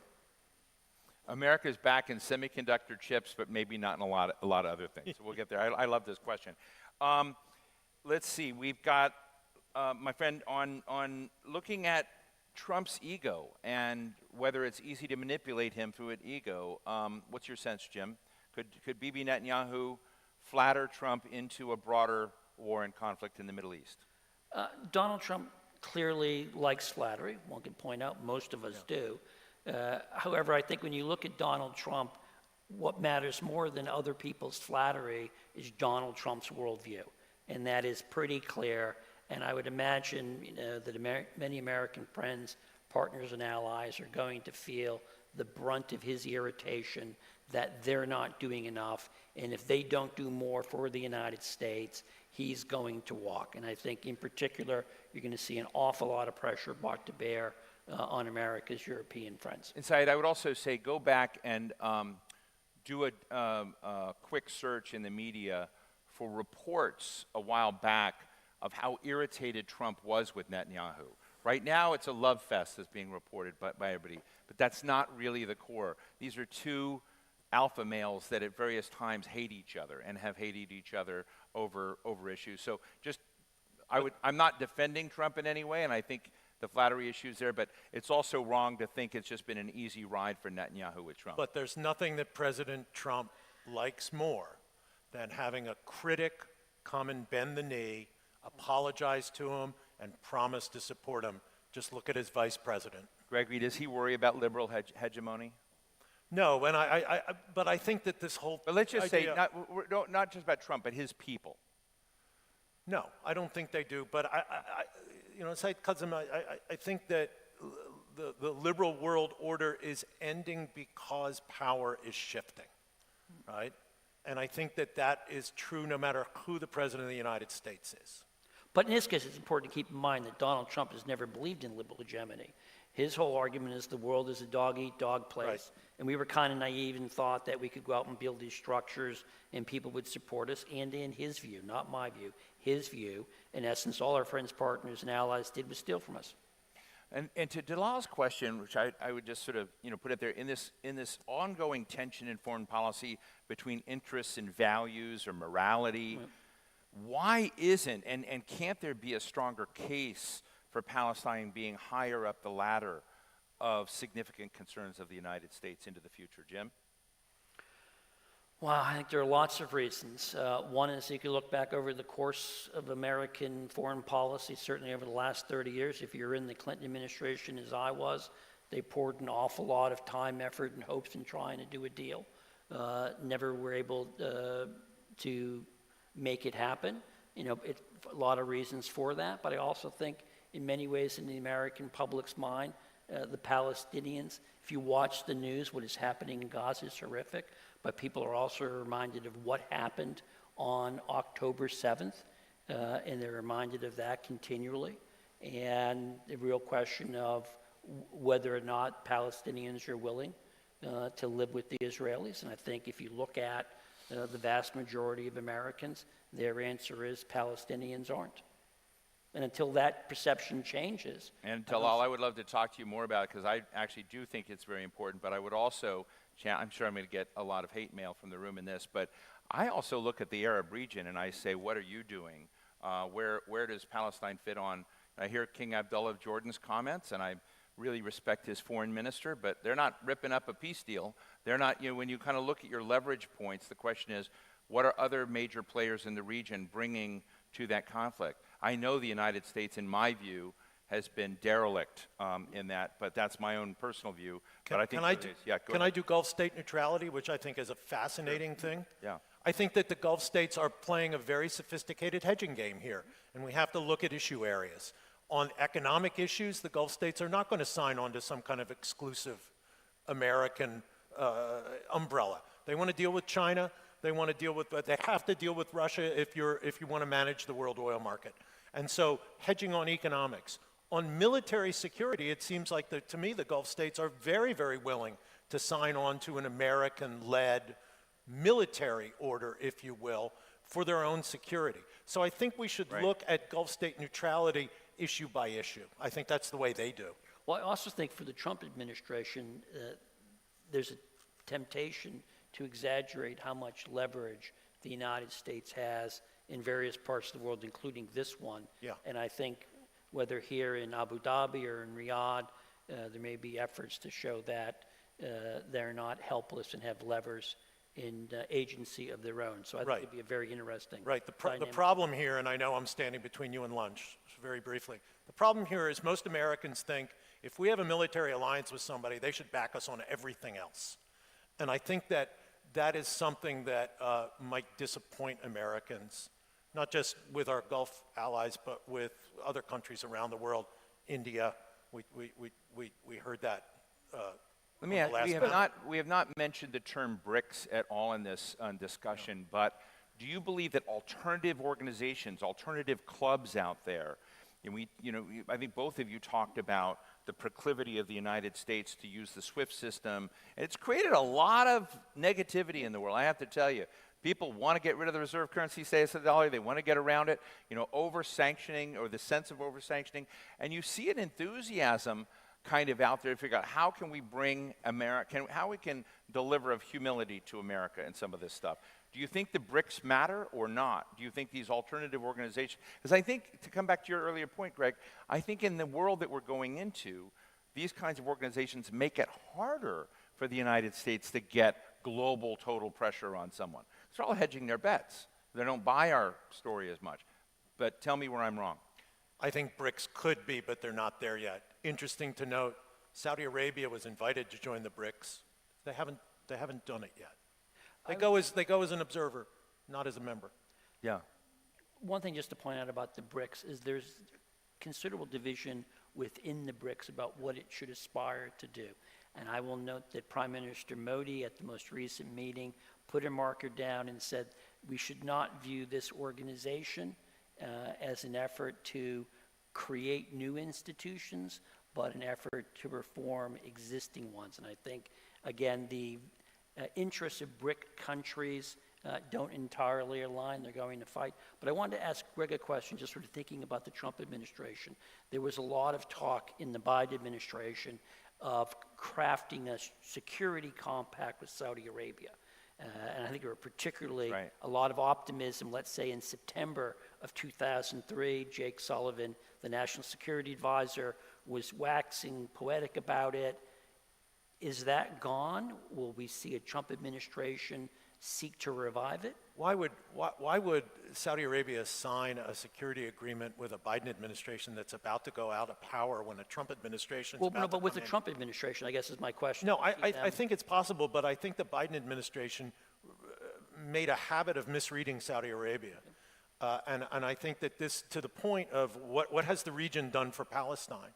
I mean, I do think that the current Gaza war has upped the ante of what Saudi Arabia will require if it is going to do this trilateral deal with the United States and Israel.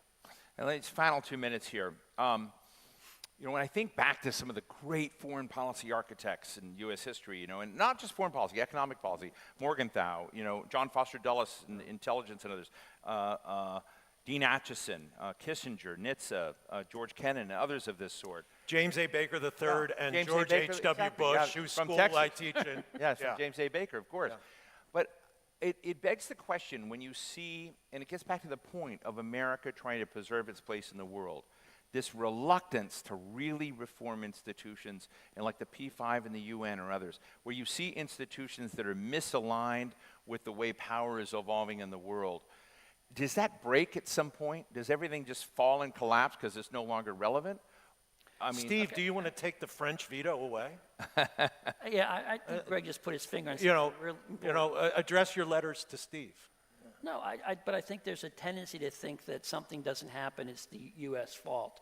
There's the reason these institutions don't get reformed because a lot of the players have no interest in seeing things change. Or put it differently, they may want to change it, but they can't agree on what change will work. Everybody says that UN Security Council should be reformed. None of the P5 are willing to give that up. They may say nice things in public. In private, it is no way, because that is to cede status or to lose status. Look, there's a lot we didn't get into. Erdogan of Turkey, what's going on with, we talked a little bit about India, but India's out there. I mean, all of the kind of interesting strategic surfers, Lula in Brazil, and when you kind of look at the surf out there, it's very complex. But it's interesting that everything around the world becomes a lot more interesting if the U.S. is not dominating everything, and I don't think it will. And it's an interesting thing to see Donald Trump enthusiastically retreating from a lot of these commitments that the U.S. used to derive its sense of place and purpose and power in the world. And that's what I'm hearing from both of you. So I really want to thank Dr. F. Gregory Gauss of the Bush School of Government and Public Service at Texas A&M University, and of course Jim Lindsay from the Council on Foreign Relations. Thank you both very much, and thank you to all of you. Let's go have lunch.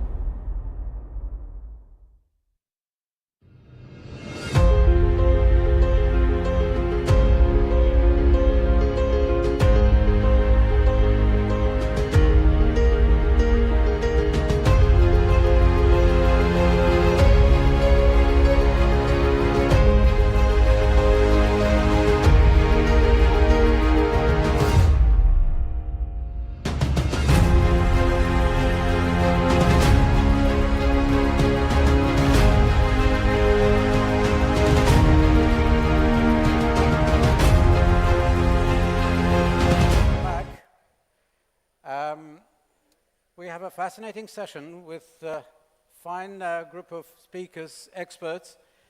But Cliff and Andre, on your behalf and my behalf, first I want to thank the organizers and Princess Ibtisam Al-Kitbi for this wonderful forum and giving us the opportunity to discuss such an important topic. Mr. Clifford Kupchan and Andrei Kutnov, you can read their biography in detail, but they are more famous than to be introduced. I'm going to start with a question. I'm going to bombard you with other questions later, but sort something out for me. When we talk about Russia, Russia did this, did that, strategy, this, that. Are we talking about Russian state and its security as a country, or are we talking about President Putin and whatever sentiment goes with that? In other words, if it's not President Putin, it's somebody else, or if Russia had been more democratic, would we have seen different behavior? So are they the same, two sides of the same coin? Andrew first. Well, let me start with saying that, of course, President Putin has a lot of power right now, and the political system is structured in such a way that the president has the final word on very many issues. However, it really depends on what time horizons we have in mind. If we look at the current situation, a country at war, a country in a very profound, fundamental conflict with the West, the name of the game is survival rather than development. Security is by far more important than prosperity. And this is the agenda that President Putin has to deal with. If you take a longer-term future, let's say horizon of 10 or 20 years from now, then the question for Russia is different. It's about how Russia can find its place in the International Division of Labor, how it can integrate itself into a very different international environment, and how it can change its general attitudes towards the outside world. Because right now, for many Russians, the outside world is perceived as a pretty hostile place, which creates more challenges than opportunities. And this is something that has to change over time, not in 5 years from now. Okay, we'll come to that. But I think you've answered it in your own way. Cliff, what do you think? President Putin versus the state of Russia. Well, first, let me thank Dr. Ebtisam for inviting me. I should let everybody know that we met in Russia at the Valdai conference 15 years ago. So even as an American, I can say Russia's done something good. So Putin versus the Russian state. I have trouble making a big distinction. I mean, right now, it's all about Putin. It's one man, one vote, one time. But let me add one thought to that, though.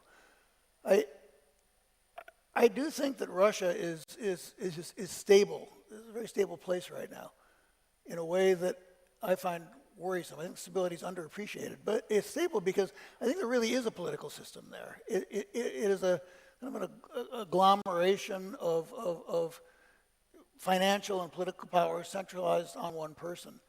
And when we talk about Russia in 10 or 20 years, my fear is that stability, that the system will produce another Putin, somebody like him. And I don't think he's unique. I think that we'll find somebody else from the power structure that will take over in a very sort of authoritarian way. Okay, well, that's very helpful. That's to start with. Basically, the reason why this was important is to get to the next point. In 2008, Russia invaded Georgia and carved a couple of regions out, broke it. In 2014, it just annexed Crimea. And very soon after that, they supported what people call separatists in both Ukraine as well as Moldova, and then started a war in Ukraine, and importantly, tried to prevent any color revolution in the vicinity, whichever country, what you might call old Soviet Union. And they even interfered with European elections. This is the picture. I wanted to establish whether this is actually what Russia would have felt needed for its national security, or is it, i.e., you can even use the terms that reasserting influence over Soviet sphere, or was it a revisionist strategy and building a new Russian empire? So would like to know if you put in your own words how that actually is framed in Russia, whether all these things over the last almost 20 years, progressively interventionist and relentlessly so, is this part of a strategy that any president would have done? Or are we going to see a context that will help us even predict the near future? Andrew. Well, you spoke about the Russian revisionism. And there is a perception that this revisionism is more or less situational, that Russia spots an opportunity and it goes after this opportunity. But I think that this perception is a bit oversimplified. Maybe there is no long-term strategy, but there is clearly a strategic vision that is now dominating the political thinking in the Kremlin and around the Kremlin. And let me limit myself to only 3 points. The first point, reflecting the perceptions of what is going in the world, is that the balance of powers in the world is profoundly changing from the West to the rest. And they like to refer to the balance of powers between the initial BRICS and the G7. BRICS was only one half of G7 20 years ago. Now it more or less leveled with G7, and it will be twice as big as G7 in 20 years from now. But it's not just about the balance of power change. It's about the reluctance of the West to accept what I would call graceful decline.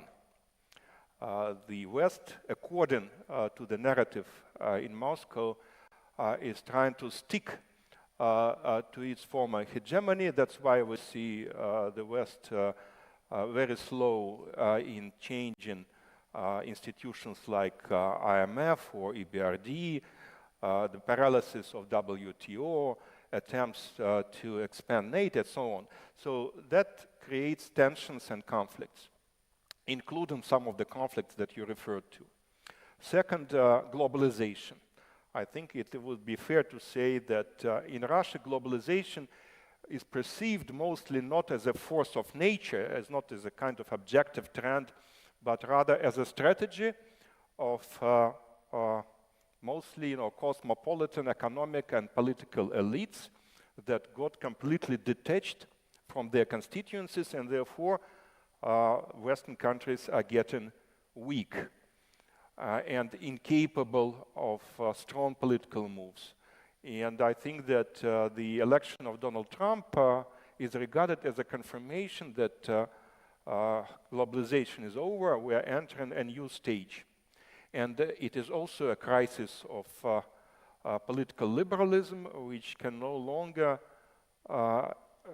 is regarded as a symbol of modernity. There are alternative ways to pursue modernity, and definitely Russia should act on the assumption that the West is not the only game in town. And finally, the perception is that it will be a bumpy road ahead. Let me refer to the statement of Mr. Putin, which he made at the Valdai meeting just a couple of days ago. He said that next 20 years, not 5, not 10, 20 years will be a very difficult time, saturated with crises and conflicts and maybe wars, and we should be ready. That means that we should keep our powder dry. We should invest in our defense. It means that we are back to the Westphalian world, states will remain the main actors in the international system, and Russia should be prepared for this very challenging environment better than its adversaries. Okay, well, again, a lot of it to do with security or insecurity, and you didn't mention a lot or didn't emphasize the word NATO, which has been used as a pretext or maybe genuine. But I will leave you with a question to think about, but I'm going to go to Cliff. But the question to you is that, do you think the West and the NATO expansion has reached a limit? Do you think Russia does not see that obviously Georgia invasion was on the pretext of wanting to join NATO, Ukraine is the same, and maybe Moldova. So is this real? I mean, is this actual real threat? Is this a perceived one or real one that they are promoting? But Cliff, the first question about this historic track record of this government and your context that you can see. Essentially why Russia's foreign policy has been like it is that what you're getting at? I just want to if you could clarify the question a bit. Well, basically, I mentioned how over the last 20 years, Russia has been on the move. That's what I thought. Interfering, invading, acting sometimes as colonial power, sometimes like sentimental about the old days of not just Soviet, but Tsar days. Okay. So whether it's President Putin or whether it's Russia, at the end of the day, they are on the move, they are acting. I got it. Yeah. To me, what's really important is I think President Putin in many ways is post-Soviet Russia. That, I was in the Clinton administration and we experimented with the idea, as Bob Zoellick did with China, of convergence. That if we supported democratic institutions and supported what are really global aspirations of every country and every people, that Russia would turn into a democracy. And I was part of that, and I believe that, and Strobe Talbot believed that, and Steve Stanovich believed that. I think President Clinton believed that, and we were all wrong. And what we got was the rise of Vladimir Putin. I think it was in part revulsion to the wealth disparities and whatever else happened in the 90s that really turned off average Russians. But what's really struck me over my career, and I've been to, I think, 56 of the Russian regions for lots of complicated reasons, and I don't recommend it to anybody because the quality of the airplanes kind of diminishes the further you get from Moscow. But Putin's popularity has just really always struck me. And one of the things that I always used to love to do is walk into a produkty, a small kind of Russian supermarket, and just start talking to people. And once they realize you're not a crazy person, the popularity of Putin, the genuine admiration, I think, for this combination of strength and smart, he's a smart guy, leads him to be really popular. So, and then Putin, in turn, led to a very regional great power, regional hegemony, kind of classic, Morgenthau realist concept of a sphere of influence, and he implemented that. I think he was legitimate in Russia at the time. This doesn't cover the war in Ukraine, which is a different story. But I think that's kind of how we got to where we are. It's the popularity of one man who represents what I think is a big centrist constituency. Right, thank you. Well, Andrei, briefly address that issue of NATO. Well, over the last 30 years, we had various periods and types of relations with NATO. Back in 1997, we signed NATO-Russia Fundamental Act on cooperation, and we regarded each other as strategic partners. In 2002, they agreed to launch the NATO-Russia Council, and even some 15 years ago, President Medvedev visited NATO. He participated in the summit in Lisbon, and they prepared a common list of threats and challenges. However, I would venture to say that in Russia, they have always been suspicious of NATO. They never really trusted NATO, and in Brussels, they never trusted Russia. You could see it just visiting Brussels. I think that the problem is not even in the enlargement of NATO itself, though of course it was a kind of negative factor. But the problem was that what we failed to do in Europe after the end of the Cold War, we failed to put together a comprehensive pan-European security system, which meant that NATO remained essentially the only game in town. And to be out of NATO meant to stay out of the most important decision-making processes on security matters in Europe. So by not being a part of NATO, Russia was kicked out of Europe, so to say. And that was an insult, and that also had very specific political repercussions. The most important decisions that affected Russia's security, like the NATO enlargement, were taken without consultations with Moscow. I think that was one of the reasons why this relationship failed. Okay, well, Cliff, you tell me, why is it so important for NATO to expand and put pressure on Russia when Russia could have been a member of NATO had the West been cleverer than this? I don't know if it would have worked out, but the Russians or President Putin have declared it a long time ago that it's NATO, NATO, NATO. Well, NATO could have behaved differently, couldn't they?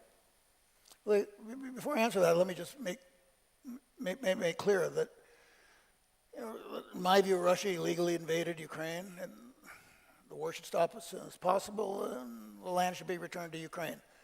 And thousands of kids are dying every day. Now, okay, that's done. I've thought for 30 years that expanding NATO was probably a mistake. That the United States had the choice, the West had the choice. And when you look throughout diplomatic history, when you expand an alliance close to a great power, it doesn't usually end well. And Russia never had a chance to join NATO. And, and I'm trying to speak as a political scientist, not as an American. But to me, those are kind of the facts. I made my view known in the Clinton administration. It wasn't very welcome. It hasn't been very welcome for the past years either. But that's my view of NATO enlargement. Okay, well, I'm going to ask both of you another question. It's not NATO, it's Africa. There is no NATO in Africa. But Russian presence, whether it's military or economic, in so much of Africa is so visible. And in a very similar fashion, obviously there is an economic arm which could be legitimate, could be competing for natural resources, for exporting expertise, and so on, which is fine. But when it's associated with military interventions, protecting regimes, and sending militias like Wagner's and others, this becomes a challenge.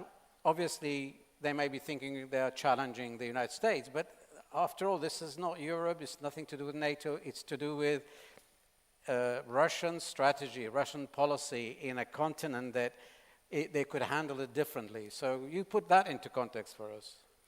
Well, I think that economically, Russia has a limited number of comparative advantages.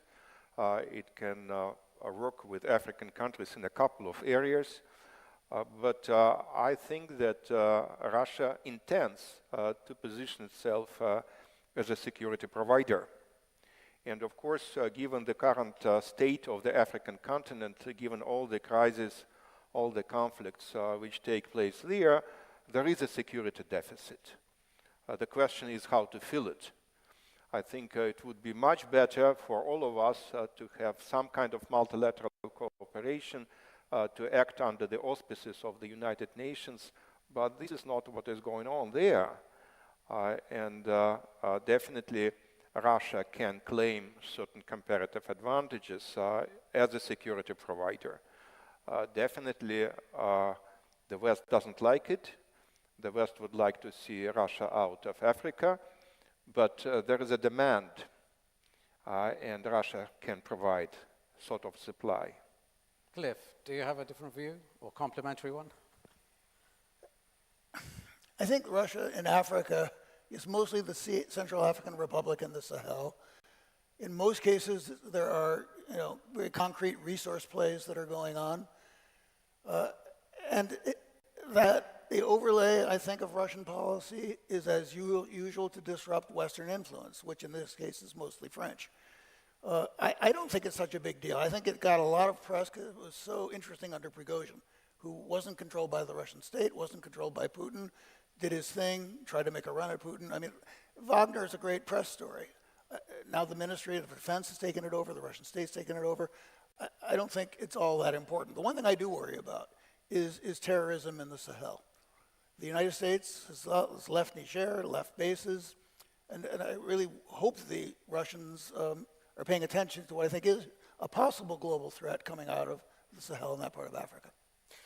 Well, thank you. I'm going to come back to Russia this time in the context of the superpower competition. But before we get into Trump versus Putin, there is this sanction that is really biting and it's becoming real burden. And also there is diplomatic isolation. There is the war that is becoming a war of attrition. So the path is a tough one on Russia internally. And obviously, just recalling how President Reagan adopted a strategy against the Soviet Union, they finally decided that if they commit Soviet Union to the heavy expenditure on wars, Star Wars, on strategic missiles and this and that, they eventually make it crumble. And many people credit President Reagan for that strategy, that this marked the end of Soviet era. Is this kind of a scenario that could be repeated here? Do you see this indeed working with the current Russia? Andre, you're smiling, so you must have a... Well, let me start with sanctions. Of course, sanctions bite, and I don't think that sanctions can contribute to the economic development of any country. But we have to confess that under sanctions, Russia did exceptionally well over the last 2.5 years. I do recall predictions about Russia imploding, about the Russian economic collapse, and about hyperinflation and things like that. But look at this year, for instance. The Russian economy is likely to grow by approximately 3.9%. It's higher than the US economy, which is performing exceptionally well compared to European nations. I think that the economic bloc of the government turned out to be quite professional and quite efficient. Of course, if you look at the predictions, IMF argues that we will see a major decline of the growth next year, but they make these predictions every year and then they correct their initial forecasts. In terms of isolation, again, I would clearly qualify this perception because Russia might be isolated from its former Western partners. But look at the recent BRICS summit in Kazan. Dozens of foreign leaders, major countries of the global south were there. International institutions came there, including the United Nations Secretary General. So I think that it is difficult, if possible, to isolate a country like Russia. It has to pay a price for the conflict. It's not easy, but isolation is probably too strong a term to describe the current position of Russian Federation in the global system. Cliff, you would love to look beyond the sanctions, but let's talk about the sanctions and then beyond that. It's yours. I mean, I think Andre is a little rosy about the Russian economy. It's performing, but it's warped. It's just kind of all muscular in weird ways. Everything is devoted to military production. And once you warp an economy like that, you try to take it off the steroids, it's kind of hard to take it off first. Secondly, interest rates are what, 17.5% now? They're really high. The Russian economy is really overheated. They have a big inflation problem. So I do think there has been an effect. That said, I think we all as kind of social scientists have to, it's interesting, sanctions have underperformed. I mean, this was one of the most ruthless, widespread, ruthless is the wrong word because it's appropriate, but biting, as you put it, regimes in the history of sanctions. And we have seen a porous sanctions regime. We've seen Russia grow. It wasn't what I think the Biden administration expected. To me, a lot of the reason for that, and an undercovered fact, is as bad as the general staff has been, the economic team in Russia, you know, Nabulina, Silvanov, Oreshkin, it's kind of the A-plus team.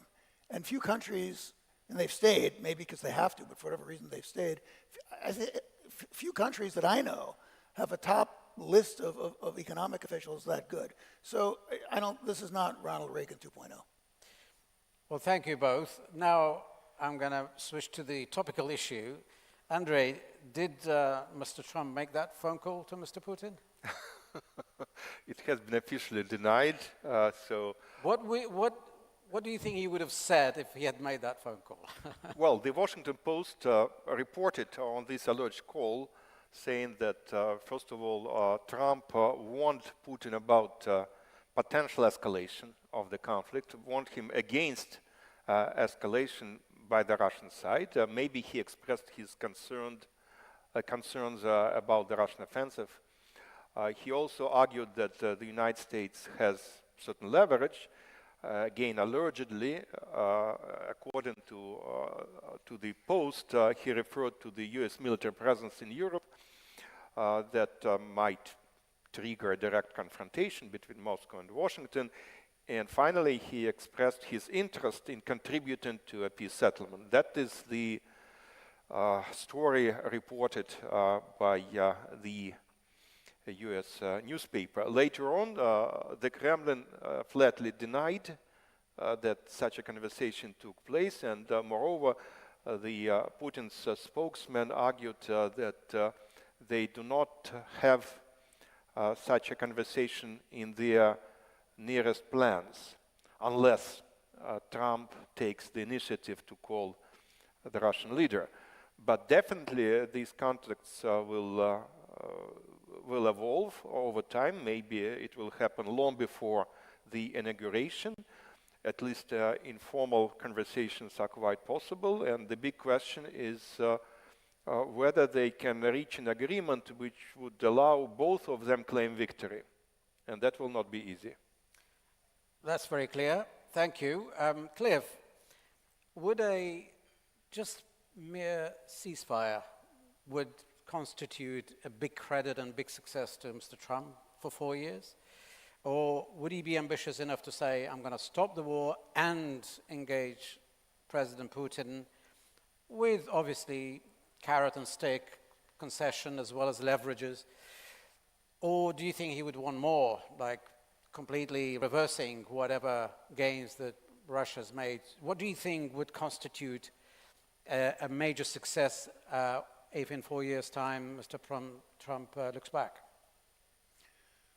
Well, I don't think that Trump, Vance, Incorporated plan on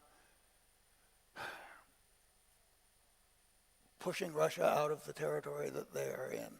I mean, Vance has been, his peace plan is pretty public. So I think what would constitute a major victory for Trump in his own mind, and probably in the American electorate's mind, is stopping the war for a period of time. Period. The problem is that I'm very mixed, kind of unclear on balance. It's a very close call whether Putin will stop the war. We talked about that previously. I'd love to know what Andre thinks. I don't. On the one hand, he's winning the war, period. And we can talk about the front line. He's winning the war. Why would he stop now? And Trump will need to convince him to stop while he's winning. It's very hard to stop a guy who almost lost the war and now is winning to stop. That's the challenge. But if we look at the major stakeholders here, the United States clearly is still committed to providing support to Ukraine. During this transition, the Democrats are still in charge. We don't know exactly how the next administration will behave, but at least there is an ongoing commitment as the United States concerned. But there's also Europe. They might have their own agendas and mind of their own. But even in Europe, you can see fragmentation, you can see some kind of lethargy that Russia might take advantage of and the Ukrainians might be frustrated about. So combining the newcomer with the existing situation and the Russian drive to continue without really slowing down, what is the prospect here? I want to start with maybe Cliff, you first, and then Andrew, yourself. All in, I think the prospect for a ceasefire is pretty good. That Trump, it's a big deal for Trump. I mean, he kind of ran on this thing. It's one of the things he's best known for. And he is very self-conscious of his image. So I think he'll spend, to the extent he'll spend time on foreign policy, and I think we'll have to remember that the economy and immigration are what he got elected on and what he'll focus on. This will be one of the things he'll really focus on. On balance, you know, Ukraine has an extreme manpower problem now. That's why they're having trouble holding the front. Russia doesn't, but I think they will starting end of next year. Russia can't recruit 25 to 35,000, you know, people a month and pay them on contracts. It gets very expensive.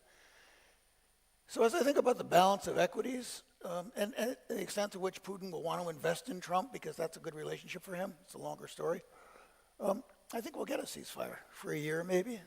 That's my view. Andre. Well, Putin has his wish list. So there are certain demands that he would like to put on the table for regions of Ukraine. You know, Ukraine out of NATO forever, demilitarization, denazification of the country, lifting sanctions. So it's a long list. And the big question is whether there is any flexibility, whether there can be a compromise. Because if you imagine that all these conditions are met, it's a clear defeat, not only for Ukraine, it's a defeat for the West. And this is hardly something what Trump is ready to swallow. On the other hand, the big question here is who really suffers from this conflict? I think first and foremost it is Ukraine, because the country is being destroyed, and it's not clear how it can be rebuilt after the conflict is over. It is Russia, and I agree with Cliff that the price might go up, and that will have an impact on the economic performance and on the social stability. Maybe next year, maybe 2026, but definitely there are certain limits, and we should not forget about them. And finally, it is Europe, because it is a European problem. It is not so much an American problem, in my opinion. To some extent, one can argue that the United States indirectly benefited from this war, because this war helped the United States to consolidate the quote-unquote collective West under its leadership. It allowed the United States to sell more natural gas, or rather shale gas, to Europe. It created certain benefits. It also allowed the United States to capture defense markets in Europe and elsewhere. So does it mean that the United States can wait? Probably it can wait unless it has to confront a clear victory by the Russian side.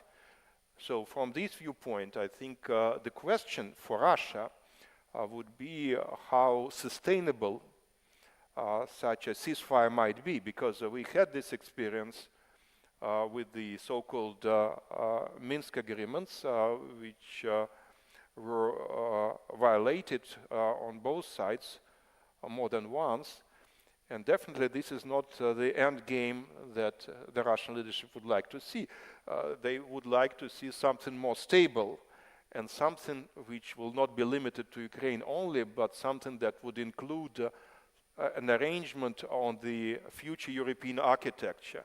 And that makes this equation even more difficult, because if it's not only about Ukraine, but about Europe, you have to bring all Europeans to the table, and you should have an agreement on many fundamental issues on which there is no agreement, for the time being at least. Can I just add something here quickly?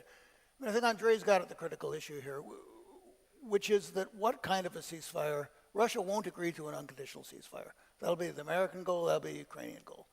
So how much space does Trump have to give Putin what he wants? And is there a Venn diagram that overlaps? But the broader point I want to make here is there's been some discussion here so far that Trump has a free hand with Russia, and I think that's dead wrong. There's an American body politic that has equated Russia with evil, kind of with Darth Vader. And Trump did carry, I think he will carry both houses. He'll control the Republican Party. But there is just so far the Republicans can vote. Can't lift sanctions. We can get to that if you want. And you can't kind of give away Ukraine's future, or he'll get pilloried by his own party. So I just want to, I think, correct the notion that and again, I don't think there'll be a state dinner anytime soon. That's my own view, at least in the United States. So.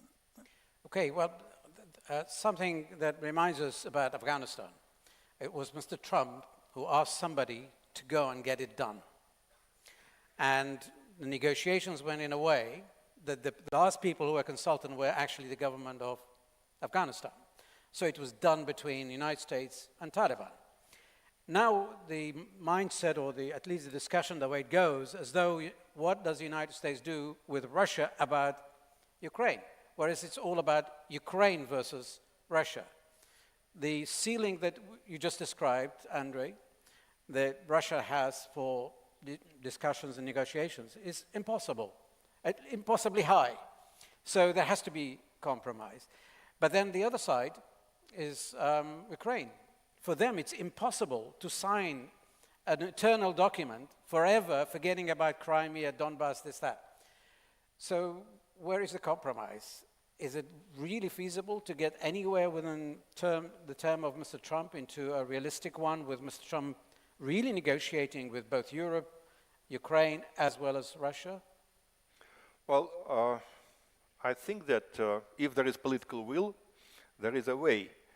And let me remind you of the so-called Istanbul negotiations that took place right in the beginning of this conflict. And the two sides made a lot of progress, including the territorial issue. They agreed that they could put this issue on a back burner, but Ukraine allegedly promised that it wouldn't use the military force to try to recapture Crimea or Donbass. So it is possible, in theory at least. But I think that to some extent the Ukrainian leadership has become a hostage to its own success. They created so high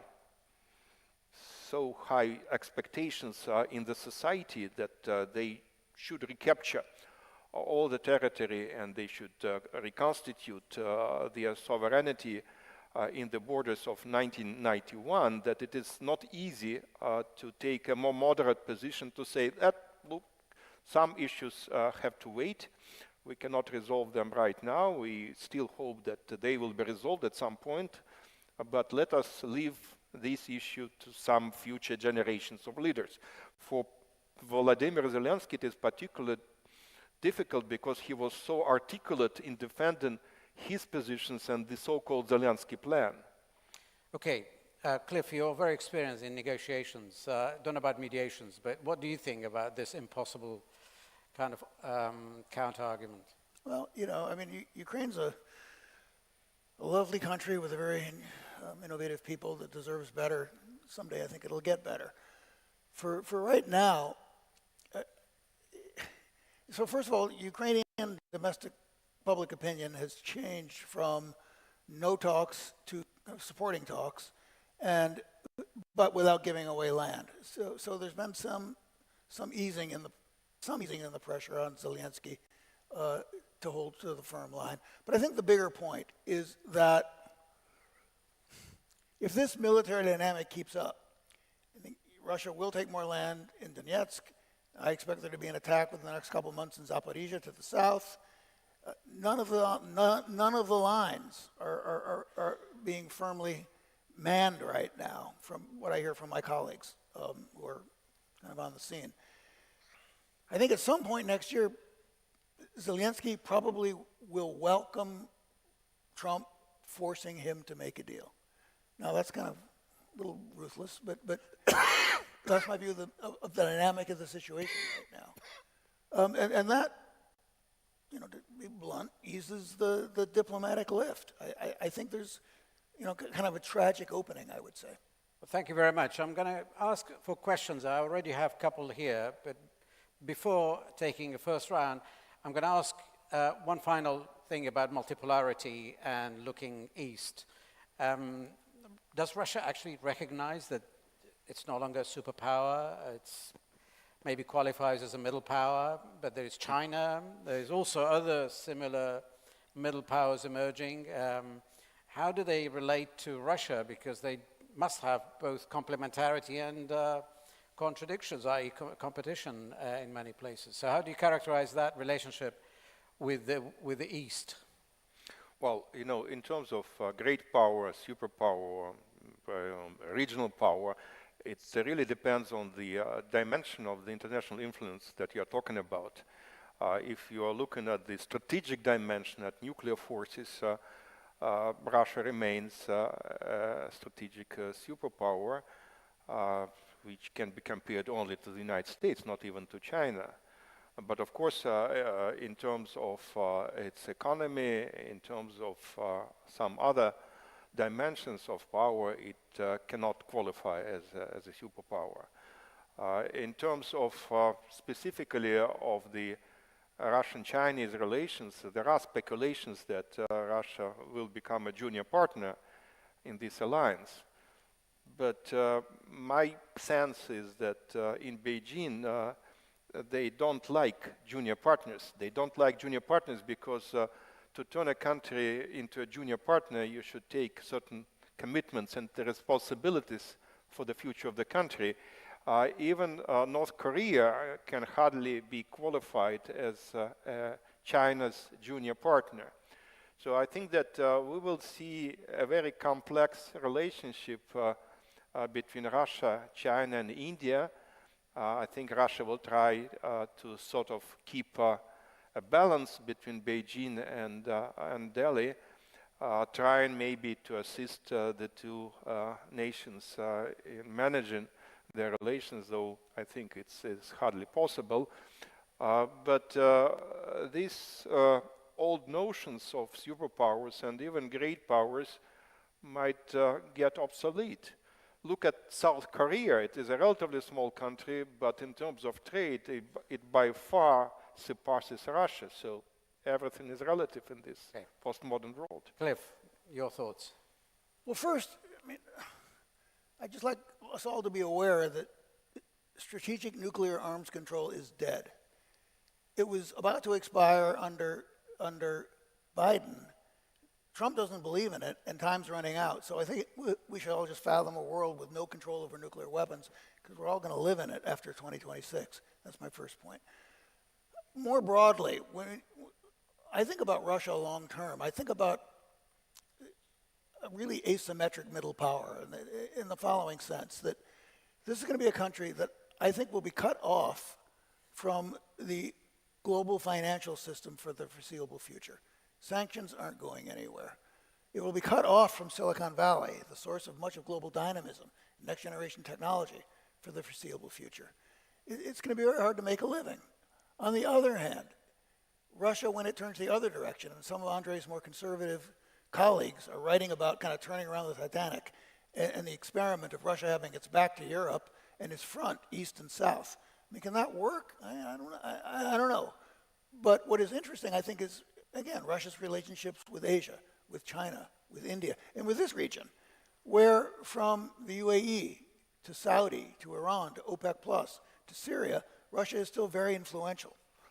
So, you know, can Russia make it in its sort of what will be post-ceasefire world? It's a really interesting experiment that I don't think diplomatic history provides any experiment to, any analog to. Okay, well, gives us 15 minutes exactly for questions and answers.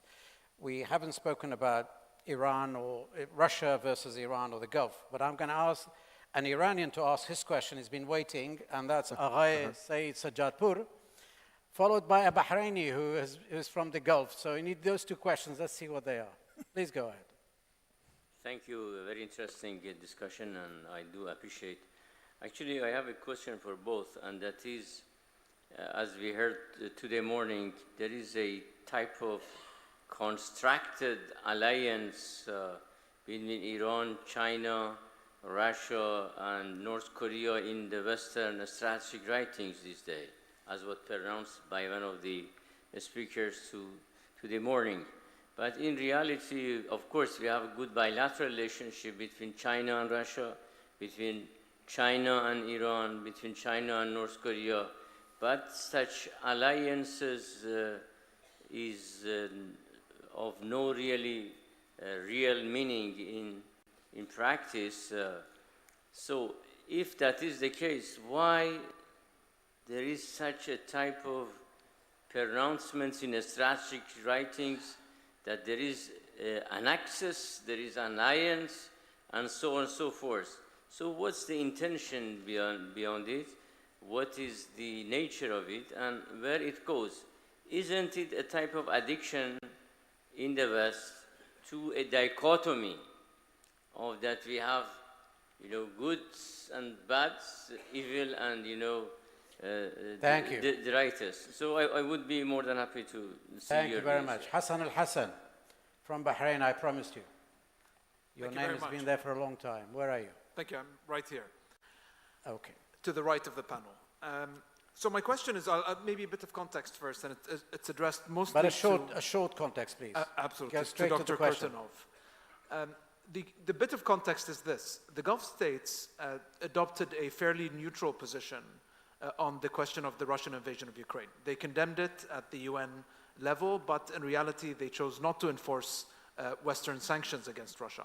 Part of this calculus was an attempt to build leverage over Moscow, in my personal analysis, in order to restrain Russian cooperation with Iran. My sense is that most of the Gulf states probably believe that that strategy has failed. What do you make of claims and allegations that the Russians are actually providing the Houthis with weapons and military assistance? Do you think these are credible? And what would Russia's motivations be beyond pestering the West? And if so, do you think this will have broader repercussions on Russia's relations with the Arab Gulf states? Thank you. Thank you. Francis Gores. Thank you.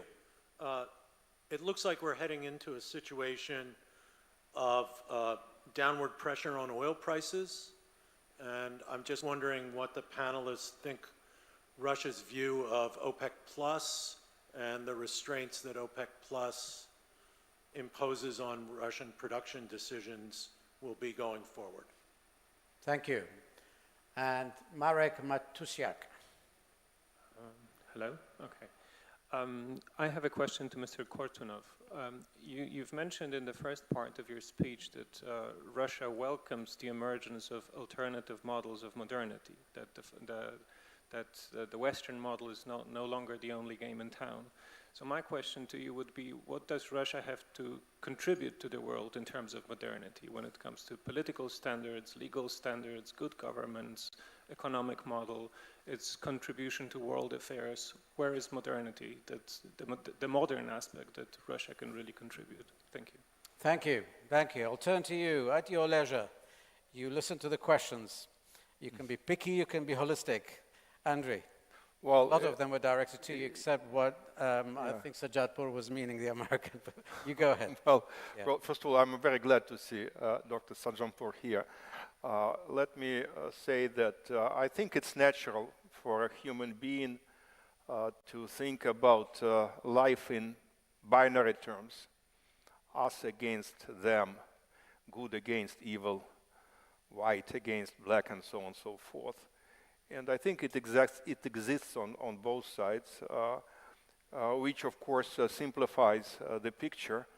And if I were to compare the East and the West, this axis with the Western alliance, of course, I should conclude that the Western alliance is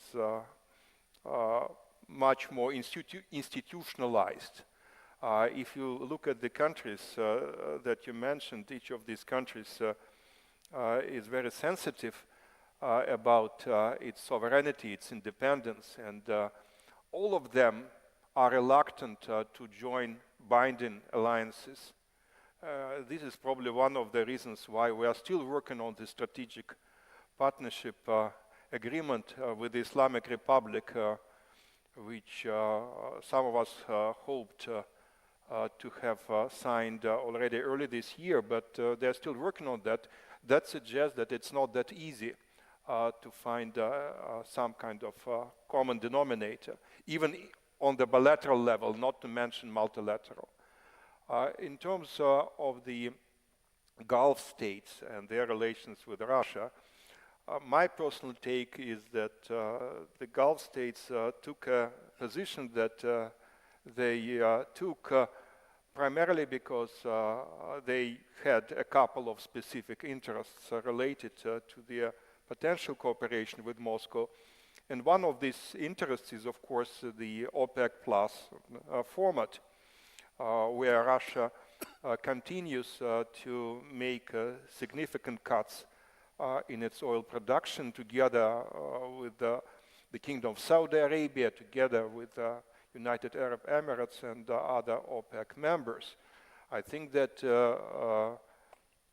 some Gulf states profit from turning themselves into financial hubs for the Russian Federation. Although, of course, these activities contain certain risks and do not come without a price to be paid. But if you look at the Iranian equation, let me just mention that, in my opinion, if you look at long-term trends, I think there is a continuous, maybe very slow, maybe not always stable, but there is a rapprochement between Arab states of the Gulf and the Islamic Republic. And I hope that Russian-Iranian relations will not be a major obstacle on the way of cooperation between Russia and Gulf states. And in terms of modernity, it's definitely an interesting question. When I was mentioning modernity, I didn't really mean Russia, which has to learn a lot about modernity, in my opinion. I meant some other examples, including, of course, China, to some extent India, as potential alternative models of modernity, which will be different from how we understand Western models. Russia has to work a lot in order to become a significant contributor to global commons. I think it will take time. Cliff, your take. Well, first, Qasim, it's a really good question. And I do think that the series of bilateral relationships is not an alliance, clearly. There's much more done on the bilateral level. There's almost nothing done on the multilateral level, so I think that's accurate. But there are issues involved. There are risks involved for the West. I mean, first, it is one of the major, set of bilateral relationships, whatever you want to call it, that balances Western power. When you have China, Russia, Iran, and North Korea, increasing, working together, seeming to work together, it really is kind of, along with the BRICS, I think it's one of two major balancing formations against Western power. And therefore, I think politicians and analysts in the West are right to take it seriously. That's on a macro level. On a more detailed level, you've had Iran providing ballistic missiles and drones. You have North Korea providing missiles to Russia. And now you see this dramatic reality of 10,000 North Korean troops fighting with the Russians. And so the outcome and the implications of North Korea entering the battle, I think, are really quite real and something that any Western policymaker would have to come to terms with. Secondly, Russia against the West. And as a non-Trump voter, I kind of hate to get into kind of the good parts of Donald Trump's election, but this Russia versus NATO thing is getting really, really dangerous. I don't know how accurate the Wall Street Journal piece about Russia providing, targeting information to the Houthis was, but it sure made a good read. It sure read credible to me.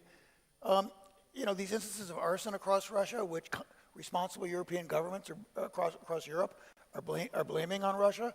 The reality that Russia has interfered with civilian aviation GPS systems in Latvia. So if you fly into the Baltics, you have to be scared about your plane's, GPS system now.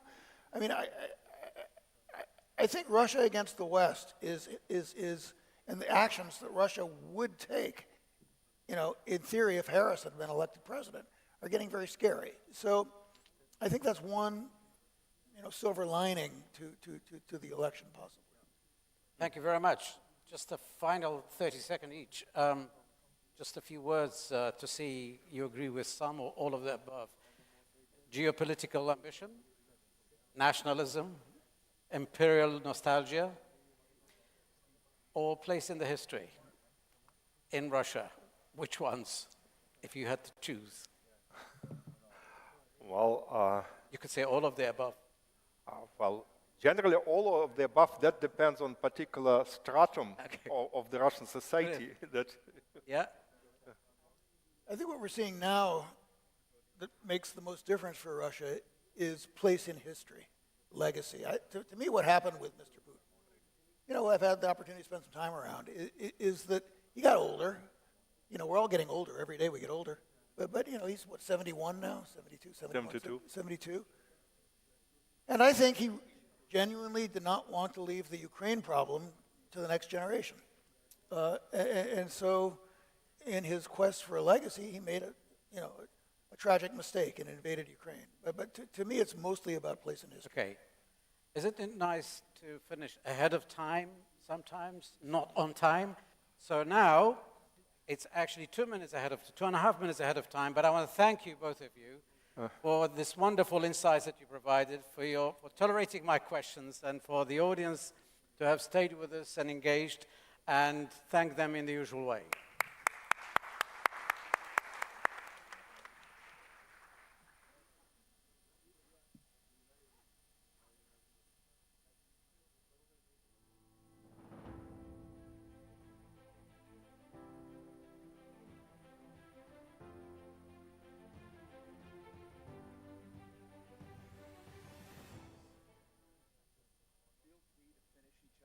سيداتي وسادتي، ستبدأ الجلسة التالية خلال 5 دقائق. Ladies and gentlemen, the next panel will start in 5 minutes.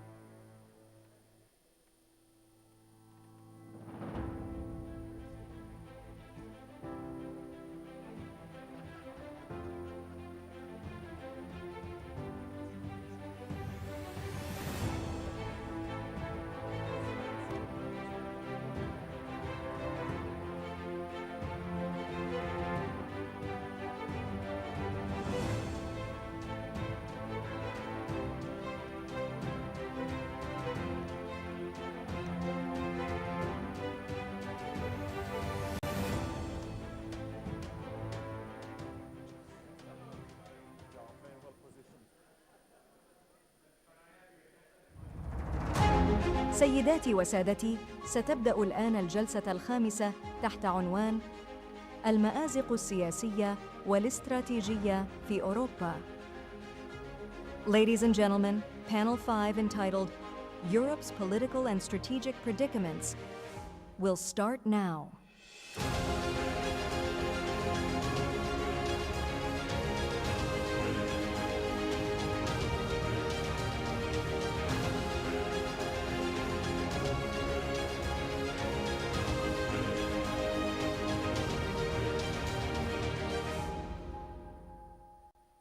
Hi, everyone. Welcome back. I'm Steve Clemens, and we are at the final session of today. On behalf of Dr. Ebtissam and I want to invite you all out to the front of the hotel when this is done for a 10K run. I'm just joking.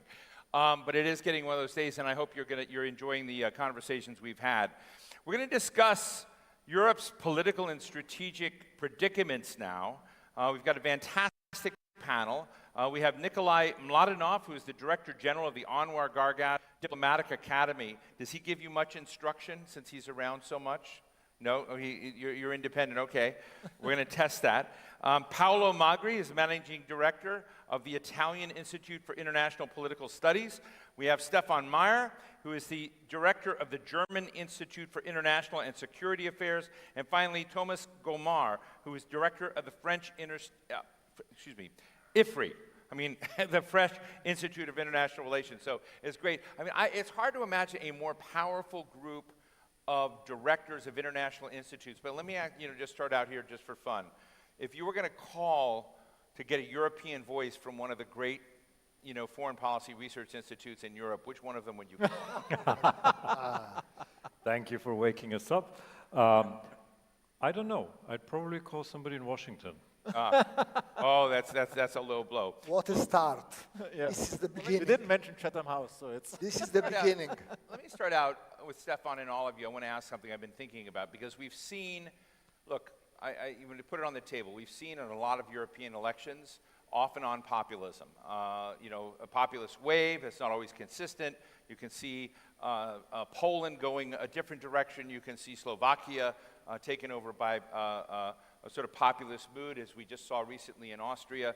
And of course, we see this in the United States. And I've been interested in this notion about pugnacious American nationalism, whether there's a pugnacious Europeanism out there, or is it just lots of small little national populisms? Stefan?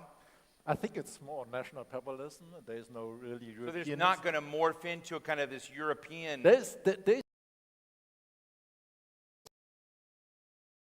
pugnaciousness. Orban said, make the movement, but I think for them it's very difficult to agree on anything. They really are very much focused on national issues. They refer always to the national level.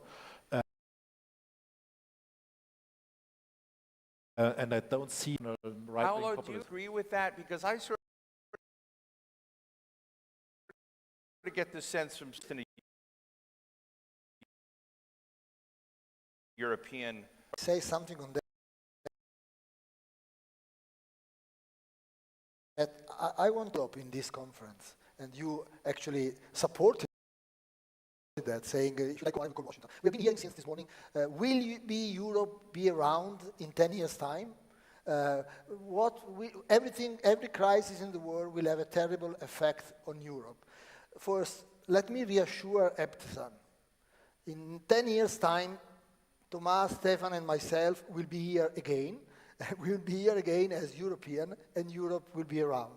But since the atmosphere is rather gloomy, let me start with a joke. Do you have a second for a joke? We have a lot of joke in Europe.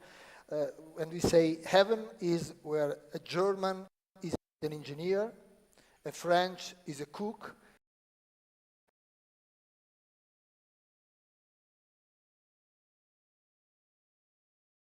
and an Italian. And hell is where the German is a cook, and I don't know, mechanical, but I don't know. So let me add some hell. Confirm that hell is around us. Should you ask to us now, which of the three countries, France, Germany, and Italy, is the most stable politically in 3 years' time, the answer would be Italy. And if you ask which of the 3 countries has grown more economically in the last 3 years, the answer would be Italy. And this is the confirmation that we are in hell. Yeah.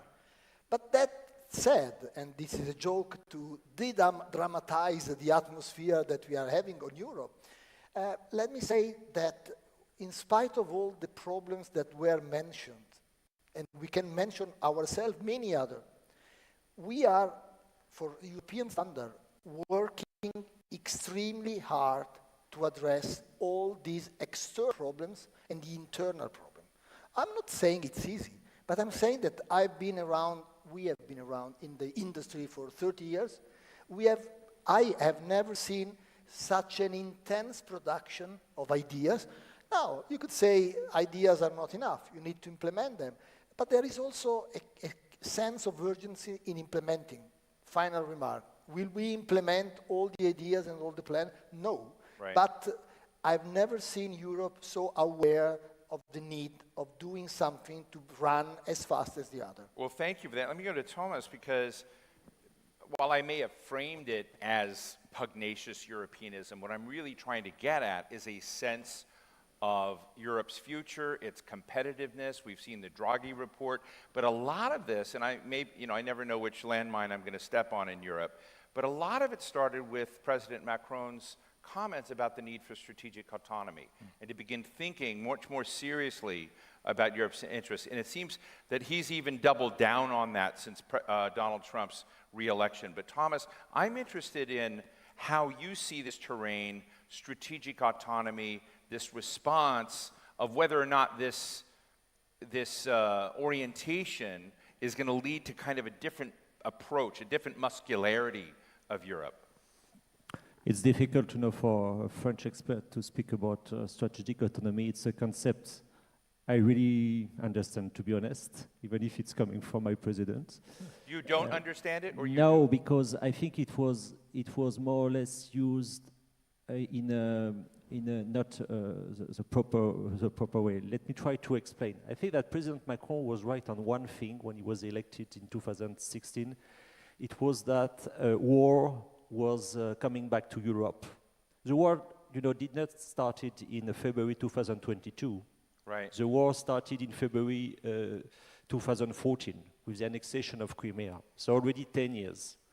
And President Macron was in advance in his wish to accelerate the rearmament, the military rearmament, which was not very popular at that time in different European countries, except the Eastern ones. So for me, the real inflection is 2017 in this regard. Now, it's very clear for all the European countries that, their defense and security is within NATO. So maybe you have the feeling that Europe is in bad shape. This morning I had the impression that Europe, as it was said rightly by Paolo, was a sort of black hole. It's not really the case, to be honest. If you observe, the evolution, the transformation of NATO, for instance, with 2 new members, Sweden, Finland, if you observe also the unity, it was said in the previous panel that there is no more unity in Europe regarding Ukraine. I don't think so at all. So my point is just to say that strategic autonomy, it was coined to say, yes, we enter a very difficult period of time, but as Europeans, because we have many things to do together, we can react to that, we can counter that, and we should do that in our lines, I would say. Of course, with the alliance with the US, but also taking into consideration what is expressed by the Global South, to continue to invest loudly, on climate change, on the public goods, things like that. Right. So strategic autonomy should not be, misunderstood as a sort of old French idea. I think it's much more something which is to react to the new strategic context we face. Real quick, Thomas, when you said that President Macron had gotten one thing right, you seemed on the edge of talking about the things he didn't get right. What were some of those? Wow. No, he was re-elected. So it was not so easy. And I think that President Macron, so what is important, you know, there is this concept of the new European policy community, which is an interesting one, given the fact that it was a way to be back to the UK, to speak to Turkey, to speak to Caucasus countries and others, and the EPC, you know, continue to work. Right. It's just a format with 44 countries which want to share things, to have strategic discussion on energy, for instance, which is a move, which is really a move for the continent. Stefan, I want you to jump in, and then I want to bring in Nikolai. Yeah, I just wanted to try to explain Macron's concept to my friend Thomas, because you're much more of a fan of it, right? my idea about strategic autonomy is quite simple. It's the ability and willingness to make autonomous foreign policy positions and then to implement them. And for that, you need capabilities and capacities. And I think on both levels, we have shortcomings. We have a strategic compass, but not really a very much coherent European foreign policy. We don't have the decision-making structures to get there with our consensus principle. I think we made some progress with regard to our defense capabilities, with regard to our economic coercion instruments, but also there we have some. So are you saying that Germany is willing to add more muscle to the strategic autonomy debate? I think that the debate comes up again, because I think it started under the first Trump administration. Then as Russia invaded Ukraine, we realized that our strategic autonomy is quite limited if there is a military aggressor in the neighborhood. And also we had Biden as benevolent hegemon, so to speak, and there was, I think, the discussion of strategic autonomy almost completely disappeared in these years. But now in the second Trump administration, it will come up again. I'm quite sure about that, that we have to talk Nikolai, when I think of a country and its strategic choices, the way, this may be a simplistic frame, but I often think, does that set of factors make its own weather, or is it a victim of the weather of other places? And I'm interested in how you see Europe now in these choices. Do you see it as caught in a vice between forces, or is it able to exert pressure and power and follow its own course? I think it's a combination of two, but I think there's also two perspectives to it. I mean, there's a relevance of Europe if you look at it from a European perspective inside Europe. And there's, I'm afraid to say, an irrelevance of Europe if you look at it from the outside. Just because I always have trouble with that. This has been the European perspective from the inside. But what I think we need to look also is not just the process. Is it the same in Prague as in Paris? It's not the same exactly, but it is within the same process framework. What I think we're lacking to see from the outside, sitting here in Abu Dhabi, for example, and looking at Europe, is Europe becoming much more assertive, not just about its strategic autonomy in terms of defense, but in terms of its own, processes in formulating foreign policy. Because if I want to find out what is the Italian foreign policy, I will call Rome, Germany, Berlin. But I need to get more of that. I need to see more unity in terms of foreign policy decision-making, not just on Ukraine. And I need to see more realization that Europe needs to not just build up its capacity in terms of its own defense and in terms of its foreign policy instruments, but it needs to a different understanding of the partnerships that it needs to develop beyond the scope of the immediate neighborhood of Europe, of its technological sovereignty. This is another debate which is not, still to start, if you wish, of its, the independence of its own supply routes and its, beyond energy and its own,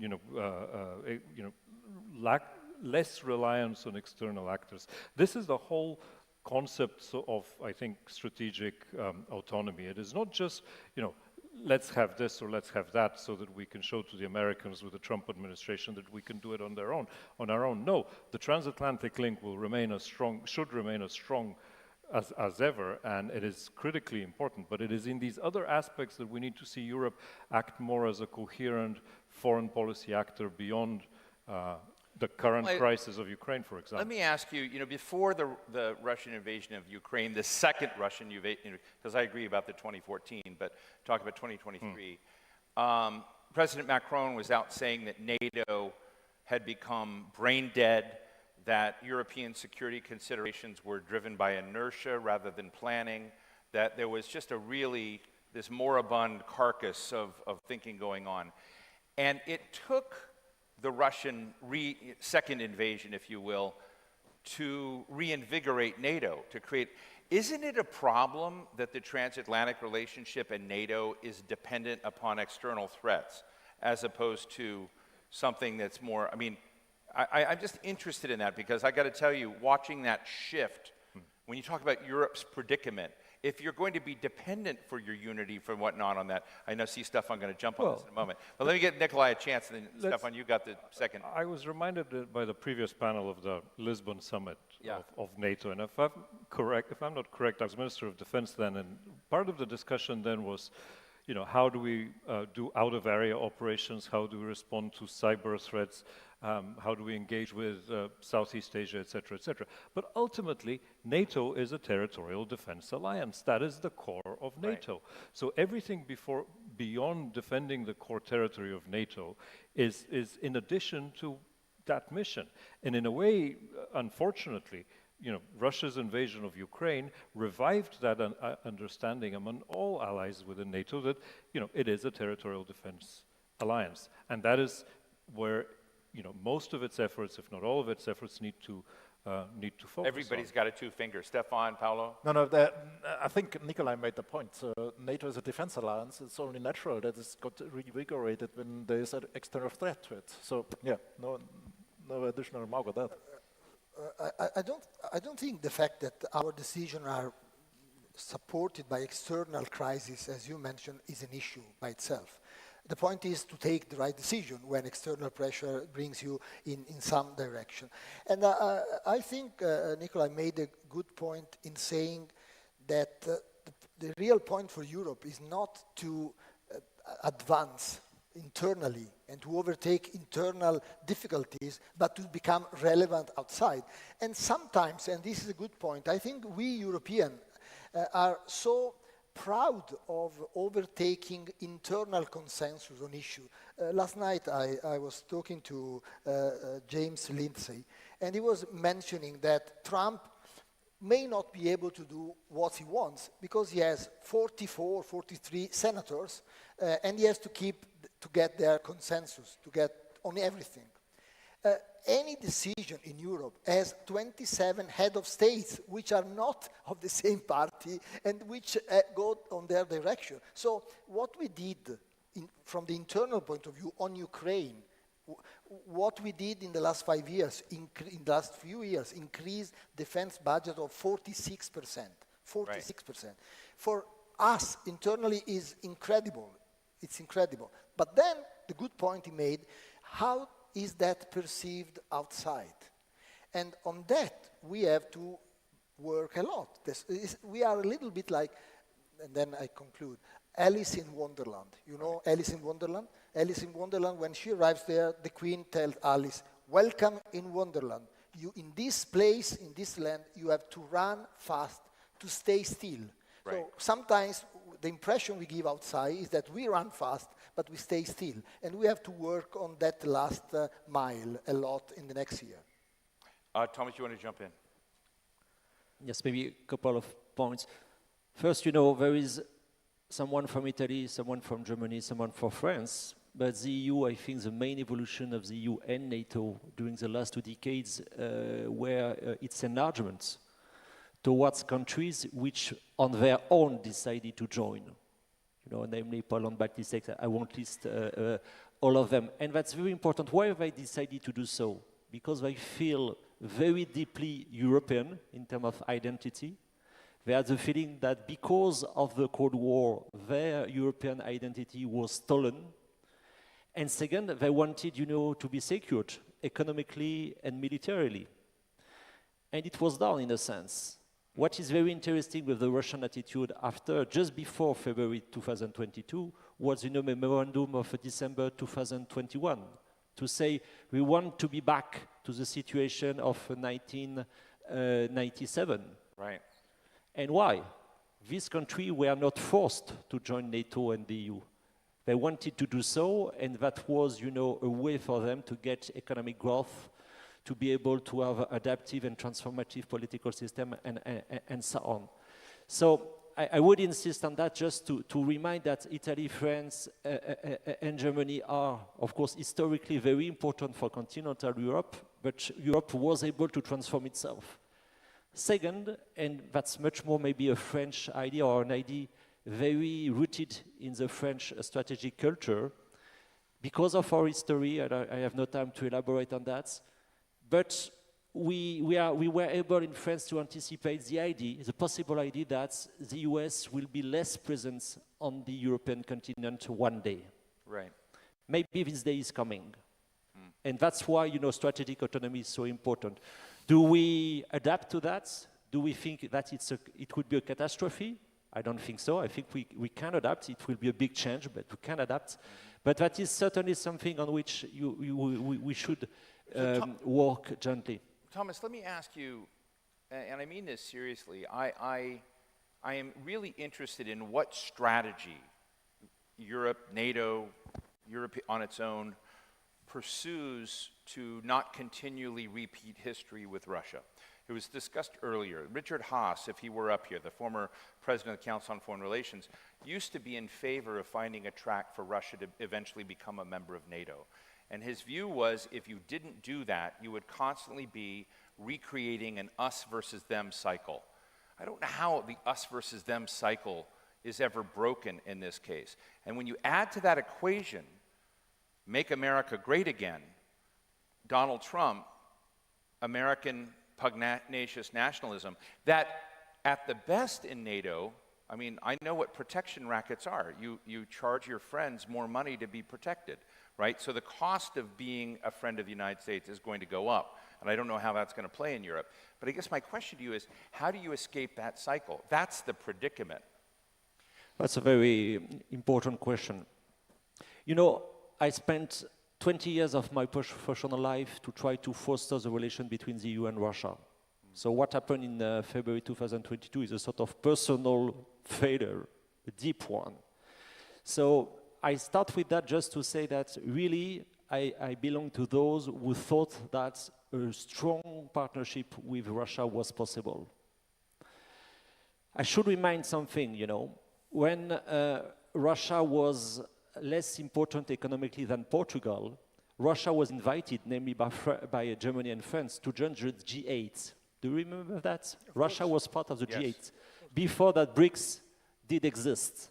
Yes. Also, you had, an agreement between Russia and NATO in 1997. So when it is said by Russia all the time that Russia was, humiliated, no, that's not true. Many discussions, within OSCE, many things were remind also what Blair tried to do with the NATO-Russia agreement in 2003 and so on. The point is that France, Germany, and Russia were right in their analysis about what happened in Iraq in 2003. Right. And for France and Germany, it was very difficult to accept that maybe, Russia was turning bad. And on that, Poland, Baltic states were right, the UK as well, were right on the assessment of the turning point of Russia. And this turning point, in my opinion, can be dated, in 2012 with the Bolotnaya events and when Putin came back to the Kremlin after having been prime minister.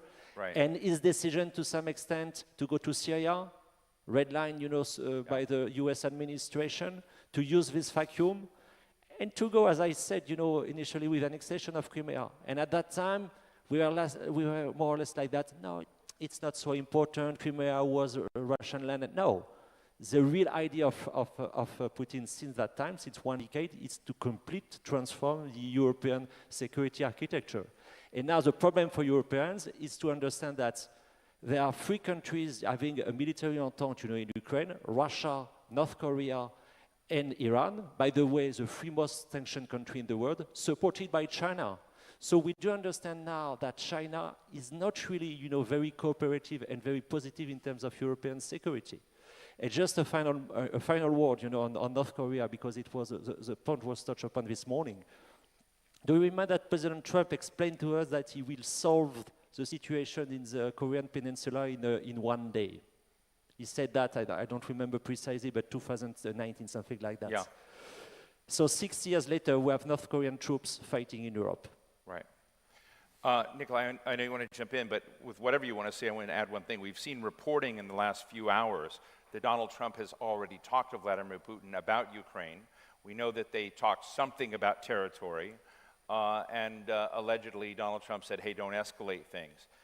I don't know. I mean, there was a report that Trump had already talked to Macron briefly, but I'm just really interested in, one, I don't, you know, is Donald Trump freelancing? Are you have concerns that Ukraine may be sold out? I'm just sort of interested in this moment and what you think the ramifications are of a not yet inaugurated president already talking to Vladimir Putin on a resolution of Ukraine. Well, we've all seen those reports and their denials, so I don't know what's true or not, but I think two things need to be said. One is that there's a lot of fear in Europe that a Trump administration is going to jump to some quick arrangement with Russia that will leave Ukraine hanging. I think they're worried in about a situation. I think they're worried about appeasement. Right, but that situation can either be a frozen conflict in the East or worse.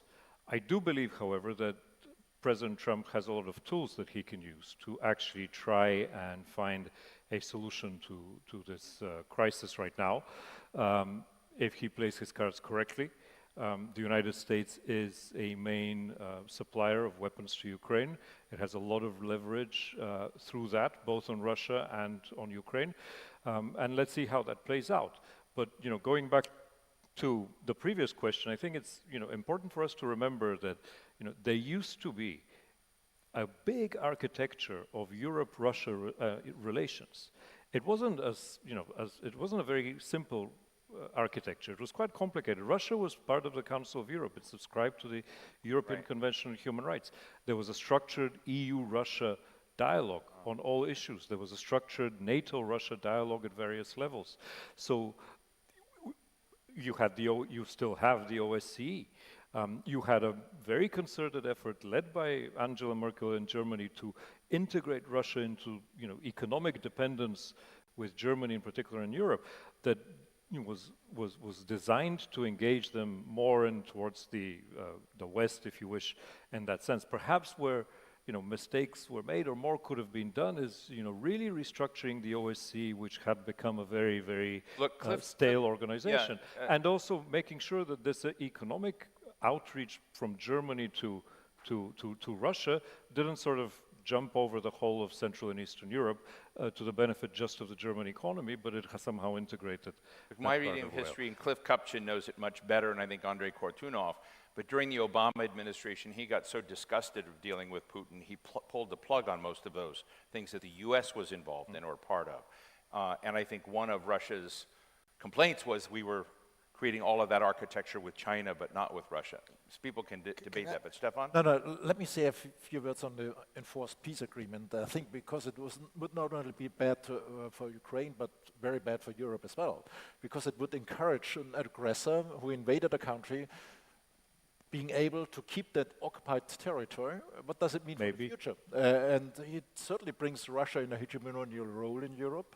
And this, in connection with the remarks we already get about the qualification of Article 5 of NATO, would expose Europe to a threat which is really very difficult to deal with. And so I think any kind of enforced peace agreement on Ukraine would be very bad for Europe as a whole. Paolo, can I jump to you for a second? Can I say on Ukraine? Yeah, and then I got another question. I think on Ukraine, I've tried to be positive before, but on Ukraine and Europe, I'm quite pessimistic, whatever happens. Because if there is no agreement, if Trump is saying that we'll have an agreement, but it doesn't find an agreement with Putin, we will have war and possibly an escalated war, and that's a terrible scenario.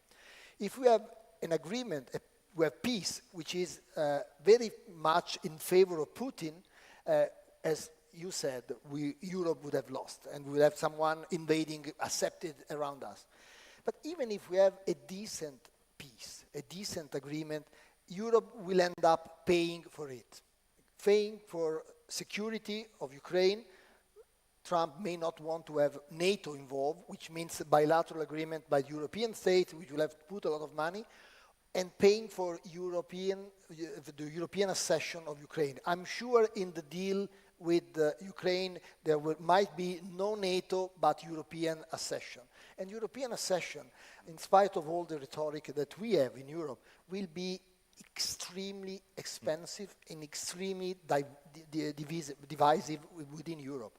If the Polish, which are the strongest supporter of Ukraine, complain about the Ukrainian grain without tariff, can you imagine having Ukrainian grain with no tariff and on top receiving the money from the European agricultural policy, which will be a disaster for the agriculture industry in Europe. So I'm saying that we have to be very careful and cautious because whatever happens on Ukraine, we will find ourselves in a tough situation. Okay, Thomas? Pardon me? No, Thomas. Yeah, okay. Just a point out to follow on what was said by Paolo. You know, for me, regarding the situation in Ukraine right now, 2 key points. The first one is the real strategic surprise for me. It is the level of Ukrainian resistance, which was supposed to be defeated in 3 days, you know, and it's not the case. So Ukraine gained, in my opinion, its real independence, even if it's very costly. But, you know, this special military operation led by Russia was supposed to last, you know, a couple of weeks.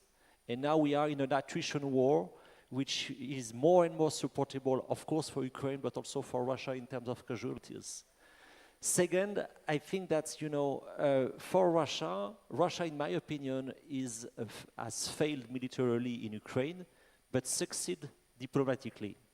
And that's very, very well done to some extent, because Russia appears to be a sort of leader of the so-called global south, whereas it is a colonial power, you know, acting under its nuclear protection. And it appears to be seen, you know, as a sort of leader of the so-called global south. So well done on that. But the key point is, in fact, that this protracted war, we can think about different scenarios. There were some of them very interesting for the discussion between Cliff and Andrei before. The ceasefire, but the other issue is why should we think that Russia will stay quiet after a ceasefire, you know? Russia stayed quiet between 2014 and 2022, but decided to go. So for Europeans, especially for Eastern ones, there is a high level, you know, of attention and of danger. Nikolai?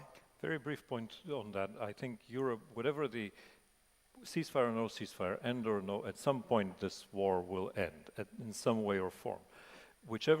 Whatever point that happens, Europe needs to, I think, very soon understand that for the foreseeable future, the relationship between Europe and Russia is on a downward spiral. And that means that Europe needs to restructure its entire defense capabilities, its procurement process in defense, its all of its industries, in order to make sure that it has a credible deterrent against a future invasion from the East. Because without a credible deterrent in Europe against a future invasion of the East, whether this war in Ukraine ends now or in a year, that threat is going to grow towards So what Europe. Macron and Ursula von der Leyen, at least a year ago, were saying a credible deterrent are all these bilateral deals, as opposed to NATO. No, a credible deterrent means actually the capability, the capacity, and the willingness to use force in the case of attack. So let me ask you a question. If, you know, I hang out with a lot of Eastern Europeans, you know, Slovenia, Latvia, Riga, you know, the Balkans, the Baltics, and you mentioned Poland, et cetera. And we've got, you know, the giants of Western Europe here. And without casting blame, and maybe I've got it wrong, but I sort of feel like the waters are rougher in Eastern Europe around Russia, Ukraine, what to do. Also disinformation campaigns. We've had so many elections going on in the region. You just feel the intensity of the consequence of what's going on in Eastern Europe more than you do in Rome and Paris and Berlin. Is that a problem in Europe?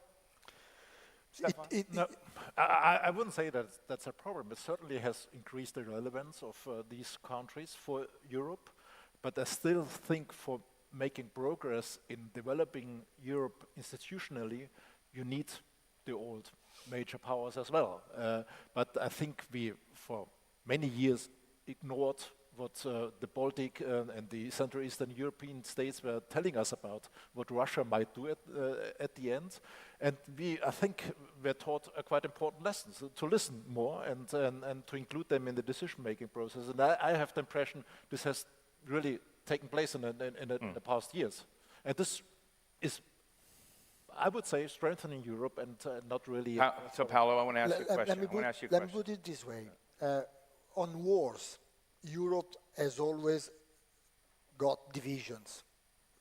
Iraq, France, and Libya, we were on opposite side. Right. But we managed to run that, okay? If Trump and Putin take the wrong decision on this war, it could be completely different. Because for many countries, this war is their war. What does Viktor Orban do? Sorry? What does Viktor Orban It's not only Viktor Orban. Does Viktor Orban matter? Is on one side, but you mentioned at least 10 countries which would be very... Paolo, let me ask it this way. About 2 months ago at the GlobeSec Summit in Prague, Ursula von der Leyen said, I want to speak to those leaders in Hungary who blame Ukraine for the invasion by Russia in Ukraine. She said it's like blaming Hungarians for the invasion of Hungary by the Soviets, or looking at certain Czech leaders, not in power now, but other Czech leaders, and saying, hey, it's like blaming the Czechs for the... And she really threw down the gauntlet on the issue of Russia. Now, this happened before the US presidential election. Is she alone at the end of a plank now, or is she strongly supported in those views? Someone mentioned before in the previous panel that she's not alone, but there are several countries which are considering a ceasefire and some kind of agreement as a necessity or a possibility. But I wouldn't say she's alone. But I would say, as we were saying, that there are countries which consider themselves at war with Russia, some Baltic states and so on, countries which are in favor of whatever happens, Hungary, and countries which are supporting Ukraine but are not excluding right now the possibility of an agreement, a decent agreement, but an agreement. So. Well, can I take off my diplomatic academy hat and put my Bulgarian hat on? Yeah, please be just Bulgarian. for a second. How Bulgarian can you be? I can be very Bulgarian. Okay, great. So, just 2 points on this. You know, Western Europe has a complex because of its colonial history with Africa, the way that Central and Eastern Europe has a complex because of its own colonial history on the receiving end with the Soviet Union and Russia in the past. And you can't escape from this dynamic.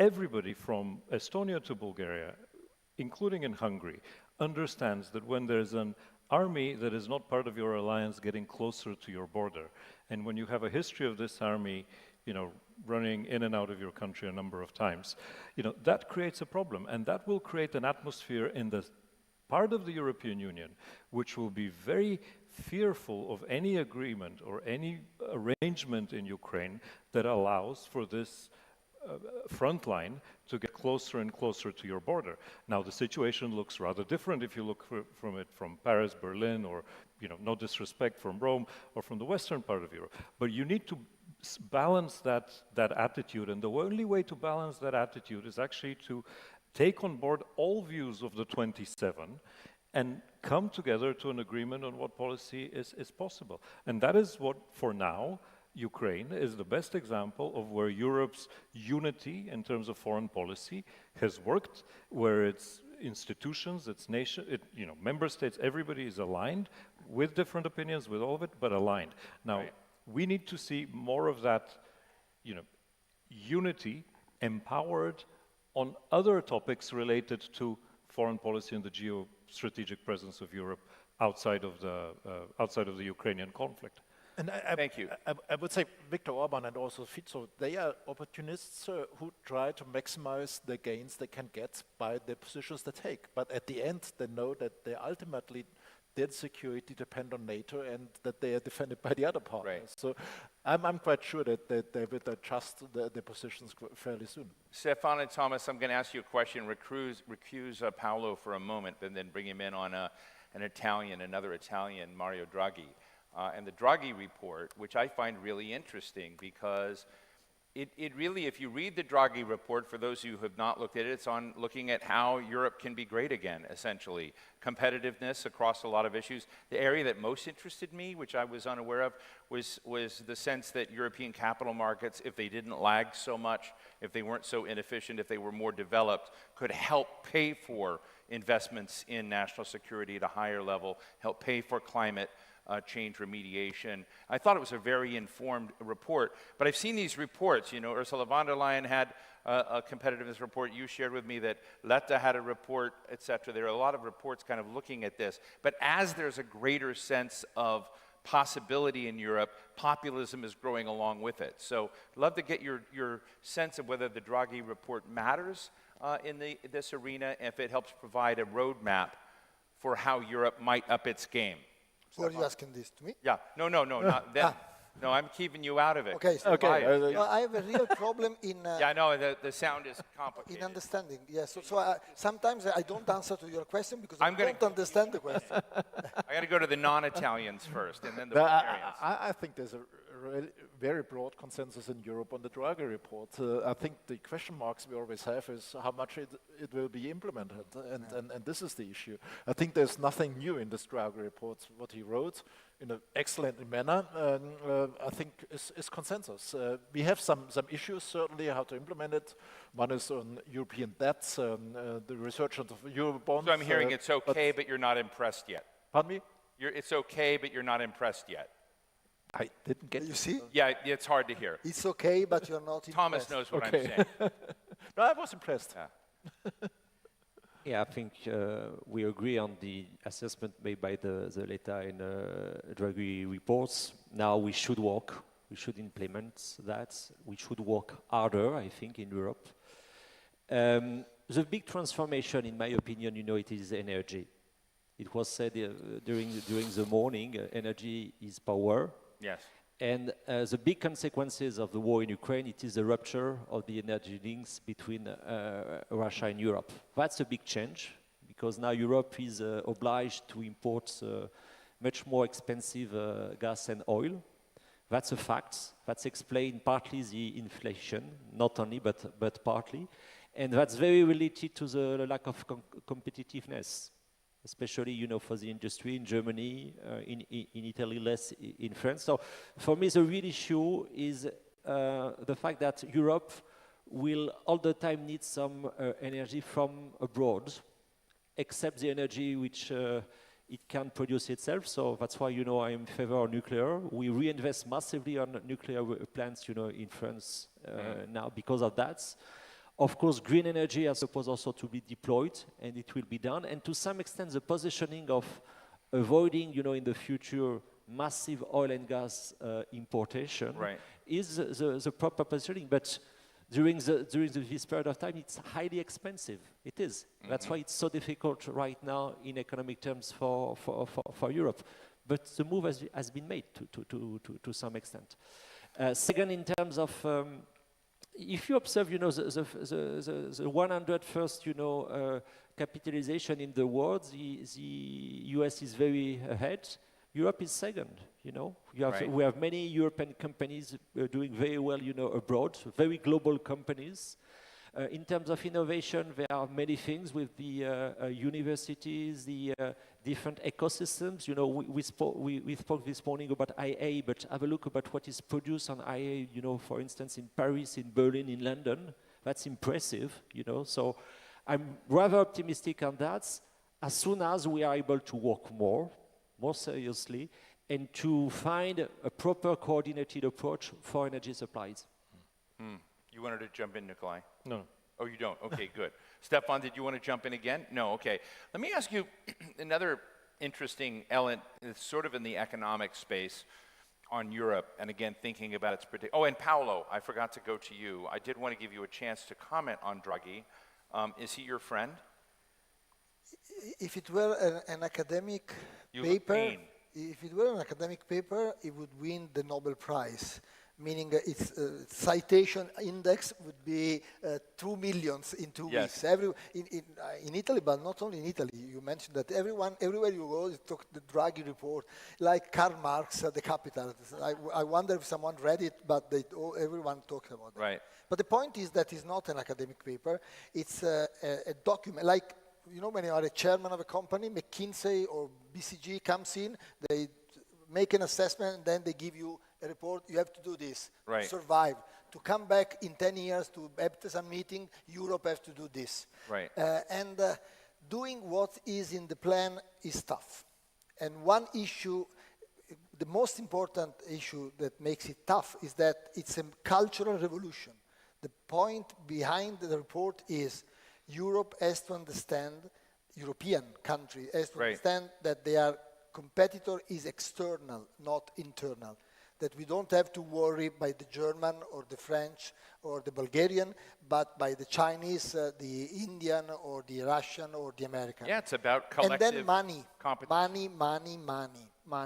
Right. Because it's not a huge amount of money. It's less than the stimulus China did 2 days ago, or Biden did with IRA. It's less than that. But some countries don't want to have common borrowing. Some country wants to have common borrowing. And if we don't have common borrowing and we have to pay with national debt, what we have to do, we have no way. Yeah. We have no money. You know, the Minister of Finance in Italy presented the budget for 2025.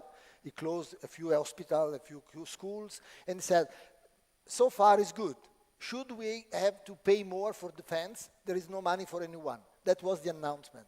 So can you imagine looking at the future with all what we have to do? With this is not only... Right. Well, I'm a fan of the report. You should invite me to Europe to talk about how great that report is. You know, it can be the outside perspective. Let me ask you another question about the economic side of this, which often doesn't come up in foreign policy, national security discussions, but it really does matter. Companies like Palantir, Google, Facebook, the big digital platforms, these are the most I mean, they're bigger than countries. And Europe turns out to be a regulatory superpower. I interviewed the former High Minister for Single Digital Economy in Europe, and I said, you know, why aren't you Europeans making a Facebook or a Google? And he said, no, you Americans innovate, we regulate. And it raises this interesting question on whether that, and you know, a lot of people laugh, but actually there's a lot of power in regulation and setting up guardrails. As we're looking at AI, you're looking at how we're going to deploy these technologies, what the border is with safety. It's another dimension of national security and foreign policy that's neglected and usually siloed away. So I'm unsiloing it. I'm going to go to my German friend and say, you know, what's the SVP's report on Europe as a regulatory superpower in the digital space and how it impacts national security? I think the challenge is that now the innovation in the digital space is so fast that it's almost impossible to regulate. To regulate the innovation 2 or 3 years ago. And in the meantime, you have a new, total new digital space. And I think this is one of the challenges we certainly have, and which weakens also the regulatory power of Europe. And then also innovation is of global nature, so to speak. So the impact Europe can have on this is limited compared to those kind of regulations we have had in the past. So I think this is the challenge for the regulatory power of Europe. Thomas? Yeah, that's a key issue, because for me, you know, the last election in the US was won by Elon Musk, namely. And I'm very interested, you know, in the last statement by J.D. Vance to say that we should escape from NATO if DCA and DMA will continue, which is absolutely fascinating. Just intellectually to link pure security issues with regulation taken by the EU, that's fascinating. And that's, you know, reflecting that, yes, indeed, the EU has a normative power. Also, you know, the links between Vance and Peter Thiel. So these 4 guys have a very particular vision of the future, and they are very worried when Europeans said, yes, That's very important to be innovative, but also that's very important to have a political point of view on that. You know, I am on Twitter since 2008. Since 1 year, when I see the X links, you know, it's I don't know how to qualify and to be polite, but you know, I see video of people fighting each other all the days. I can imagine, you know, the impact of these things, you know, on young brains. What does it create, like representation of the world? So yes, there is a need for regulation. Do you want all to become completely stupid by using, you know, artificial intelligence or social network? I don't think so. So it's very often said that yes, the US innovates and the EU is only able to regulate, Right. but it's important to regulate. Maybe we prefer to be completely dominated by technology. It was said this morning very widely. I don't think so for any type of political regime. I mean, there is need for rules for this sort of instrument which are so powerful. You're better at the rules than we're making them. I think this is one of Europe's real superpowers, because it is, and it is not just in this field, but particularly in this field, I think it's very important for the European Union to retain the power to actually put some rules in place, particularly on artificial intelligence, before that GDPR, etc., because it creates a model. And I think it's part of the European model in which you actually allow innovation, free movement of capital, goods, etc., but you also put in place protections for rights, for personal information, etc., Now, that is perhaps not a model that you can export to the entirety of the rest of the world, but it is worth having this model in Europe because certainly it creates a benchmark for many others, and as we can already see, other parts of the world. How strong is that model? If J.D. Vance, the incoming vice president, says maybe the United States should pull out of NATO for how Europe is treating Elon Musk and Twitter. Politicians how say all strong kinds is of things. that will? Politicians say all kinds of things, but you know, ultimately, when you crunch the numbers, you will see that it is not that easy to pull out because of this. I think in this particular example, where I'm a little bit concerned with is that the rate of innovation, particularly with artificial intelligence, is so fast that over a longer period of time, while protecting individual rights and privacy, etc., Europe will end up being overtaken by other parts of the world. China, perhaps the United States, perhaps even the Gulf here, the UAE, other parts of the world where these limitations don't exist. And I think Brazil, another interesting example to look at. And that will lead to a lag and delay in Europe. And in a way, we've seen a model in the past with, where Europe was leading on up until 3G, I think. And after 3G, sort of the European lead was handed over to others. I mean, we should not allow that model to be repeated. Right. Paolo, you wanted to jump in? No, not on this issue. Okay, not on this issue. We're going to go to the audience in just a moment, but I guess I would say one other thing on this digital front, again, coming back to it. I have some friends that I know that are watching from Ukraine today, and I don't know which anniversary November 19th is, but it may be something like 1,000 days of hardcore fighting, etc., I was told. But what is interesting, again, in war and national security and kind of looking at Europe, if you want to kind of look at, Ukraine has changed the way wars are fought. I mean, you look at the digitalization of the battlefield.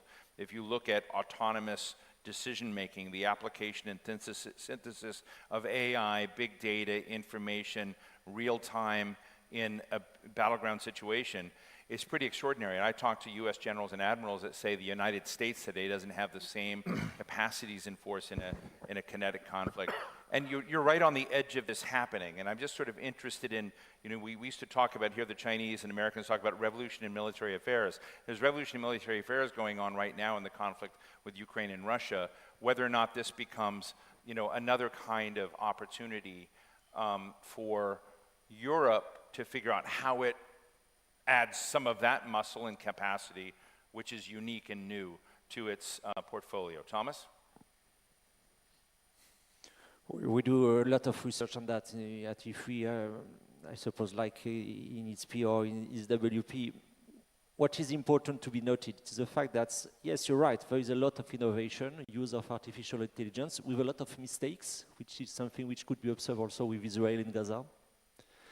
So the question of the human control remains very important in this regard. So yes, there is some sort of completely new things and also completely archaic things.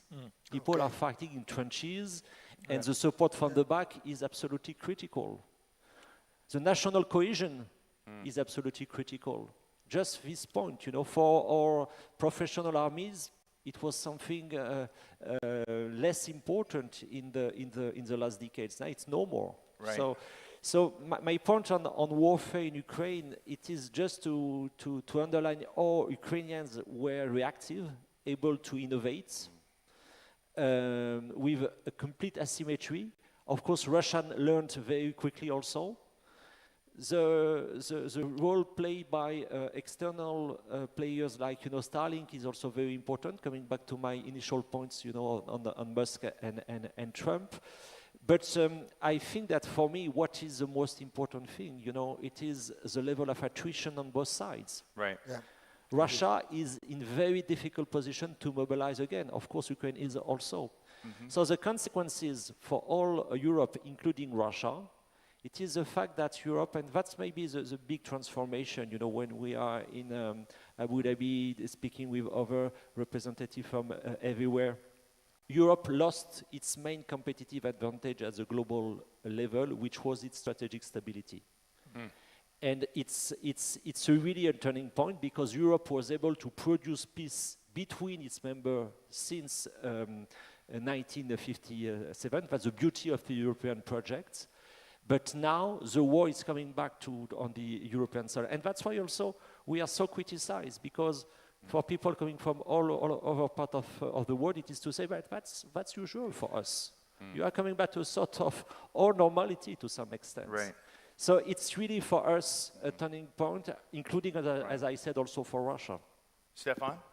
Just wanted to add one argument, because I read an article recently in Foreign Affairs, which was saying that it's not only about high-tech, but also producing great numbers of this high-tech means. And this is another weakness of Europe, because we haven't really done that much progress in building up a European defense industry and defense capabilities. And this is, I think, where we really have to focus on. And is there awareness of it? Awareness is there. Awareness, yes. There are also some efforts there, but difficult. By far not sufficient. Very Paula? No, it's the defense industry coordination, let's put it this way. It's the need is well known, but the will is still not there. It's that I mean, that's where we have still have problems. You know, there was in the air a merge between a German and an Italian bank. A German bank which was sold, and an Italian bank, which is the most German Italian bank, who wanted to buy the German bank. And that became an issue between the two governments. Can you imagine merging two tank producing company from Italy or France and Germany? It's still a very sensitive issue. So we talk a lot about that, but this is still, you were defense minister, weren't you? Yeah. So it's still very, very difficult. So Nikolai, before you answer, which I want you to do, I want to ask Paolo, you know, do you find that, I don't know how to put this, that as fear or concern about the U.S. not being there for Europe's dark days, as much as it might otherwise be, does that increase the will?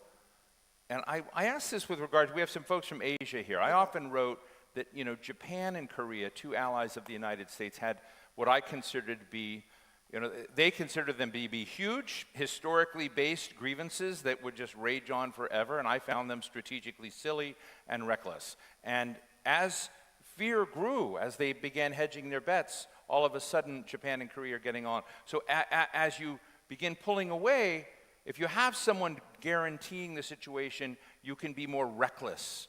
But as you're pulling back, does that increase the will? In other words, is Donald Trump's Make America Great Again nationalism maybe a good thing for political will?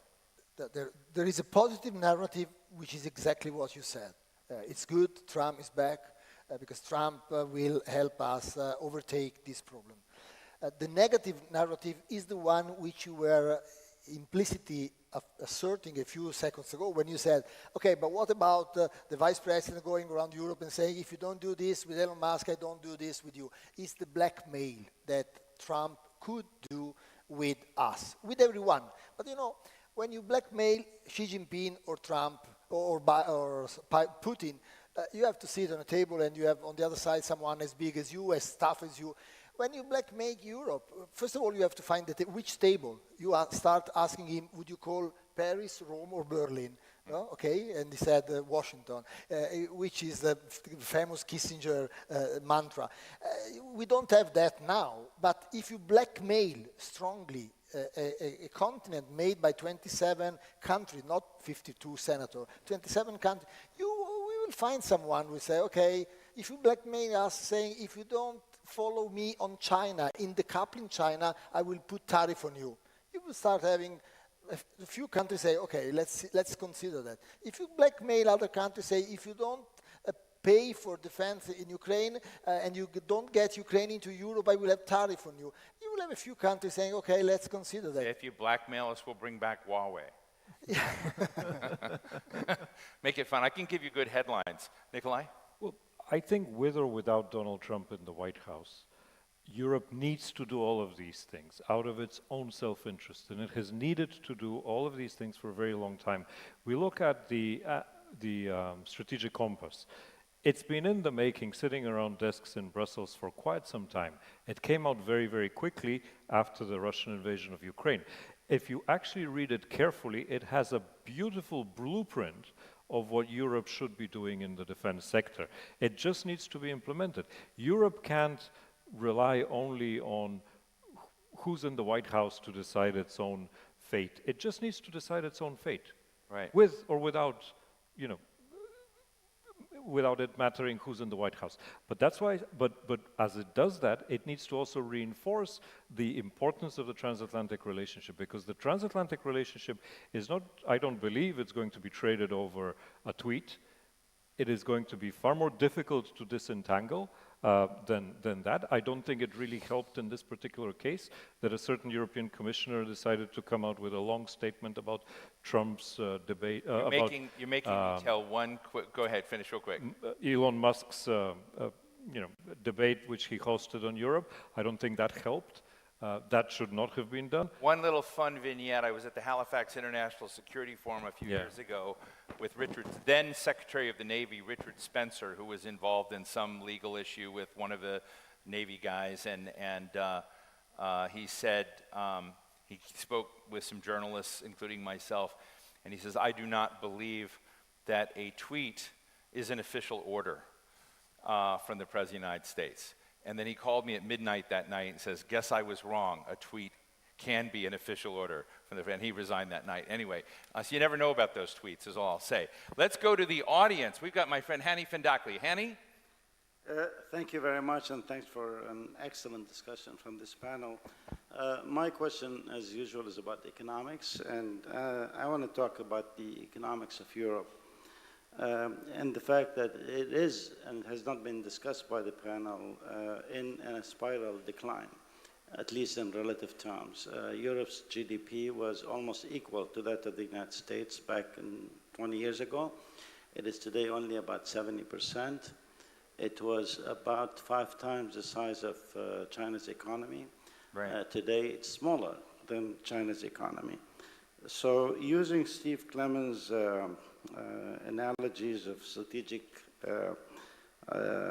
autonomy, pugnacious economy, or fragmentation, which way is Europe likely to deal with this issue, both within Europe itself and in terms of the transatlantic relationship? Terrific. Thanks. Who wants to jump on that? Paolo? I would send him a copy of the Draghi report.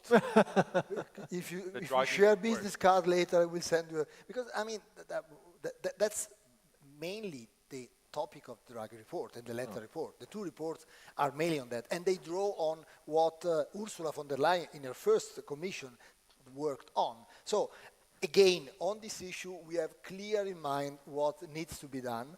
The issue is just implement it. And that the demographics are quite different from Europe and the United States. So we have stagnating population in Europe, which and we're trying. The United States is trying to get a stagnating population. Pardon me? We're truly trying to shut down, get a but I'll say to Hani real quick, because it's something, the really interesting thing about that is, and I think it's part of the great global game, if you look at where the net add is in the rising global middle class, it's not in Europe, it's not in the United States, it's in Africa, it's in South Asia, it's in part of Latin America. And part of it, when you look at what China is putting a lot of emphasis on, it's basically, that's Belt and Road, or those are the various interesting things. The United States is trying to play catch up now. I don't know where Europe is in that, but it raises really interesting questions of when you look at market power and reaching consumers of the future that are going to pay for all this, how well deployed Europe is in the rest of the world. It'll be another great session, Eptisom someday. Let's go to Martin Wilhelm. Martin? Thank you. As we're approaching the second, I'm here. Okay. As we're approaching the second Trump administration, my question is, how well did the Europeans deal with the first Trump administration and the challenge it posed? And as part of that, I would say one of the trickiest things about Donald Trump as president is the fact that he would probably not describe himself as much of an intellectual. However, what he does describe himself as an intellectual. Well, that's even better. No, there's no doubt he describes himself as an intellectual. That's even better. Yeah. But he doesn't make it true. Doesn't make it true. No, exactly. Whether you believe he's an intellectual or not, the challenge he poses in the US as well as around the world is deeply intellectual, I think. And in my view, one reason why the Democrats failed in the last election was they could not get their heads around the intellectual challenge Trump posed. Did we ever see it that way in Europe? Did we grasp the intellectual challenge in Donald Trump? Nikolai? Well, that's a great question. I suppose the answer is no, we didn't, because I don't think we sort of broke it down into sort of things you can measure. Can we increase defense spending, for example? This was before Ukraine, obviously, to please, quote unquote, Donald Trump. But can I challenge you for a minute? But what we didn't, I think, do was understand that there's a fundamentally different way of thinking developing in the United States, in parts of America, in parts of the American political establishment, parts of the American voters, that we need to adapt our narrative to in order to get across. I don't think we did that. And thirdly, I think, in particular in terms of foreign policy, we remain very much preachy, which I think overall, with or without Donald Trump again in the White House, that doesn't help Europe's collective foreign policy as a whole. So I think in that sense we didn't really understand what was happening. We thought it was more of a blip rather than a long-term. In the most respectful way, the only way I would push you on that, and I'm not sure how strongly you feel this, is I think one of the mistakes many people in the strategic class make is they don't understand Brexit mattered. Yeah. Rising populism matter. Le Pen matters. Orban matters. Fico in Slovakia and Pellegrini matter. And so those people are communicating. And it's just like in the United States. You know, we have a lot of people that are not connected with the Northeastern liberal establishment that's been in control. So you have a shift. And I'm really interested in whether those pathways to communication are going to open up so that there's at least more awareness to answer his question. Because my view is, it gets back into which Europeans you're talking to and what is the European view. Because the European view has been brewing for a while on this. Am I wrong, Stefan? No, I think there's a big difference between the first and the second Trump administration. First, I think... We don't know what the second one's going to be. When Trump was elected the first time, we thought this is an accident. And he didn't win the popular vote, and there's a small group around him who tried to get this through. And he definitely got contained in the first Trump administration by the so-called adults. This time it's rather different because I think he has now really a broad group of loyalists who are supporting him and to have administrative experience. And I think the challenge for Europe is quite different from the first administration. Then we try to muddle through, but I think this won't be sufficient for the years to come. What's happening in your government? In Germany? Difficult to say. It adds another uncertainty to. I mean, is there volcanic populism coming in Germany? No, I don't see that. Of course, we have right-wing and left-wing populism strengthened, but they don't exceed more than 25% on the national level. So no, I don't see that. Right. Do you want to jump in real fast? Yes. Because I think it's a very important question, which was raised to know if Europeans are able to challenge, the Trump intellectually. I think it's very, very, very, very important. I don't think so. I think he was underestimated because this sort of, I would say, political pornography masks, in my opinion, a deep and real ideological transformation, of course, of the Republican Party, but outside also the Republican Party, which is not yet very well understood in Europe. Yeah. So maybe I'm very old-fashioned, when I say that moderation, nuances continue to be important in European political culture. I think it's important. But now we will face everywhere in the world, especially in Europe, many, many little Trumps. People who will campaign, with post-truth approach. Right. And only to establish facts will become a sort of political challenge. And I think, yes, you're right, we are underprepared to that. Let me add one thing. Really quick. I think that Trump is compatible with, the agreement between China and Russia signed in February 2022, just before the Russian assault, with the so-called unlimited friendship between China and Russia. Why? 3 key points. The first one is to say great power, sphere of influence. Right. Trump would agree. Second, human rights. That's not only boring, that's dangerous. And many, many countries would agree on that because it is seen. And the last one is military alliances are not so important. On these 3 points, Trump is compatible with Xi and Putin. Paolo, let me get these last 2 questions in. Sayed, Sajidpour, there we go. Fast questions, and then we'll get fast answers, and we'll finish on time. Okay, very interesting panel, and I thank everybody. But I have 2 questions, and maybe 3. One is on the normative Europe. It was referred that, Europe has the regulatory power or normative power. Since there was no reference to the Middle East, and of course, Dr. Magdi mentioned that Europe... Real short, Sayed, because we're out of time. Europe knows its problem. Don't you think that Europe has lost its normative power because of the conflict in the Middle East and it didn't support? The second quick question is, I listened to the panel, I feel Europe psychologically is in confusion. Can we have a psychological reading of Europe and how it is? Great, thank you. And Dalal. Thank you very much. And going back to your anchoring point on this very interesting session, you talked about populism, and I want to stress on that point when it comes to the case of Germany and the raison d'etat of Germany. This year, a new dimension has been added when the citizenship law had been reformed by adding questions to the list of naturalization that has to do with Israel's right to exist, etc., etc. In the past 10 years, 29.7% of Israel's weapons have been provided from Germany.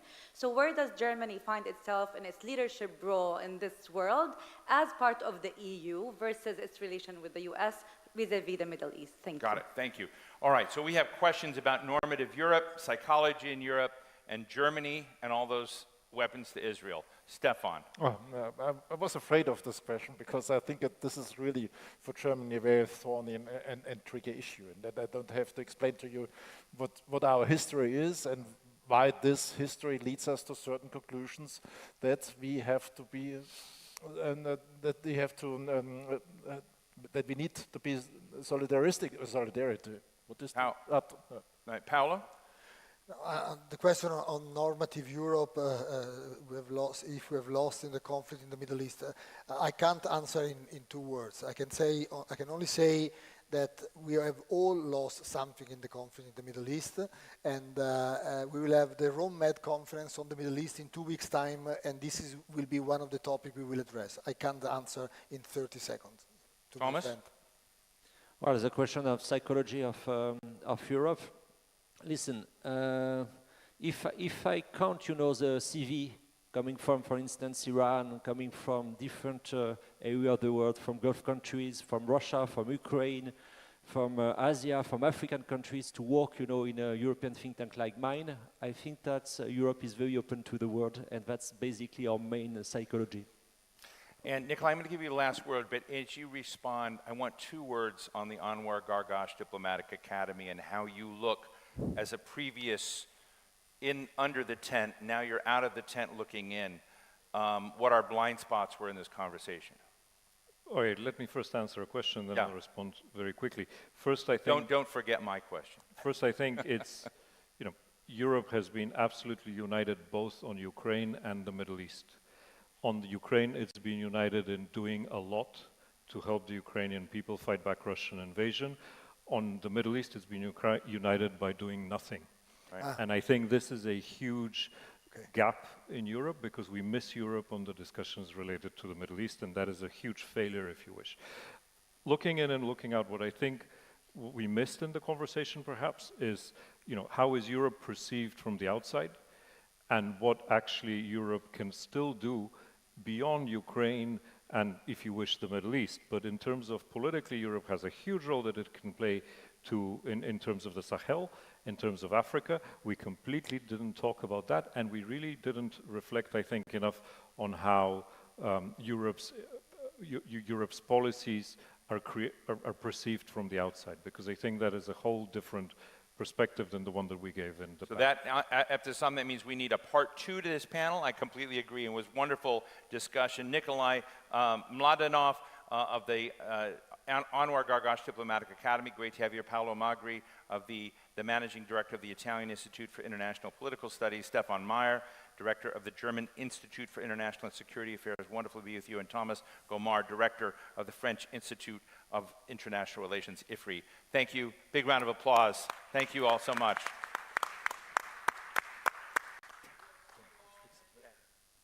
Inshallah.